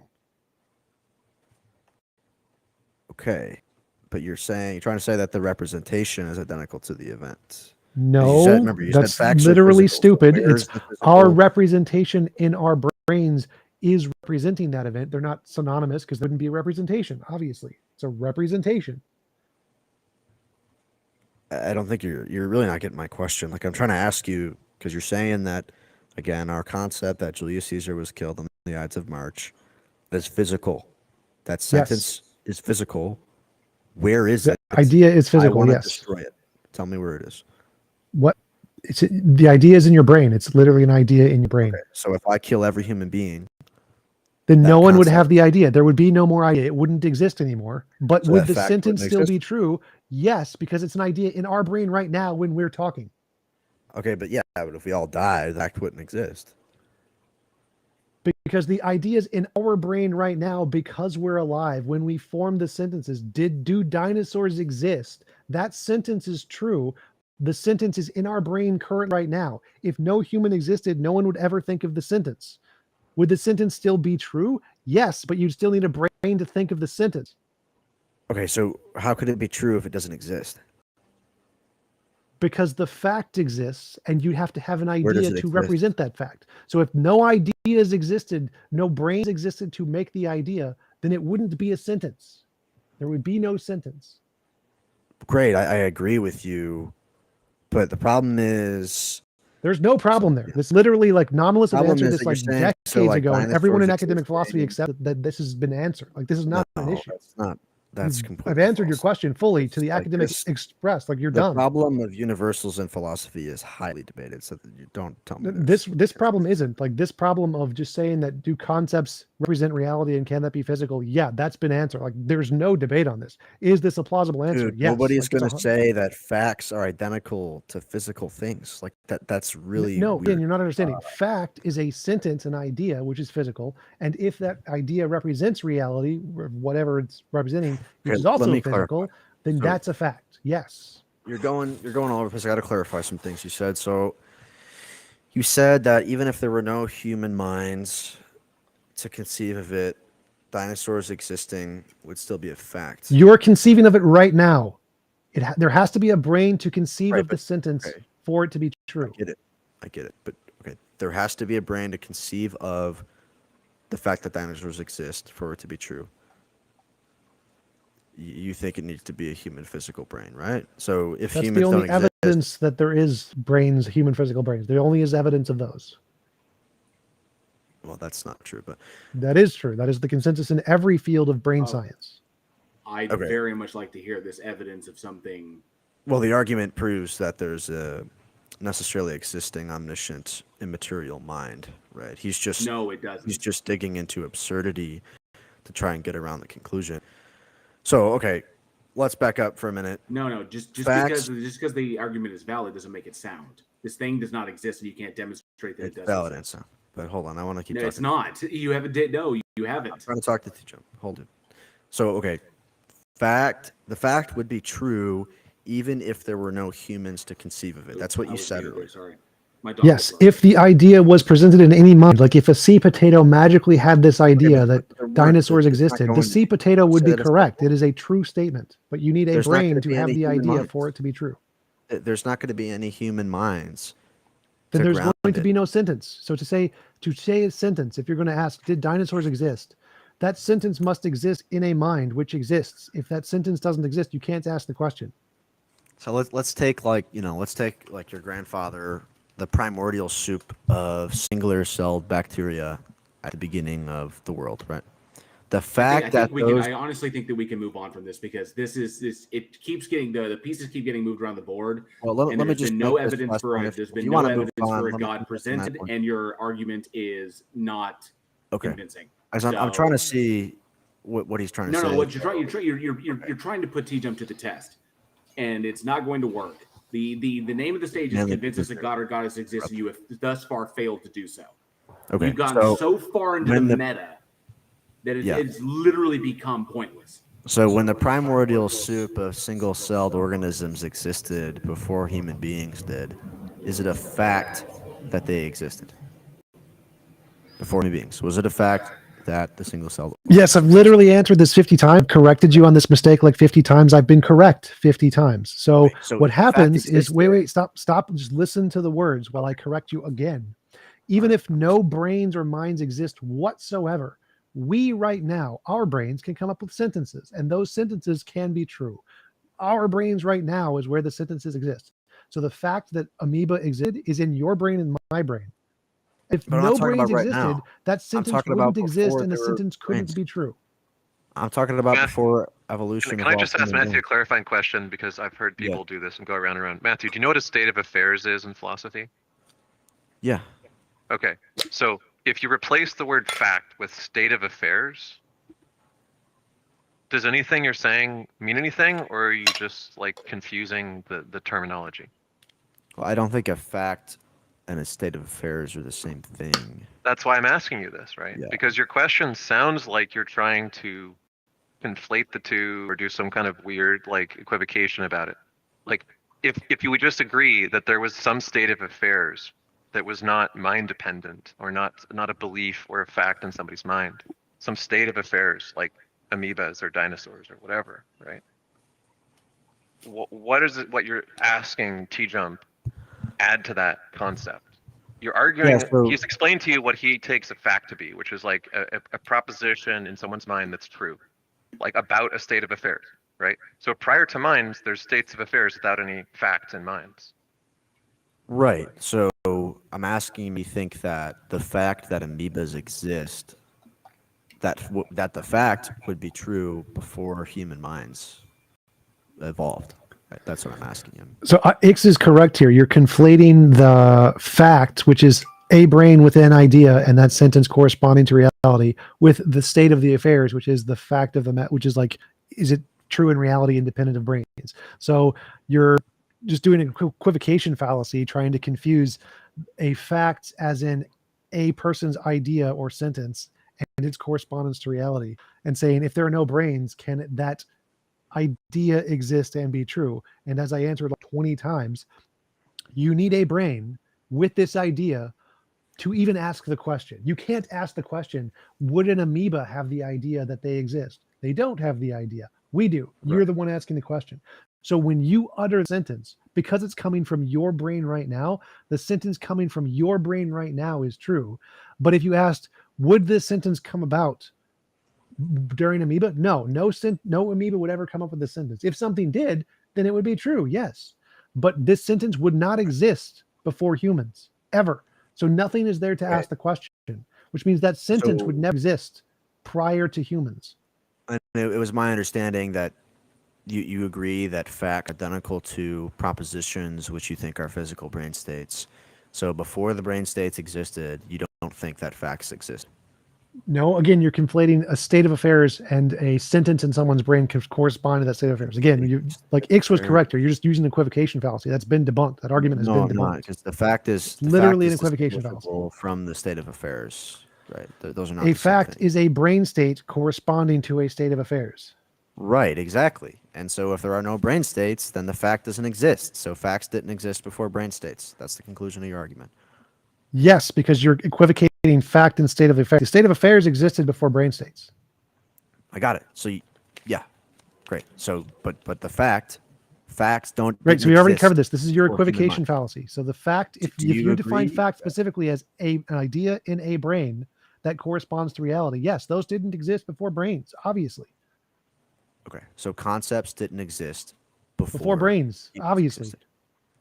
And so wait. So like concepts didn't exist before brains. Humans did.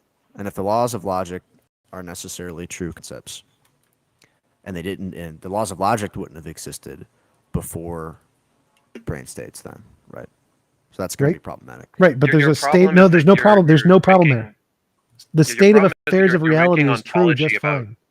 Abstracts. Abstracts don't have ontology. They're just useful tools What? for thinking. What do you mean they don't have ontology? You don't think abstract objects exist at all? Are you a Platonist? I'm not a full-on Platonist. Well, it certainly sounds like it when you make an entire argument and spend all this time arguing about the laws of logic existing, like they exist outside of some mental construct. Well, no, they exist within a mental construct. It's just a necessarily existing mental construct. I don't think. Yeah, they're I can out there look. floating off. I can say that certain mathematical laws follow from certain mathematical axioms that I begin with, right? Because structurally, certain things follow and are entailed by them. It doesn't mean that there's some truth about the world which didn't exist prior to me doing that, or that it has some causal power about the world, even if it happens to fit a pattern in the world that it describes accurately, right? The fit between our abstracts and the things in the world is pragmatic and is not evidence that they have some kind of magical ontology like Plato thought they did. Well, I don't have the same kind of views that Plato did. Certainly, I don't think that propositions are floating off somewhere in some realm, right? I think that propositions are indeed grounded in intellects, right? But nevertheless, there are certain necessarily existing propositions, like Julius Caesar was killed in the Ides of March, like, well, maybe not that one, sorry, but the laws of logic and mathematics as well.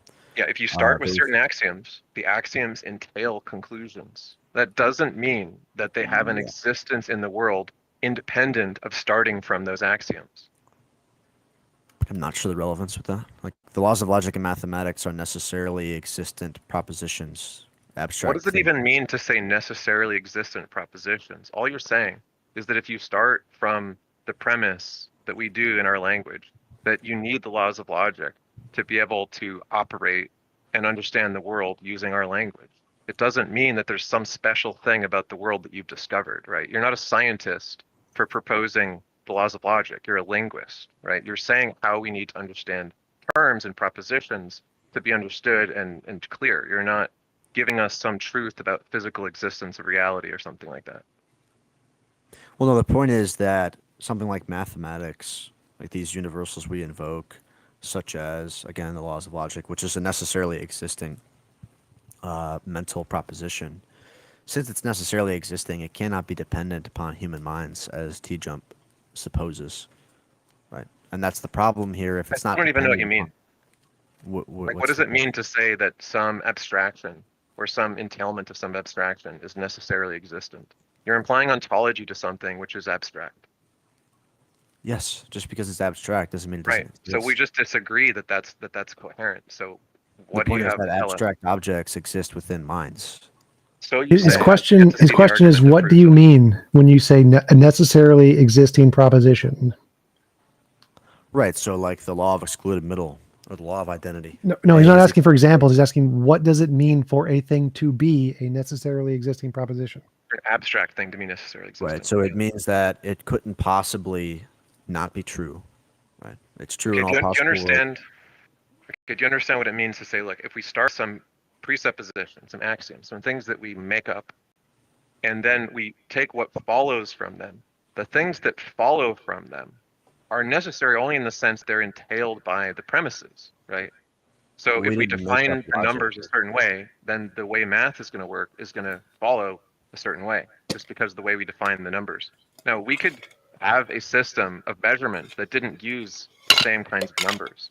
And there are We many different didn't- civilizations, many different kinds of numbers. And they We do math didn't- slightly differently, but in equivalent ways, right? So We saying that didn't- these things necessarily exist is weird. Okay, we didn't make up logic or mathematics. We would I would say we would discover those, right? We don't make up. Like, sure, we make up like Discovering how we something about our convey- brains and how they work and how language works. There are the faculties that we have in our cognition. It's not like discovering the truth of the universe. It's just how our brains conceptualize things. Right. I know. I understand that. Like, the way in which we express mathematics is created, like numbers are created, but numbers refer to a necessarily existing thing, a concept, an abstract object. Those abstract objects are not physical. It doesn't make any sense to me. Right? And I'm sure it doesn't make a lot of sense to most of the people in here to say that facts, ideas, propositions are merely physical, and that if there aren't physical brain states to conceive of these ideas, that these physical facts cease to exist. Right? It literally makes States of facts. affairs would You're still literally be the making case. facts. You know, like, facts don't care about your feelings. Well, I would say that facts don't care about your brain states. They exist regardless of human brain states. So Just imagine an alien, and imagine that this alien exists in like quantum fields or some other totally different kind of way than us, but it has a mind that does equivalent things to us thinking, right? So it's going to have some different cognition, and it's probably going to conceptualize a lot of things very differently, right? Now, it may have some weird like multivariable logic or multi-valued logic or something like that, which we think is really bad and like not recommended for human thinking. But it might be the only way that it can think, and it might think that our laws of logic are really piss poor because they don't fit with its logic. Doesn't mean that we're not just conceptualizing about the same states of affairs in slightly different but functionally, pragmatically equivalent ways that are functional given the ways our brains work. That's all we're saying when we say the laws of logic seem to be necessary to our way of thinking. It doesn't mean that there's something about the universe which you have discovered. Yeah, I don't think that the laws of logic are like, when I say they're necessary, I don't mean that they're necessary like to humans and that's it. I just mean that they're necessarily true in all possible worlds. They always apply. They never don't apply. I got a clarifying question. Let's say there's a universe with nothing but a potato. No God, no abstract objects, just a potato. You're that saying that's impossible unless that's- some abstract number exists to describe the potato?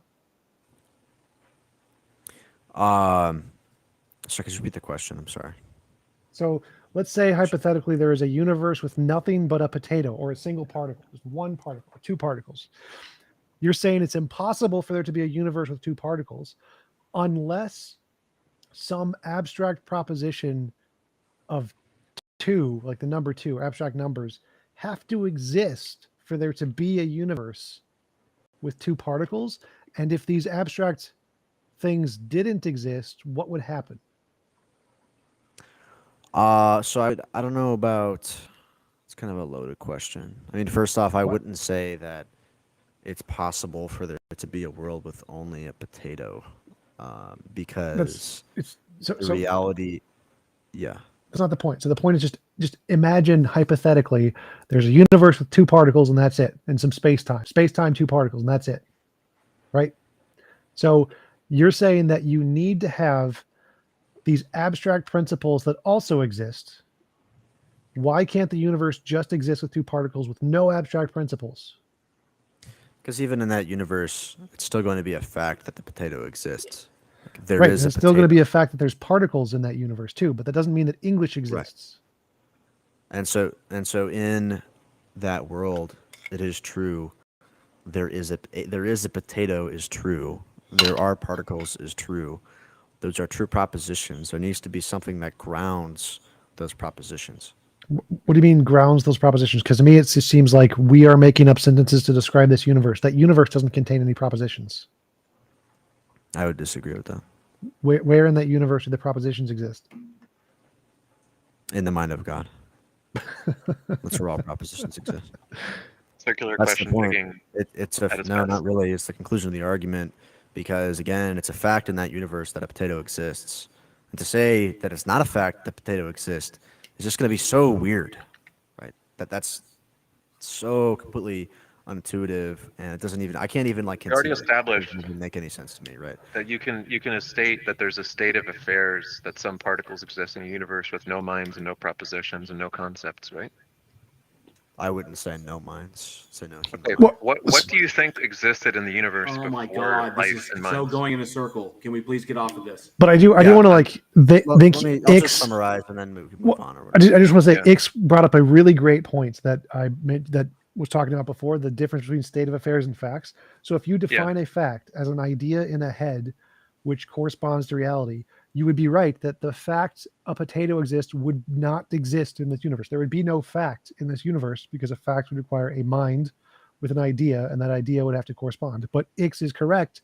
It would still have the state of affairs, which would be true, that a potato exists. So because you're equivocating facts and states of affairs in this very strange way, it makes it seem like there's a intuitive problem that no facts can exist in this universe, when really it's not a problem at all. States of affairs can exist and they can be true just fine. But because you're defining a fact as a statement in a brain that must correspond to reality, that really silly definition leads to this very silly conclusion that facts can't exist in reality. And if you lump states of affairs in with those facts, then it makes it seem like there's a contradiction when there's not. So Ix got it exactly right that you're just conflating those two concepts. Okay, I think I'll just summarize, because I think we're kind of at a, we've hit metaphysical rock bottom. We have core disagreements. I don't think it makes any sense to say that facts are physical, or that in a world where there's only a potato, that there is no fact that the potato exists. I don't. It doesn't make sense to me. And so, just to summarize the argument, the point would be that there are certain facts which are necessarily true. 2 + 2 = 4. Things about mathematics, things about logic, maybe even like triangularity as a universal existing, maybe not triangles, but whatever. There are universal, necessarily existing propositions and abstract objects.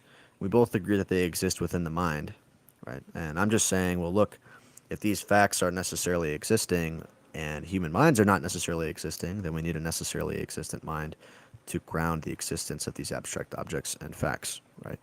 Now, you object and you say, well, facts don't necessarily need to exist. No fact does, including the laws of logic, or the potato or whatever, right? So we just have a fundamental disagreement there. But I think the argument works, because I think what you've presented is absurd, to be honest. And then I would just briefly, before I go, I guess I'll present one more thing. I could go through a few other arguments, but I don't want to. You've But been I'll here go for a through- long time. I think maybe we want to go on to another person. We've concluded.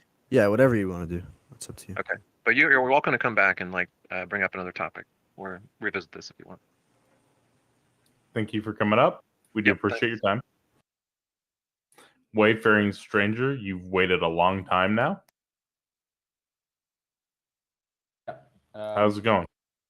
Yeah, it's been good. I think Matthew had a good point with the potato thing, but I didn't actually want to talk about that. So I actually want to start with logic itself. So how do you get the truth claim, or for logic itself? How do you make logic up? What is logic? Logic is descriptive of the universe.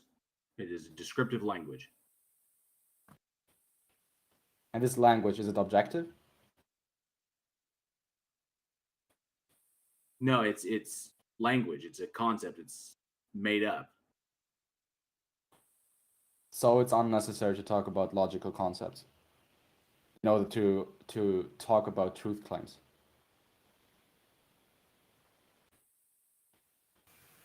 What's your question? I'm not following.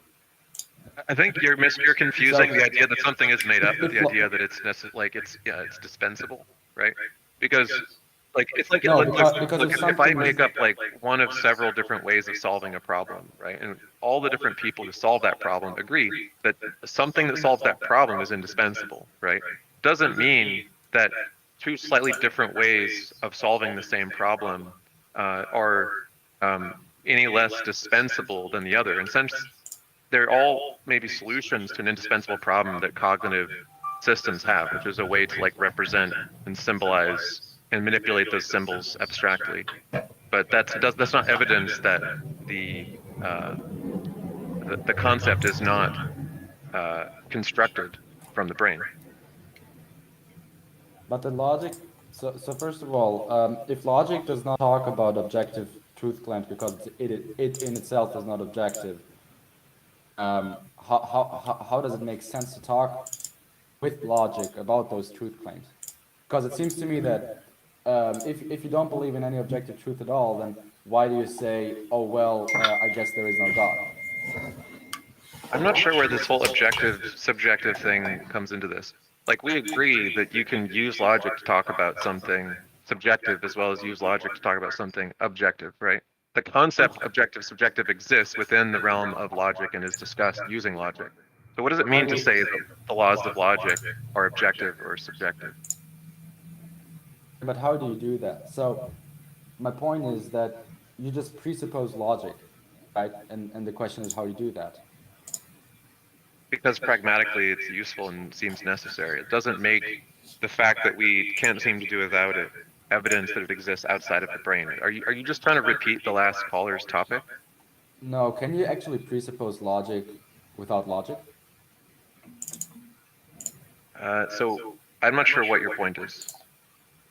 Like, are you trying to say there's a affirmative contradiction? So I've seen examples of people using less than all of the laws of logic to construe one or more of the others or to argue against them. Like, it's not like it's just of a piece. Like, because we make an argument for the laws of logic using logic, right? But how? We can make an argument for slightly different ones. Like, have you ever heard someone claim that the principle of sufficient reason is a law of logic? Obviously, people disagree. It's debated and yeah. Okay. not very popular. So you can take so if you use logic in order to argue for logic, you haven't actually proven logic yet, right? You just take logic and you say that, oh, okay, we'll just take it as a given, correct? Yeah, you're familiar with the history of pragmatism, right? Okay, so if pragmatism does not talk about 100% verified axioms or just axioms at all, then I think it's unnecessary to talk about it. Unnecessary to talk about it because it doesn't suit your aesthetics? I don't quite get what you're getting at. Just make your argument. If you have an argument, make it. The argument is that you cannot extract logic from anywhere else but faith. What? Say that again? Oh, wait, what? You cannot extract logic from anywhere else but faith. You must But presuppose logic. faith? You said Logic faith? is useful in making predictions. Predictions work. Therefore, you value logic for its pragmatic value in solving real problems. What does it mean that you need faith? Why would you need faith to do something that just like makes accurate predictions and solves useful How do you problems? say that it solves stuff? Or that it works? But by which standard? By the standard that you can make a prediction that, you know, using these rules is going to do something useful, Where do and you those get it? predictions come true. Where do you get this axiom from? Observation? Standard. So Where I do you think get the therefore I standard am. from? I You can make exist. predictions and the predictions are true and stuff. Wait. So like, I think therefore I am. I exist. And in my existence, I see things and my brain categorizes them and I'm making up words to describe the way it categorizes them. So my brain already does logic. I don't presuppose anything. It does it on its own. And I make up Yes. labels for the way it does it. And that's logic. Okay, so if your brain does it make it correct? Does it make it logically sound in an axiom?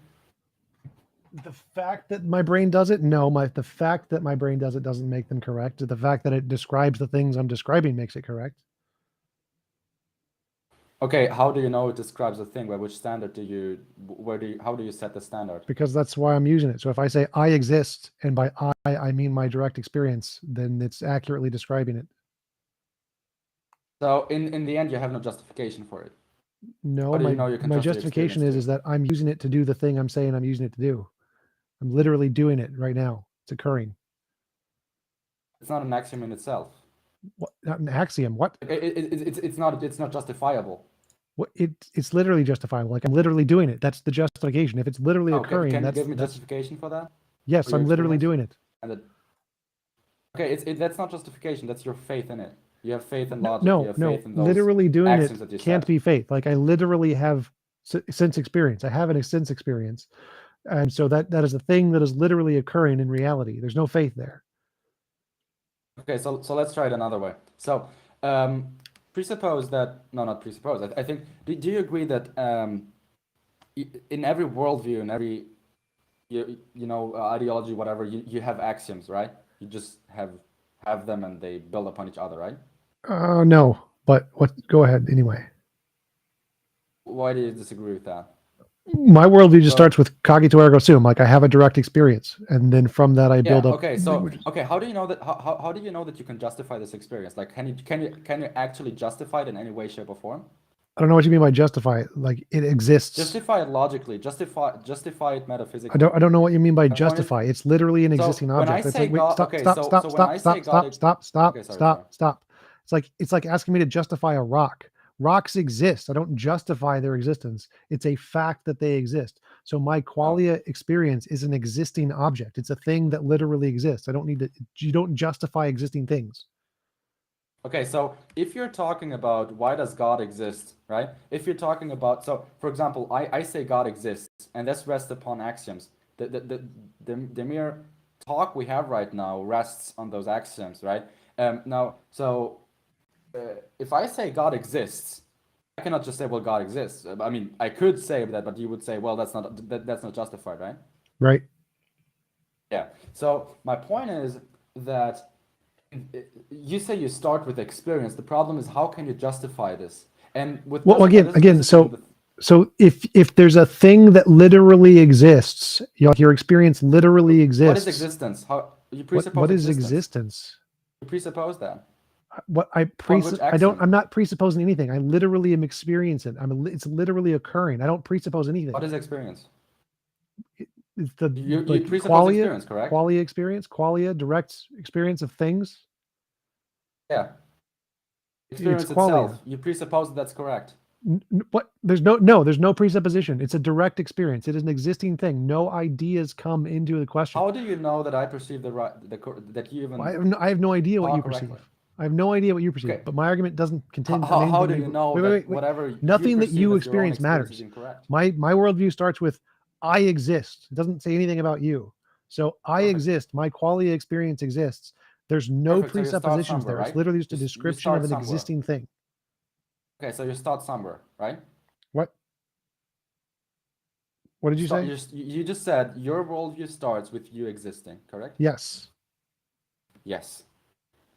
Okay, so my point is that if you just said that you started there, then my question is, how do you justify the starting point? Because it exists. Like again, this isn't an epistemic starting point. It's not like I thought of the idea. Wait, stop. My experience is literally an existing thing that literally exists. No. It's like a rock. It's a thing that's there. There's no thoughts, there's no presuppositions, there's no axioms. It's a literal thing. Or to anything else. So metaphysically, and just as a truth claim, you can say that, but it's a ground-laying axiom, and you can't justify. No, there's no axiom. There's no statement. It's not a statement. Wait. You keep confusing the sentence that describes the state of affairs with the state of the affairs. There is a state of affairs. My existence is there. My qualia is there. It is a thing that is there in reality. The sentences are irrelevant to that. None of the sentences matter. Okay, no, you still didn't get the point. Because you just said that you exist, right? Yes, that's a sentence to describe a state of affairs. I thought the title of this whole thing was Convince Us God Exists, and I think this rests upon axioms, right? If I tell you God exists because A, Y, and Z, right? Then for that, I need to make some ground laying. I need to say, well, let's just assume logic exists. Right, that's because God isn't your direct experience. So like God isn't a thing that literally exists because you're experiencing it. It's an external thing that you need other evidence for. You presuppose empiricism. No. Yes. No, I didn't say anything about empiricism. you presuppose your experience to be correct. No, I don't. I don't presuppose experience. Experience is a literally existing thing. There are no presuppositions. It literally, physically is a thing that actually exists. Existence in itself, the concept of existence. How do you know that that exists? How do you know that you exist?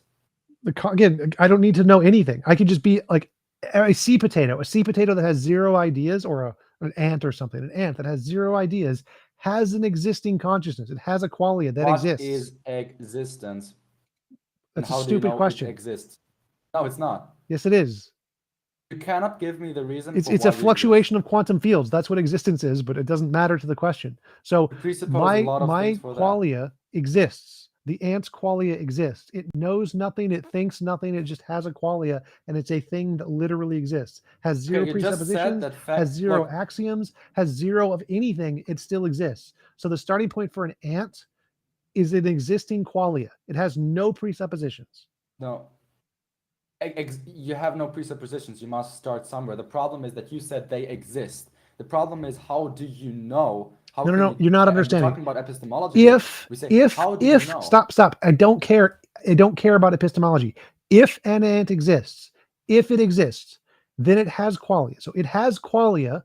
That's its starting point. Has no presuppositions, has no axioms. It has qualia. The qualia exists. That's its starting point.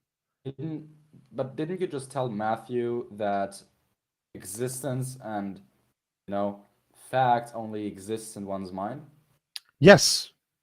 Okay, so how do you know that they exist? You don't need to know. Again, I've covered this. The ant knows nothing. The ant has zero ideas. It has qualia, so it knows nothing, but it starts with its qualia. Stop interrupting me. Listen to the statement.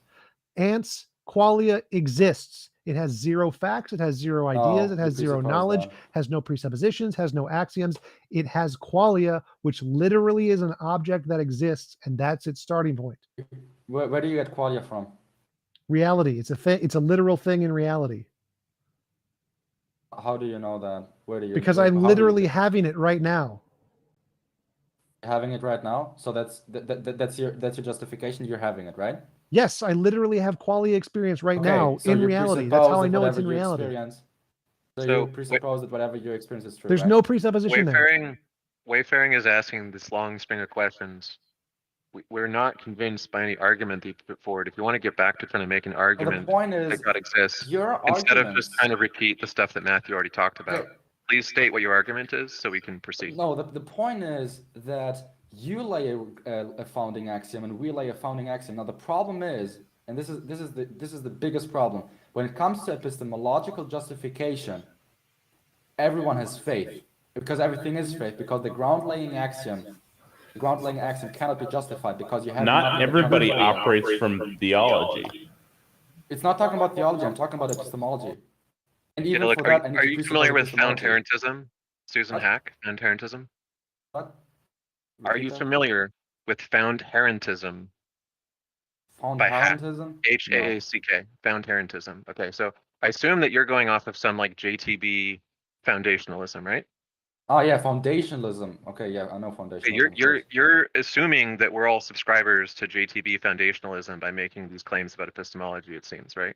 So you could argue, and some people do, that foundationalism is just some kind of foundationalism, and there's people who argue it's just some kind of fuck, my brain is melted. Coherentism. Okay. So, but either way, look, if you just paint this picture, it doesn't require you to have some starting axiom that's correct. What it paints is a picture of people doing a crossword puzzle. So suppose you have a crossword puzzle, right? You know what crossword puzzles are, Wayfaring? Yeah, of course. Okay, just making sure, because this might be a cultural thing. I don't know if everybody has them. So you're doing a crossword puzzle. Now, you might start out with a bunch of words that you think are right? Now, later on, you become more sure of some other words to make you discard those words that you did at the beginning, right? There is no starting point that was the foundation of your conclusions about which words aren't correct. But what there is there's an interlock between things that entail or falsify each other, right? So like if it's an E here and you're absolutely sure, then it must be an E down. That's what logic and justification descriptively actually works like in human brains. We don't just have some foundational proposition and then build more propositions on that and then like feel like we've proven foundationalism is the way to go. You What assume we that's actually true. do, well, I'm trying to just finish. Let me finish. So what we actually do is we hold a number of beliefs, some of which seem somewhat contradictory, and we try to work out what those sort of cognitive dissonances are until we realize that one or more of those is falsified, and we end up with some picture that we're satisfied with as a set of seemingly coherent ideas, right? Now you can say that you did it foundationally, and that's fine. You're welcome to call your approach foundational, but that's not like true of the way all people think, nor is it necessary for all people to think that way. And it's entirely coherent to just say, look, you formed your beliefs by eliminating the ones that seem contradicted and choosing the ones that seemed the most coherent and doing so over time until you were confident in your beliefs. Where is the presupposition at the base of all of that? That is the one thing that explains everything else that you can't justify. Okay, did you just form a line of coherent reasoning in your mind? Yeah, I tried to explain it to you so that you would understand. Did you Okay, understand what I said, Wayfaring? I'd yeah, I like to hear understood. some confirmation that you got what I said before you try to make some counter argument. Like, can you Am I steelman my to position repeat or what you make it said? clear that you You understood said it that properly? foundationalism is not necessary. The thing is, I don't think that there's foundationalist approach and then there is a different approach than this and this and that. Yeah, I got your argument. Now the problem is that it's inescapable because okay, look, you mentioned so much stuff in what you just said, right? Logic, truth, this and this and that. Crossword puzzles. How do you know that they even exist, right? Because I guess they just exist in your mind, therefore they exist. Okay. What if you don't exist in another person's mind? Do you not Apparently, exist? your skeptical line of evasion is not giving any evidence that you're seriously No, engaging with what I said, no, or that you're willing to, because or that you you understood have it. faith. You have Look, faith I in can what say, you look, believe. how do you know I have faith? Does that answer your question? No, it's just a skeptical evasion. I could say, how do you this? How do you that? No. You use this concept, you use that concept. Show me that you understood the concept of foundationalism enough to show that you actually can rebut it with some counter argument. You have to Okay, look, demonstrate I that you don't got what I need. said Okay, before you make up some random stuff to evade to. okay, look, if you presuppose that so many things are correct, like using language that we understand each other, that that foundationalism is not necessary, okay, that crosswords puzzles are correct and stuff like that. If you presuppose all of that stuff, right?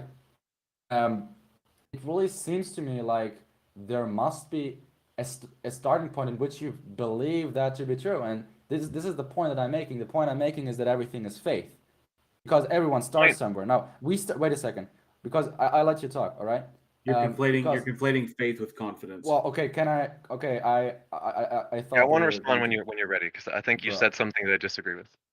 Okay, now my point is everything is faith. Now you start with something else. I think TJump, even if he may admit it or not, probably he doesn't because it doesn't agree with his argumentation. But he starts with I exist and what I perceive or whatever might be true and or is true.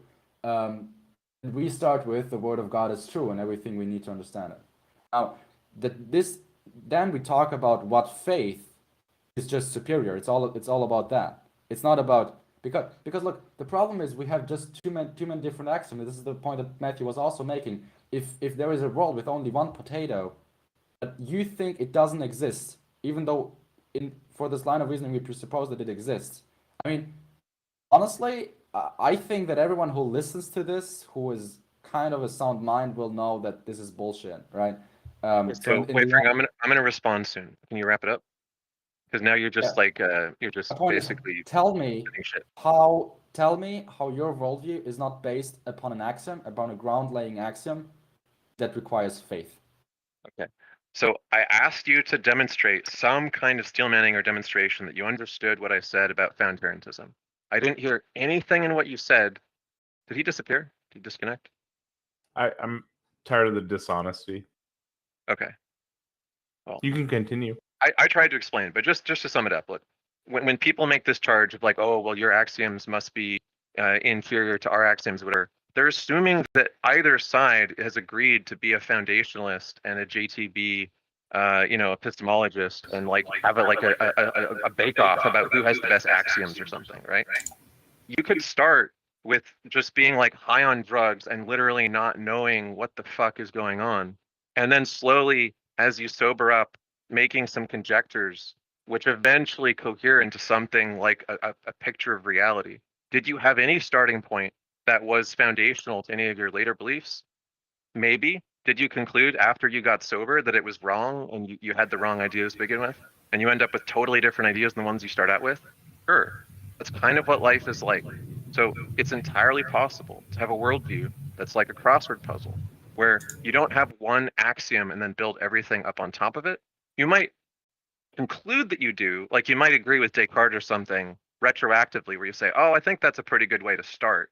But what you're trying to do is like reformalizing mathematics, where we already did math, but we concluded we should reformalize it to have like better set theory and so on. So we did that, but it doesn't mean that we couldn't do math prior to reformalizing it from some different axioms.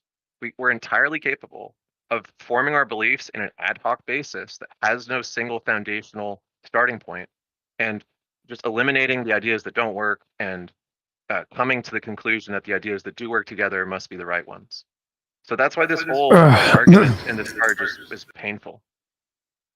So I wanted to say a few things there. Like, to steelman his position, most of the arguments they make are based off of any axioms at all. And in coherentism, you start with a bunch of axioms, but they're all contingent. None of them are foundational. There's just lots of them. Like all of the different crossword words that you have at any given time is your set of axioms. So most people would argue that you would have to, if you start with any set of axioms, those axioms are presupposed, and then it makes the tu quoque fallacy of, you're presupposing stuff too. That's where I go with the qualia, because he said everything is contingent on faith. Is my qualia contingent on faith? And the answer is obviously no. Like clearly my existence, or the existence of an ant, doesn't require faith for the qualia to exist first. In what sense does it require faith if it's just all of your experience shows that it's the case, right? Like, well, I think by faith you can't he means justify it by like proving it doesn't mean that you aren't reasonable to conclude that it's true. I think by faith he means any presupposition. He seems like the presuppositional kind of argument, whereas if you have any presupposition or any axiom that doesn't have justification, that's quote unquote faith. And so that kind of the presup argument applies to all of the different foundationalism, coherentism, infinitism, or whatever it is, the foundationism, whatever. It does so to foundationism. Yeah, like I said, if you're forming a crossword, you don't have a single starting point. Argument isn't you have a single starting point. The argument is you have any set of starting axioms, which would in coherentism apply to the set of the crossword. So right, the argument foundationism means that thing. you could discard those entirely and come up with new ones.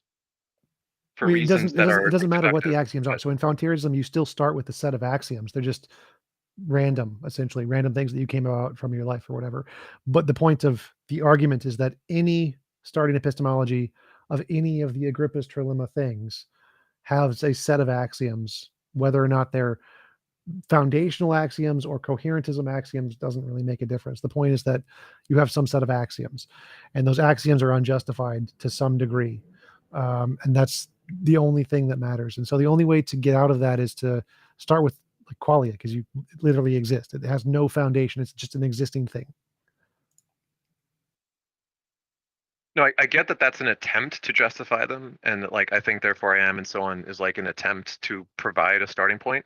I just think that we're trying to backfill something that we take for granted for pragmatic reasons, and the attempt to foundationalize stuff that we have all arrived at pragmatically isn't well summarized by the term faith, right? Faith has the connotation of something that's held for like I forget the right term, but for like spiritual apprehensive reasons, and using faith as equivalent to like if he meant presuppositions, he should have said so instead of constantly using the word faith. That's what I was objecting to. It's very silly to say we all just take things on faith when we just arrive at them pragmatically. Right, I totally agree, and that's definitely the way he should have said it. To be more clear, he definitely was talking not as clearly as he should be, and that's why the only way to start without presuppositions is just qualia, because that doesn't have any. Your presuppositions aren't required for qualia to exist. Yeah, I kind of think one of the things that happens is that before we develop language, like when we're toddlers and so on, a lot of our behavioral stuff holds true. A lot of our psychological stuff and behavioral stuff holds true. We're doing something like various kinds of logic in our like our responses to situations, and something like reasoning in our thinking about situations and how we respond to them that you can prove. And like you can teach babies sign language quite a bit earlier than they can verbalize, for instance. So even propositionally, we're doing a kind of thinking, and I just don't think that kind of thinking involves some like axiomatic basis. It is basically just like qualia thoughts, like you're describing. It's just feelings. Hello, order. Hey guys, how we doing? Great. Great. What you got for us?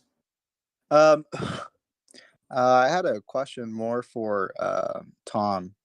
Tom, you said that you read the Bible. Were you ever a Christian at any point? Yes. Oh, okay. How long were you a Christian? 18 years ish. Wow. Okay. I actually just want to know, like, what convinced you?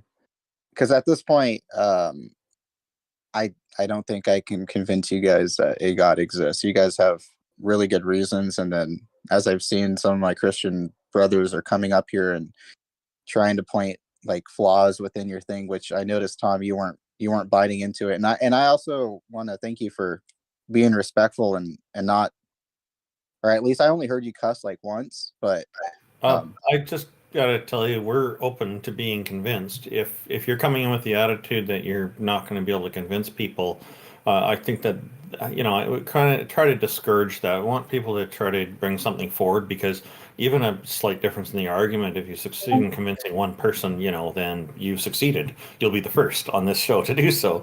So we're open. We're actually open to this. Is that Randolph talking? Yes, sir. Hey, Randall. Okay, so I've engaged with you too before. Yeah, your voice sounds familiar. Yeah. The best place to start might be to explain what convinces you. Oh, well, the thing that convinced me is more of a personal testimony thing. So, miracle.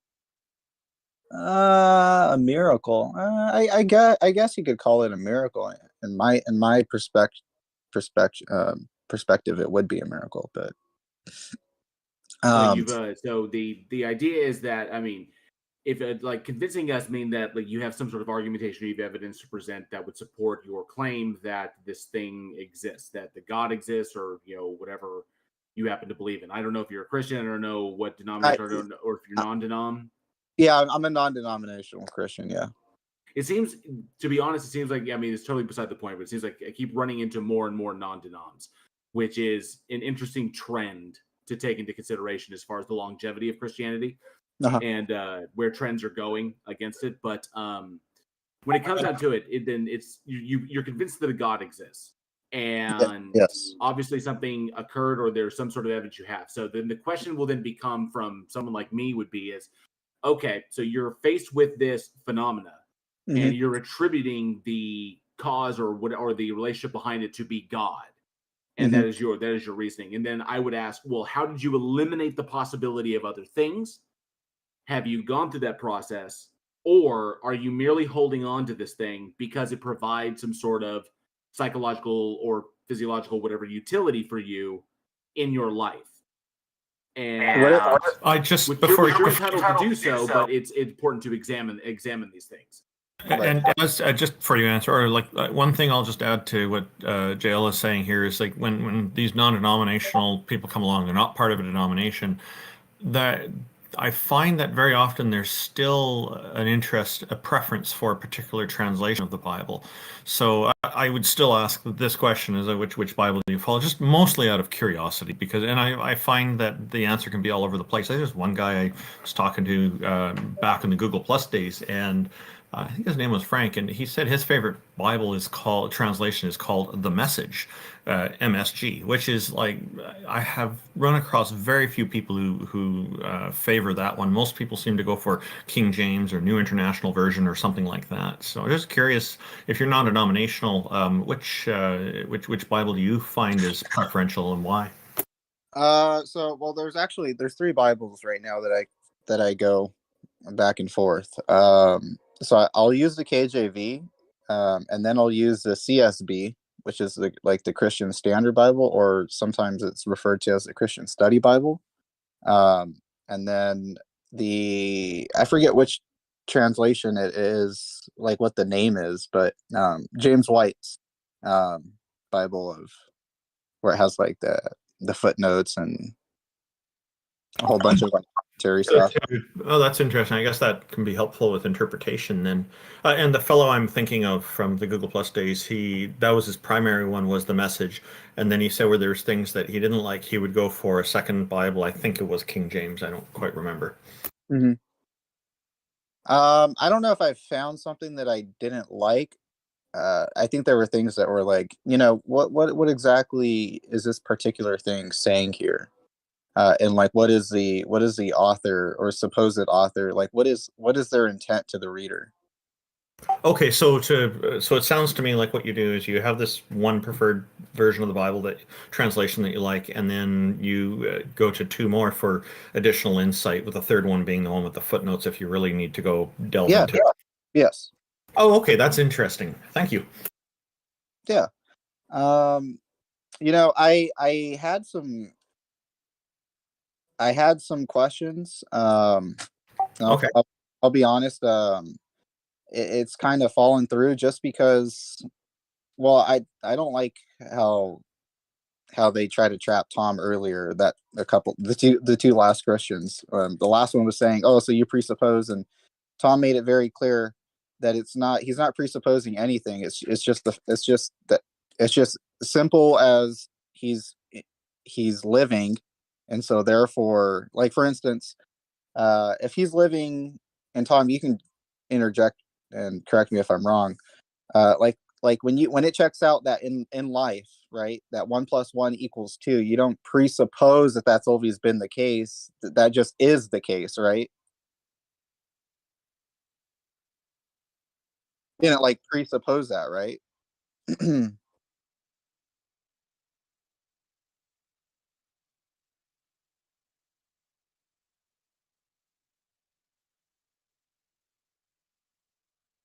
So, conscious experience doesn't presuppose anything for its qualia to exist. The answer is no. Mhm. There are no presuppositions are required for qualia to exist. It's a thing that exists before all presuppositions. So my starting point is literally my direct experience, and I don't do anything. Like, all of my experiences could be wrong, but my starting point is my direct experience, and that direct experience exists prior to any presuppositions. It exists without any axioms. It exists without any ideas or concepts at all. Like, if there's an ant that had 0 ideas, its qualia would still be an existing object. So my worldview starts with no presuppositions because it starts with an existing object, my qualia, which all presuppositions and axioms and things come after that. Right. Okay. I have 3 things. I'll make it quick. I think it's interesting. I'm not sure who the Christian was, but he was saying, I don't know if it was you, Tom. He was saying, "Oh, so you believe in an immortal man?" I just thought that was funny that he was, as a Christian, that he's questioning you on that. That, is it possible that an immortal man lives, while we ourselves believe that there is an immortal man named Jesus Christ? So I don't know why he was trying to get you on that, when that seemed to be like a double-edged sword. That was the argument that all men are mortal. Socrates is a man, therefore Socrates is mortal. Yeah. So that was just a argument about validity versus soundness. So it wasn't really a gotcha that would go against Christianity. It was just debating whether or not an argument can be sound or considered to be sound without evidence. Okay. And then, who was the gentleman who was saying that morality is subjective? It's up to the individual. That was probably me. Oh, okay. I also say this too. Yeah. Okay. Whoa! He's coming. Okay.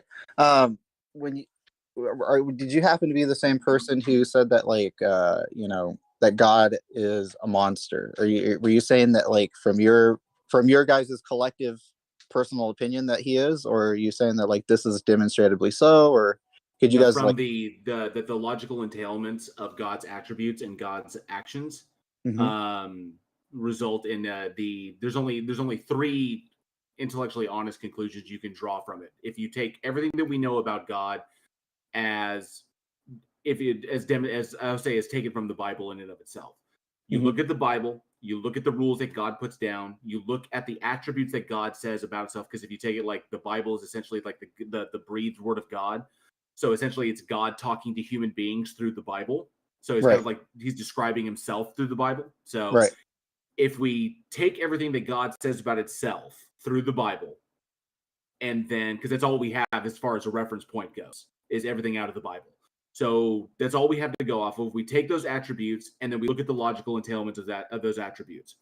And then we see contradictions in those things, which means either, so it comes down to, once you examine all of these things and you lay them out, you come down to three possible conclusions. One, deism, that the whole Christian thing is all made up, but there's a sufficiently powerful agent out there that doesn't really interact with us, and we just made up religion to kind of like fill in the gaps in our understanding of our relationship between our existence and this thing that's out there.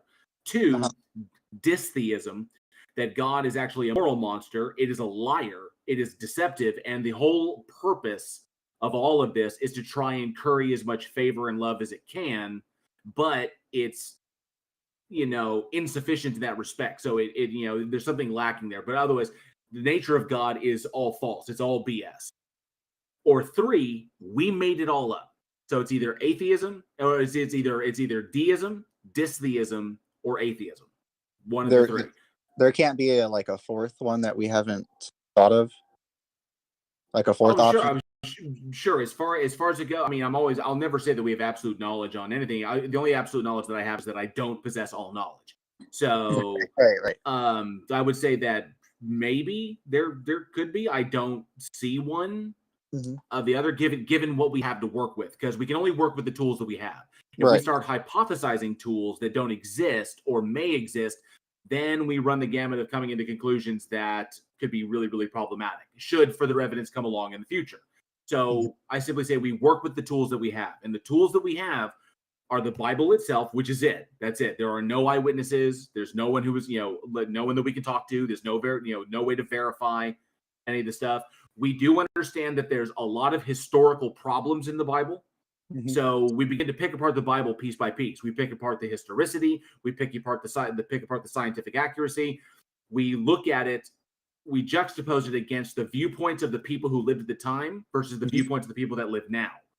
And we begin to understand that we have given the evidence, we have a book that has been compiled over many years, over generations, that is deeply ignorant of the world.